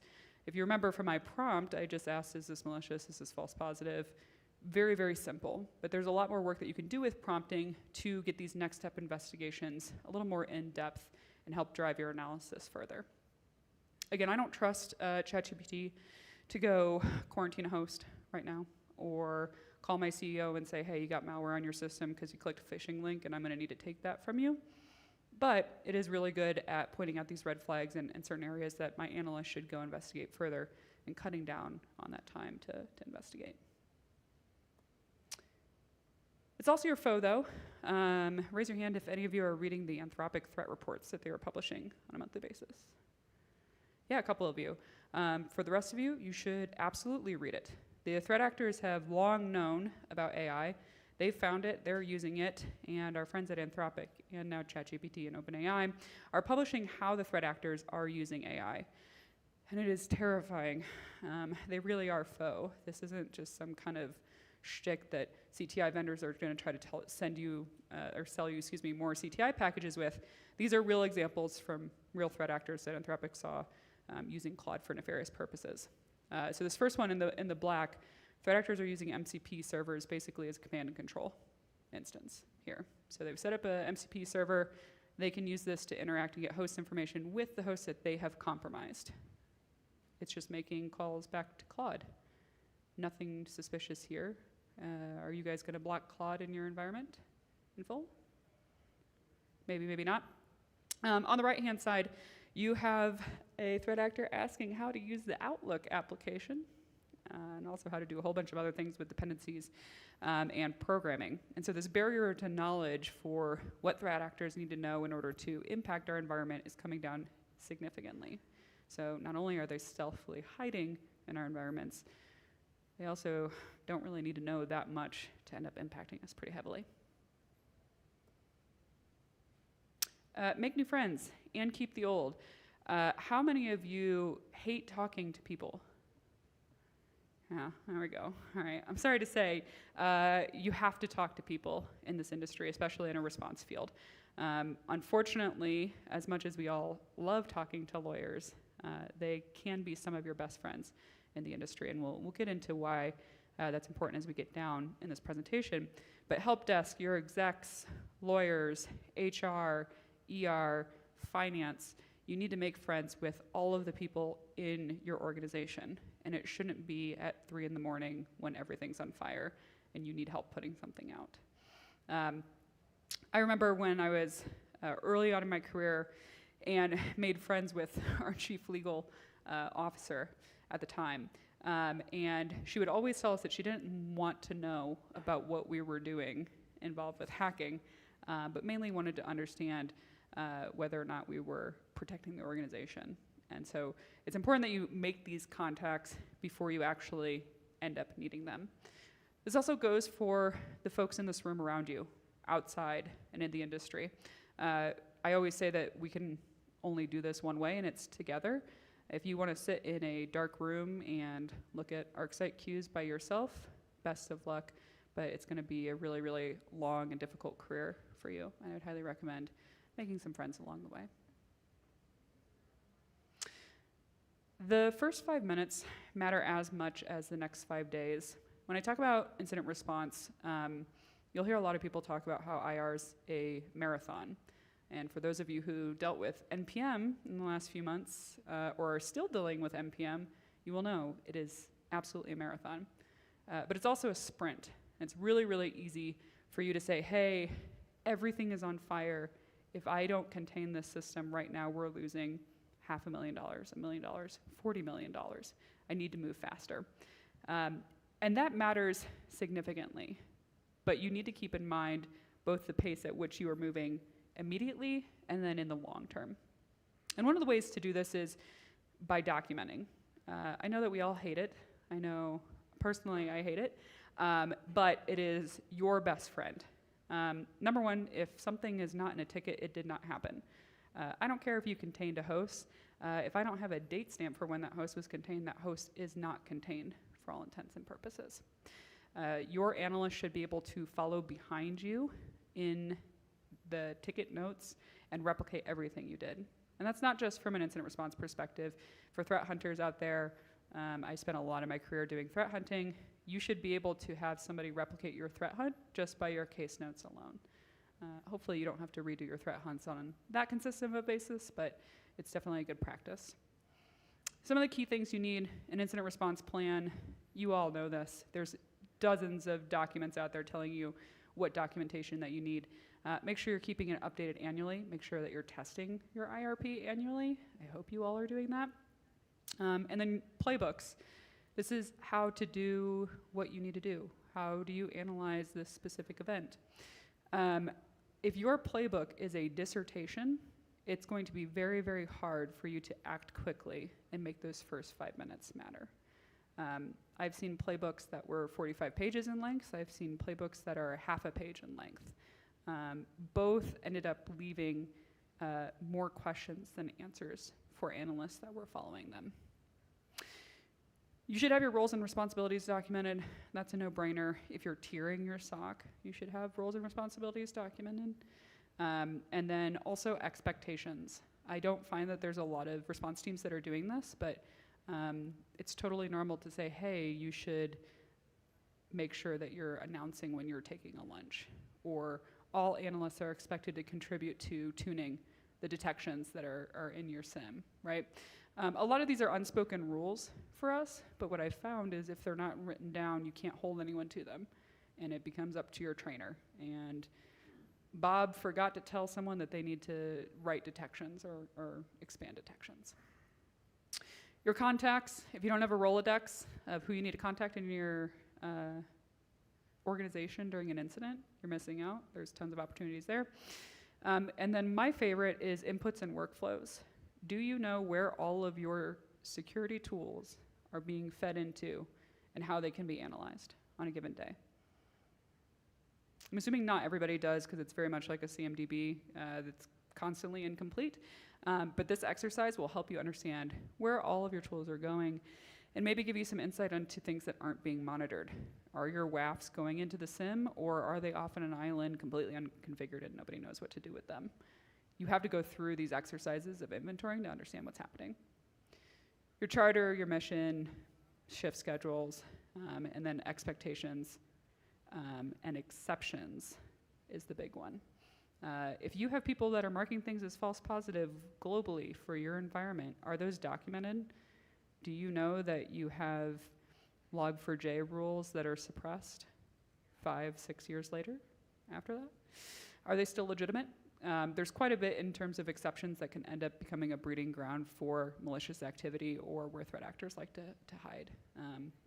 So make sure you're going through those. Chris Sanders wrote a really awesome blog about mental models back in 2019, and that shaped a lot of my analysis and how I approached doing response. So I chunk things down into suspicious behaviors and then decision trees. So a lot of us think really, really fast. We're really good because we've done this for a long time and repeat over and over and over again.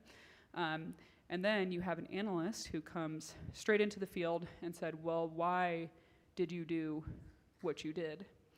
And your answer of, well, that's what I've always done, is going to make them, like a 5-year-old, ask again, why is this something that you have always done? And I found that if I didn't document why I was picking up on these malicious indicators, that I couldn't train the people that were coming behind me, and then I could never go do more interesting work. So I started to model out, well, a new alert comes in, if it's after hours, to me, that's suspicious, and that raises the maliciousness level on my end. If no, whatever, I'll just go through the rest of my mental modeling and things that I need to check. But this helped me slow down and translate the gut feeling that we all have into something that was actionable and replicatable for my analysts and for my response team. Here's a whole bunch of other gut feelings that we all do, whether or not you like it, and that we check in the beginning of an investigation or in the beginning of an incident response. And these are all things that can go one way or the other, make us understand that something is more malicious or less malicious, but it's time and time again, we've practiced this and we've gone over this. And if we haven't written this down and shared this with our team members or with our analysts, they're not going to learn from how we've developed our gut feelings. There are quite a bit more. These are just some of the really initial ones. I like to call this alert normalization. So every single time when I look at an alert, this is all the stuff that I look at and determine what I need to do next. All right, time for a hot take. Regulators scare me more than the adversaries do right now. So this is a map of data protection laws and the coverage level of those data protection laws and whether they're strong or weak. This is data protection only, so this is not cybersecurity specific regulation. But have you ever thought about if you have an IR in China and whether or not you need to get on that host in China and pull logs out of there, whether or not you would be committing an illegal action by doing that? I have, and unfortunately, you would. So I believe that regulators mean well, but if I have to choose in an incident between reporting to a regulator in 72 hours versus containing an adversary in 72 hours, somewhere along the lines our priorities have gotten mixed up, and we're prioritizing the wrong things.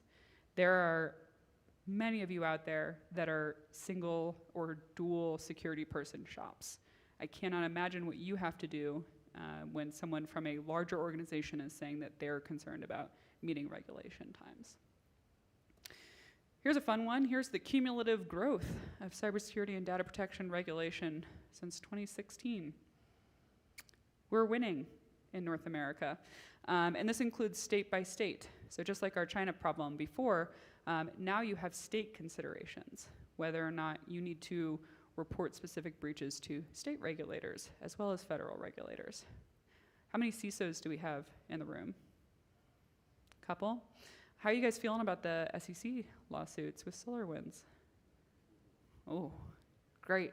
It's always fun when you can name a security professional and hold them accountable for what was said in the middle of an incident response when you give them a ticking timeline to work under.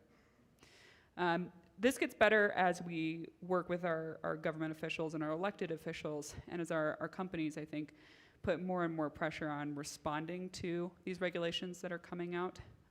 But as we can see from this growth, there are more and more laws, and it's only getting worse. You see this expanding into APAC regions, into EMEA. Thank you, Dora. Really, really, really happy about that one. You have to make friends with your lawyers, and you have to really understand how these regulations are framed and what your obligation is as a responder. You should have legal teams that are helping you, but ultimately, at this point, the regulators are going to cost you more than some of these adversaries. And if that wasn't enough, we're adding more laws on with AI.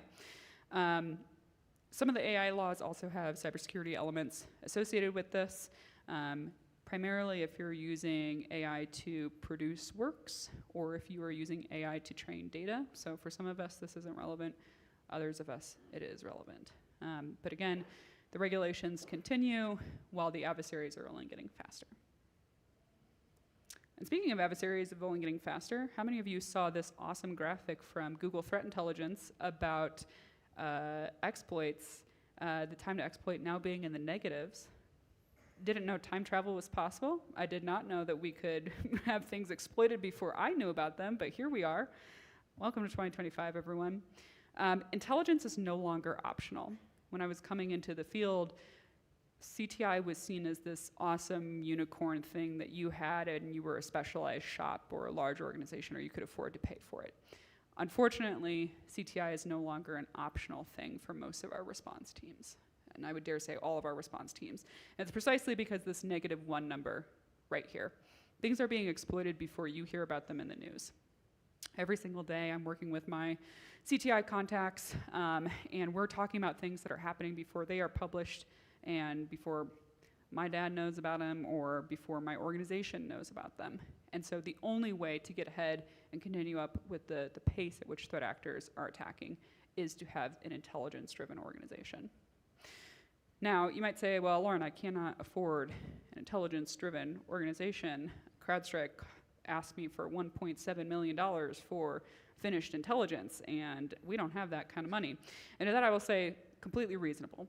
And not all of you can afford to hire dedicated threat intelligence professionals in your organization. But I would encourage you to shop around. There's several MDR providers right now if you have a hybrid SOC that are providing intelligence services. There's dedicated intel service shops like Palo, like CrowdStrike, like Google that are out there. And you can't afford not to.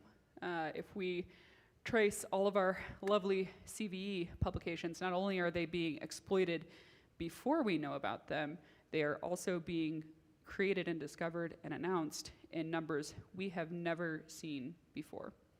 I don't know how many of your vulnerability management programs have slept a full night in the last 4 years. If they have, I would love to talk to you in the hallway after this.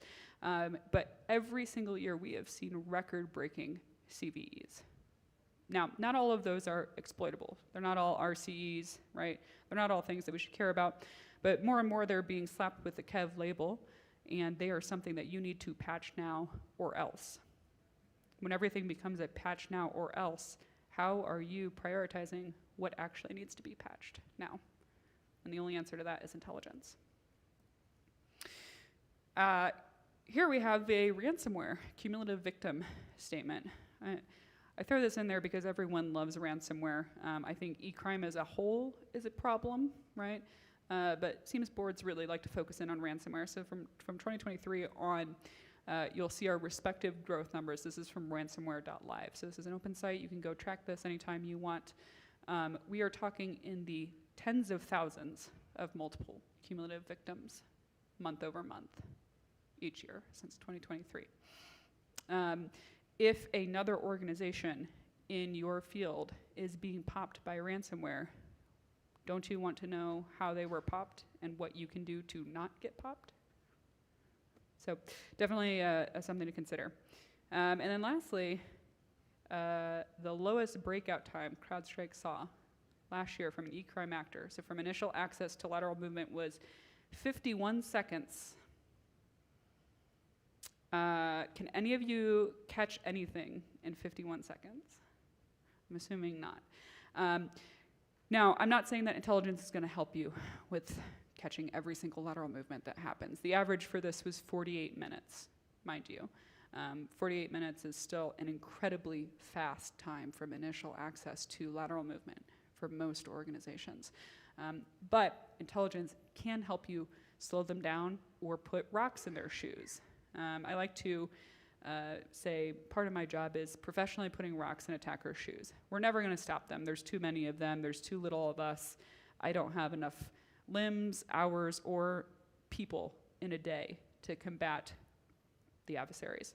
I can slow them down fast enough, though, that they trip over something and alert me to their presence. And so that's what our job is, and that's where intelligence comes into play. If you can block the easy, low-hanging fruit IOCs, Tor nodes, Astral VPN, Mulvad VPN, all of these, right? What you have left is you're making it harder for the adversaries to come after you. If you close the windows, they're going to go after someone who has the door that is open. Burnout is inevitable. This is me, real picture. When I turned 26, so definitely only 6 months ago, I was doing incident response for a firm after starting as a SOC analyst and growing into the lead SOC analyst for a managed detection and response firm. And I got sick super, super quickly. I was working 70, 80-hour weeks. I was working high-profile cases involving ransomware clients, and I was dealing with managing peers, managing people who were once peers and who were friends. And I went to the hospital and was like, hey, I do not feel good. I'm constantly ill. And they're like, great, let's take some blood tests.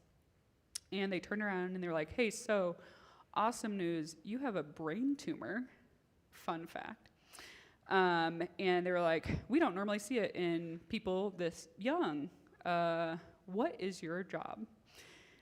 And so we talked about it, and they were like, wow, we only see this with EMS or other first responders or military, people in the military. And so burnout is inevitable, and I very quickly learned that if I wanted to have a career involving computers at any point, I had to slow down. Now, some of you who are watching this are in the crowd who are like, yeah, Lauren, you did a great job slowing down. I did not do a great job slowing down. I worked 60-hour weeks instead of 80-hour weeks. But what that taught me was that this is an inevitable case of our world. It is not a matter of, oh, if I get burned out. It is when you get burned out. And when you do, it hits hard and in ways that you couldn't have even imagined. And so it's important that you're taking care of yourself both proactively and reactively. If you're a manager or if you're responsible for people in this crowd or online, it's important that you're taking care of your people proactively and reactively. I have seen managers who are fantastic at it. There's a reason I've been in my role right now for 5 years.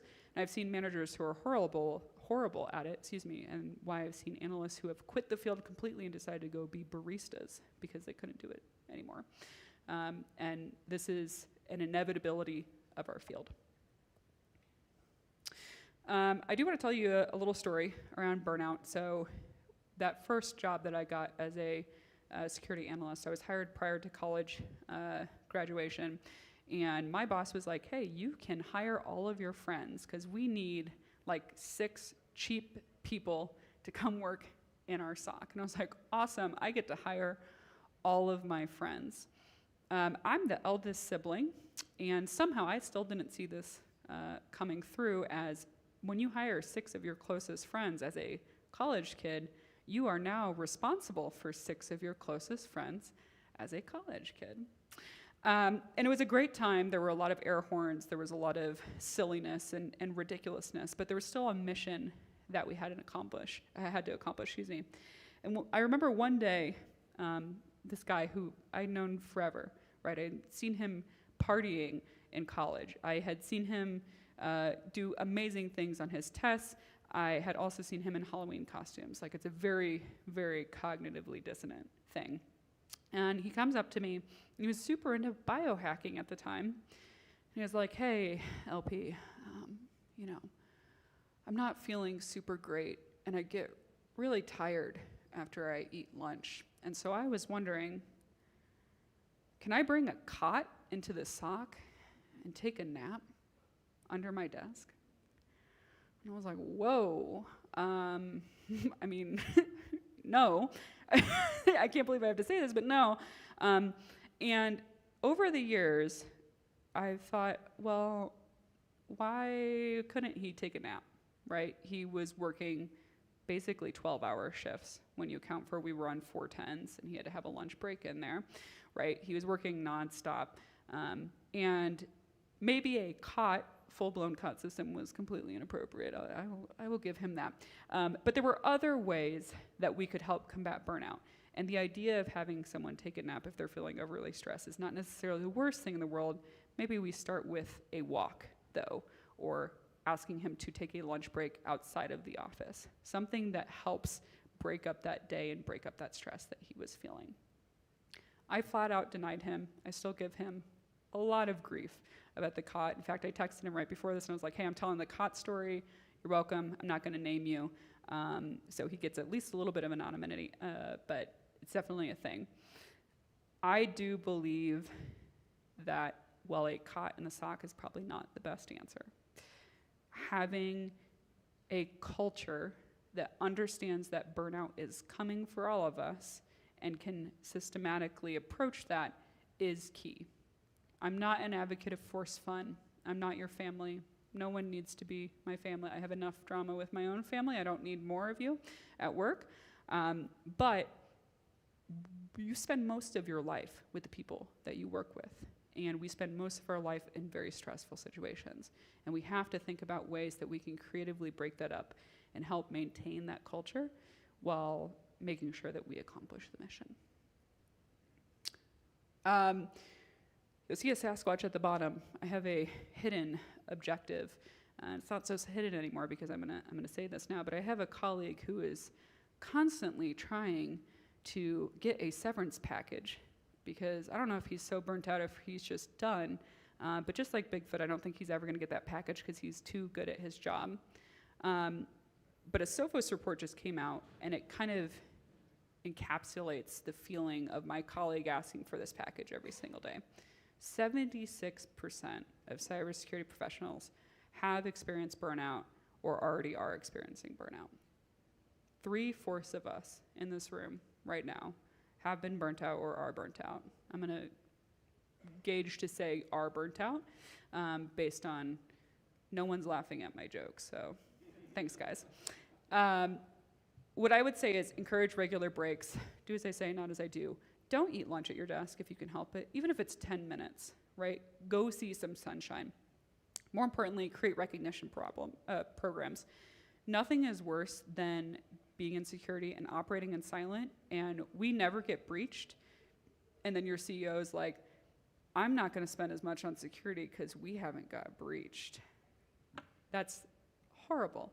Create recognition programs, highlight the hidden work that's going on with your teams. Send them the conference to brag about the cool hardware hacking stuff that they're doing on weekends. Shout them out on a random Friday of like, hey, you got everything patched, this is awesome. Invest in your growth and development opportunities.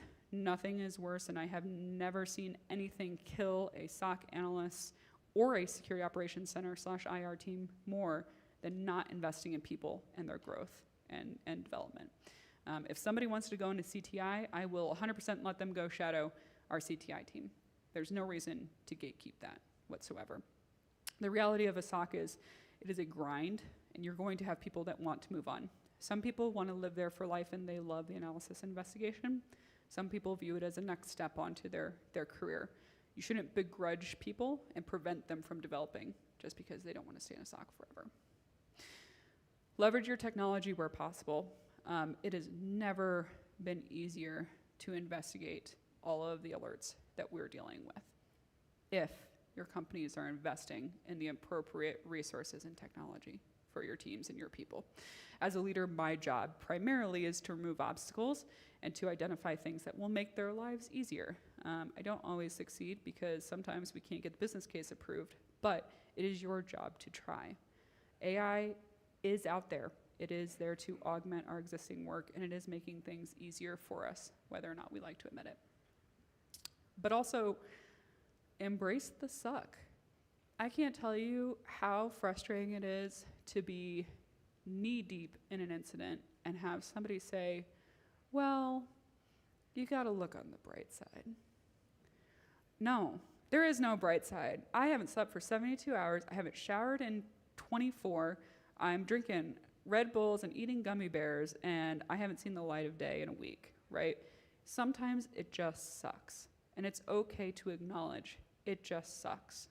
That doesn't mean you have to get trapped in it, but it's better than trying to gaslight ourselves into saying, oh, everything's fine, right? Everything's burning down around me. We'll be okay. This is also me every single day. We try to caffeinate, and it doesn't do anything but increases your heart rate, and I'm not awake. Here's a fun one. Just like there's always money in the banana stand, there was always inappropriate things in the investigations. And I will say my friends in forensics have warned me about this better than anyone else.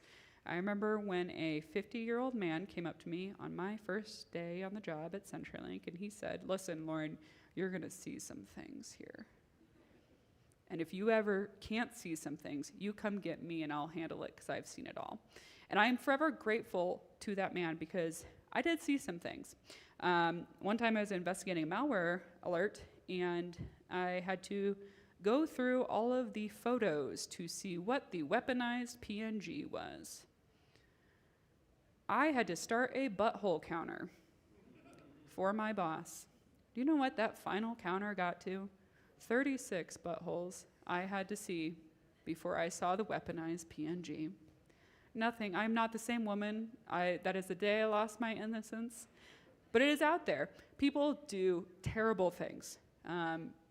They do silly things on our networks. It is always out there. This goes in line with the burnout. Unfortunately, you're going to see some stuff that you maybe don't want to see, and it can be trauma-inducing. So the only thing that leadership cares about is money. We all know that, right? We're all on the same page. That's not a secret. Nobody actually cares about protecting the business unless it keeps our shares from going down or keeps them from going up, right? That's not necessarily true, right? Money is the ultimate driver for most of our businesses. That's what the people who make the budgetary decisions, who make the ultimate strategy decisions, care about. It is your job to translate all of the cool, nerdy stuff that we do each day into things that business people care about. Like I mentioned before, there's tons of CEOs who are like, man, we're not getting breached. Lay off the security team. We don't need them. It's fine. And they end up learning that lesson the hard way. If you're doing your job, though, and always selling what your organization is doing, you should be able to avoid some of those difficult decisions. Similarly, after the butthole counter story, about 6 months after that, I decided I was done with incident response. And I decided to start the threat hunting operations and research team, our internal threat hunting team, with two of my good friends at CenturyLink internally. I was 26 years old. I went to the CISO with a presentation and a dream, and they gave it to me. I still don't know how that happened, because I translated it to quantitative business risk and how we would reduce that and how we would save the company money by doing that and how ultimately it would make us better and more competitive as an organization on the market doing that. When you're selling, mostly what this means is have a ton of metrics on a dashboard that people like to look at. Lots of pretty colors, lots of pretty visuals. I am not going to read out everything over here to you, but here are some really good metrics that I have found. I do believe that the mean time to whatever is kind of our golden metric, right? Sums don't tell me a lot in terms of what's happening. The mean time tells me what the average analyst is experiencing in my security operations center. Personally, I'm a huge fan of heat maps. I like to look at when my alerts are being opened by hour of day and by day of week. If you're running a shift schedule and you have all of your analysts loaded into, let's just say 8x5 Eastern time, Monday through Friday, but you have insane amount of alerts happening on Saturday and Sunday nights, you're not distributing your resources appropriately and you're creating more work for yourself. A couple different metrics that I really like, and I'm going to say that I created, and somebody's going to check me on Twitter later and tell me that I'm wrong, because that's how they like to do things, but the IC metric, so incidents caught at execution or before. You should be looking at when you are catching incidents in your environment along the kill chain. We want to catch them as early as possible. If 62% of your incidents are caught at command and control, oh Lord, that 51-second breakout time is going to hit you hard and fast at the end of the year, right? So the better we can catch incidents earlier in our attack kill chain, the better off everybody is. Less work for me and you, more cool nerdy stuff and conferences we can attend and do. I like to look at rate of repeat incidents, because that tells me, are we doing the same thing over and over and over and over and over and over again? I do have a saying that if you want to go play in the backyard, you need to go pick up the dog poop first. Nobody wants to run around barefoot and stepping in dog poop. So why are you running around and having alerts that don't make sense for your team firing when you could be catching cooler stuff? And then lastly, cost per incident. This is a really big one. Again, everyone cares about money. How do you calculate this? It is unique to your organization, I'm afraid, my friends. You'll see tons of vendors out there who will be like, well, based on the Verizon DBIR, this would have cost you $14 million, and you are welcome for our EDR services. And that's totally valid if you want to buy into that and if that is a metric that helps you communicate to your executives. you should be able to calculate the cost per incident or the cost of avoiding an incident for your organization. There's a really, really good fine story, thank you, European Union regulators, that just came out. So Capita just had a $14 million roughly breach, right? If you're in that industry and you've had similar breaches, it is probably fair to say that if those did not get to that point, you avoided a $14 million fine, right? Same with GDPR fines, all of that. But you can use some of the contextual analysis from your peers. Excuse me. And then you gotta produce things. You can't just be like, we're great, trust me, money please. It doesn't work like that. So you do need to produce incident reports. Not only does this help people who are not in security know what you've done, you also create a consistent narrative for what happened over the course of your incident. And one of my favorite things to do now is to go to the people who worked the incident and say, okay, tell me what you did and what was that impact and how did it happen?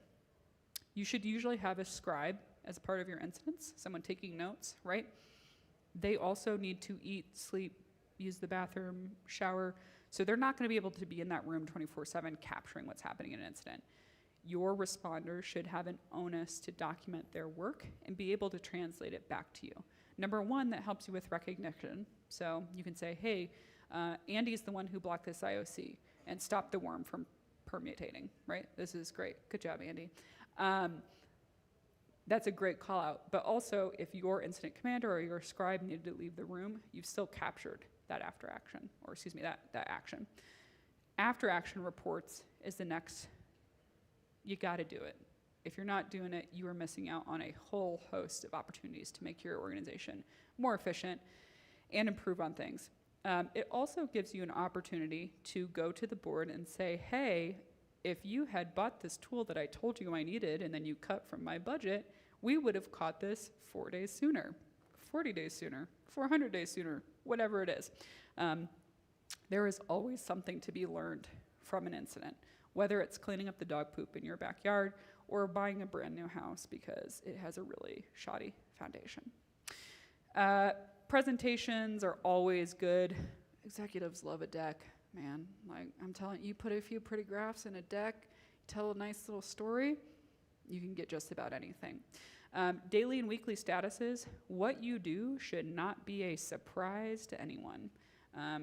You should be very transparent about what's happening within your program. Not only does it help with the whole like, hey, we didn't get breached, why do we even have you problem, but it opens up opportunities for cross-collaboration across your organization. If somebody in AppSec says like, hey, the SOC is working like 500 tickets a month on malicious VS Code extensions, maybe we need to do something about that. If you never told them about that, how are you gonna have those efficiencies? Dashboards, we all know dashboards. Tableau is your friend, create those. And then case studies and war studies.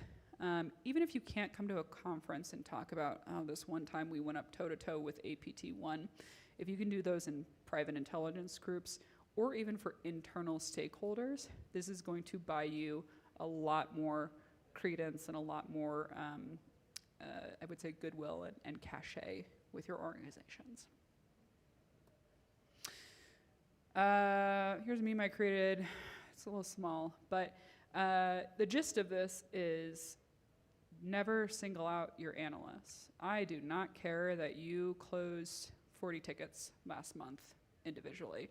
And I'll tell you why I don't care. One time, I had an analyst that was so proud of themselves, they closed 5,000 tickets in a month. Can anyone take a guess at what those 5,000 tickets were?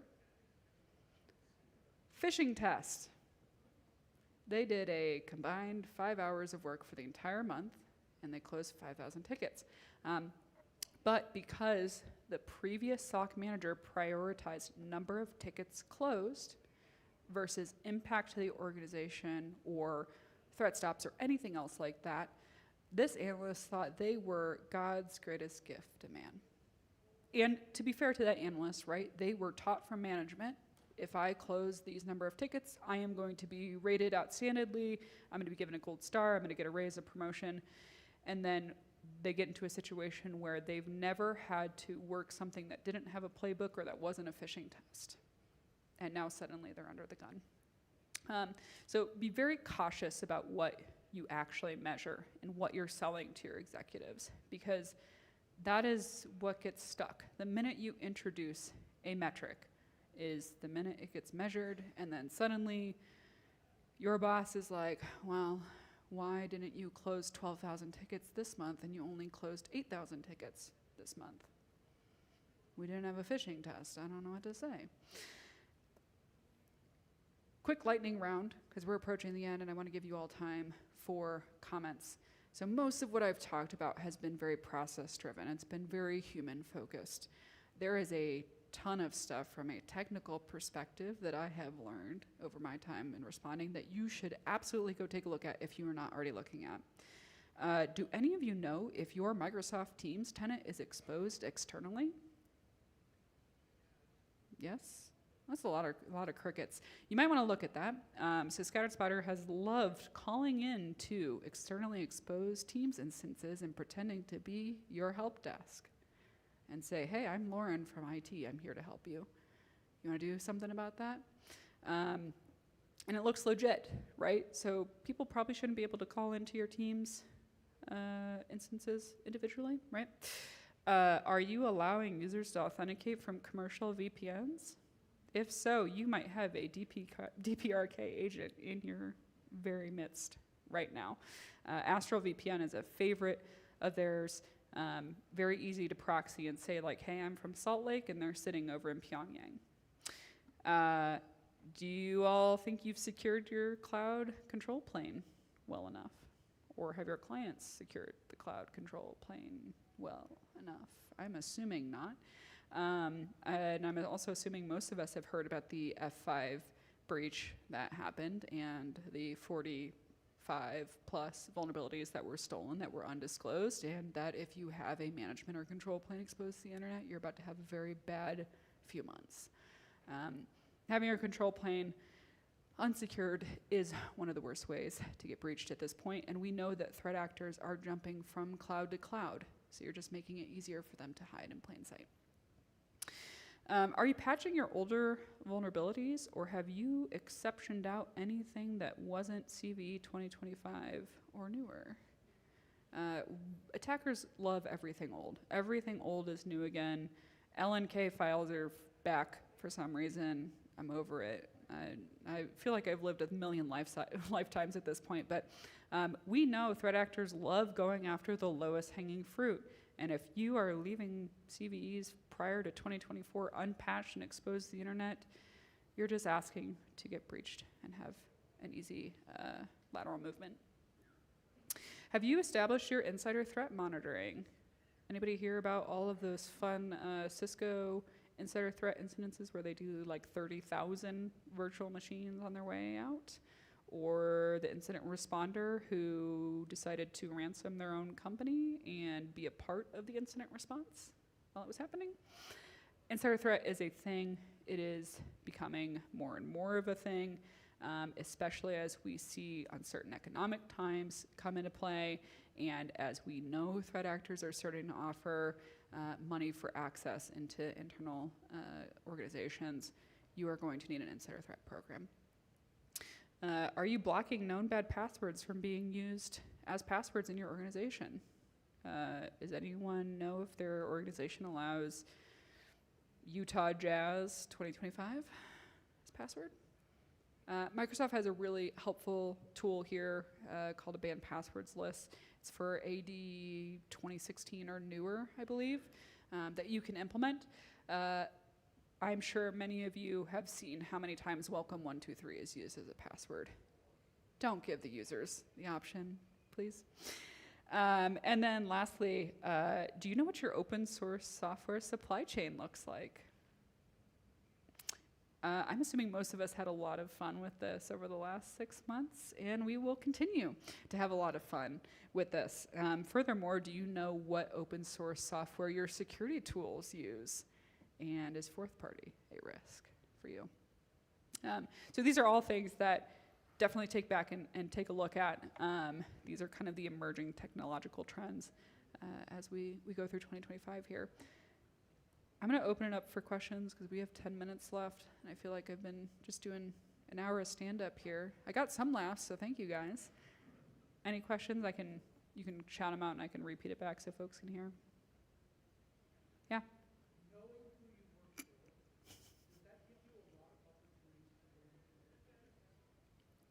I didn't catch the last of that. Does that give you a lot of opportunities to learn from the mistakes that people Make.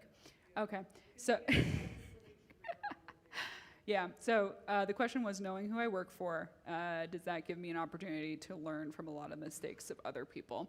That might not be public. Yes. So I wouldn't say that it's a matter of who I work for. It's a matter of the connections that I've made. MMC, so that I'm on the internal side, the customer-facing side, very, very different things, and we keep that very secure. I have made it a priority in my life to be in the rooms where people who are responding to the really bad stuff are, in the Slack chats, in the text groups, in the Signal groups that definitely don't have any reporters in them, accidentally added, right? I truly believe that the only way that we can do this is if we're able to talk to each other without the NDAs and without the fear of becoming on the front page of the Wall Street Journal. Yeah. I will say, pitch for Marsh. If you want Marsh Cyber Services, there is a option for that. They do a lot of really great work, and they have a lot of insight that is available to clients based on what they've seen from claim data, but that is not something that's accessible to us internally. Any other questions? Going from mid-tier to management, what was like the one thing that you didn't expect or you didn't see coming, or something like the biggest thing? So the question was, going from mid-tier to management, what was something that I didn't expect or see coming? So what I will say is I half-assed management at the start. So in the SOC, I was not a full manager. I was the lead analyst and basically the adult on duty. I was a lifeguard, make sure people didn't drown for all intents and purposes. When I moved to CenturyLink, I got my first crack at management, and I had the best setup you could ask for. I got to pick the people that worked under me. I got to build a brand new team, and I got to work with two of my best friends at the company. And they made sure I was successful. I also picked like two of the smartest people. But one of the things that I didn't realize would be so difficult is how much I missed the technical side of things, and how much I still miss the technical side of things. So those same people, when we started Thor at CenturyLink, now we run Thor Collective and Homage. It's literally a blog/podcast of us just hot-taking, threat hunting, or threatening stuff nonstop. We're always looking for new people to post, so if you would like to make your start authoring blogs, hit me up after this, and I have some pretty cool swag and stickers. But now my outlet for technical has to be on my own time at midnight to 3 a.m. And it goes so fast. You lose those skills so quickly. And it is very sad. I had to ask an analyst how to pull an email the other day, and I was like, what have I become? So when you're considering that jump to management, and to be clear, being a people manager is not the only progression out there. And if anyone tells you that you have to become a people manager to progress in this field, they're absolutely wrong. There's a ton of leadership roles that you can take in a technical level. You need to make sure that you're really ready for that jump, and you're ready to have your technical skills atrophy and not be the smartest person in the room, and be okay with that. Yeah. What are some of your answers to the He said, what are some of my answers to the questions on the last slide? I've already checked if Teams is externally exposed. That is a thing that I'm fortunately very, very worried about. And the thing that I'll say on that one is it depends on the risk tolerance of your organization and whether or not Teams is necessary for client interactions, whether or not you have separate Teams tenants. There is a ton of stuff, but you need to know if that is a threat for you all or not. Allowing users to use commercial VPNs. So all of this I have already checked in my organization, to be super clear. Yeah. How do you solve for it? Yeah, so how do you solve for it? Teams should not be externally exposed unless you have a client need. So like that is carte blanche. I would recommend against that. Commercial VPNs, it is going to be a pain for your users, especially if you're doing like a bring your own device setup, or if you allow contractors to develop in your network and they operate on their own laptops for whatever reason. People love to use commercial VPNs. You've heard every single podcast has a NordVPN ad on it, and it works. People love it. It's super cheap. It's going to make users mad. You need to, I would recommend not allowing authentication from commercial VPN. The threat that DPRK honestly right now poses with commercial VPN authentication is too high. Cloud control planes are really, really, really hard to solve for that. You need cloud expertise, and I'm assuming most of us in this room cannot afford the cloud expertise that you need to secure every single cloud control plane out there. I'd recommend engaging services usually for that. AWS has native services that you can engage that naturally they're very experienced in AWS. But there's some other groups like CrowdStrike or I think Palo, I don't know, Andy, you'll have to check me after this, that can help you with control plane settings for cloud. Patching older vulnerabilities is a perennial, annual, recurring problem. You are never going to get to zero. So you need to understand and prioritize what vulnerabilities make sense. In my mind, externally exposed RCE vulnerabilities are your biggest risk, and those should be your focus, and then filter down. It's going to be different for every single organization. Externally exposed is where you're going to get in the most trouble, though. If an attacker can go pick you up off of Shodan and say, you've got CVE 2016 12345 vulnerable, it's game over, right? If you end up in a LinkedIn post about like, hey, there's still 65 million ancient big IPs running, right? You don't want to end up on that list. Insider threat modeling is burgeoning on this non-negotiable. Like we talked about how CTI is a non-negotiable part now. Insider threat is getting up there. The challenge you have with insider threat is the complexity with labor laws and works councils and how that appears from a global perspective. Because in France, you can't just go look on someone's computer to see if they're looking at hacking websites. There needs to be a trigger, right? So work with your lawyers on this.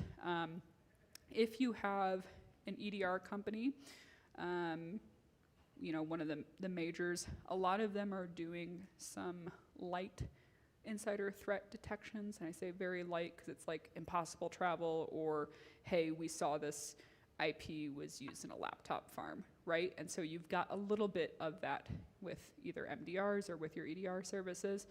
It's not perfect. I would recommend looking at a dedicated model there. Blocking known bad passwords. If any of you are running Active Directory controllers on below 2016 at this point, please see me in the hallway. We need to have a discussion after this.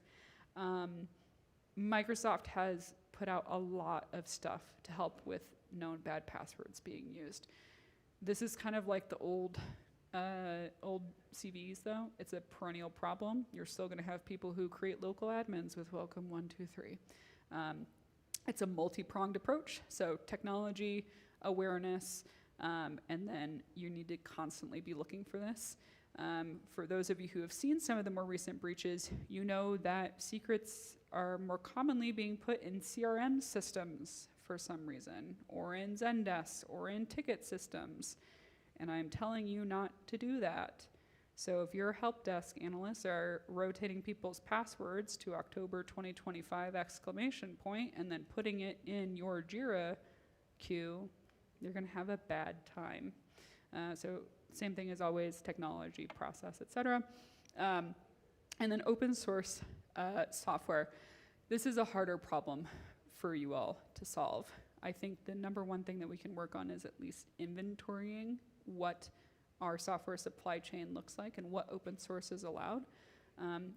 I think this is going to be one of the defining problems for our industry as a whole over the next 1 to 5 years, depending on if we can get a handle on it. Like with Shai Hulud, the NPM worm, GitHub stepped in and we're like, hey, we got the IOCs that are allowing this worm to propagate. We're going to stop these packages from being uploaded to the NPM package manager. It was after a week and a half and 500 packages had been weaponized at that point. So this is not an easy thing to do. It's also kind of the nature of open source, right? There's no one true owner. We're all in this together.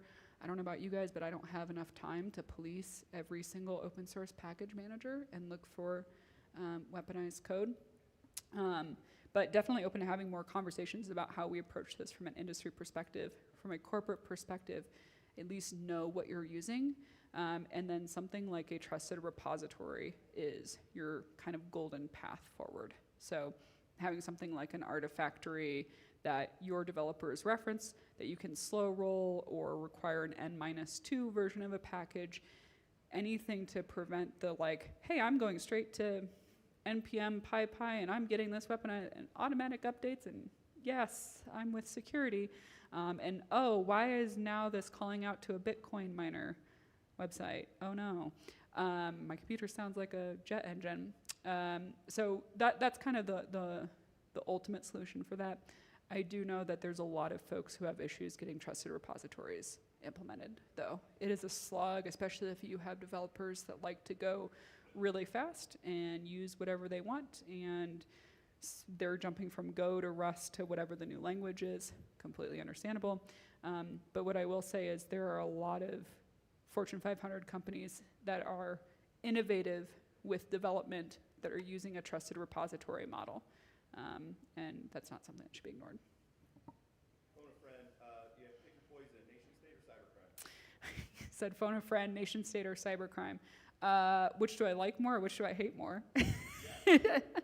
I think e-crime is way more interesting than nation state. And I despise e-crime actors more than nation state, primarily because they're all like 14-year-old kids.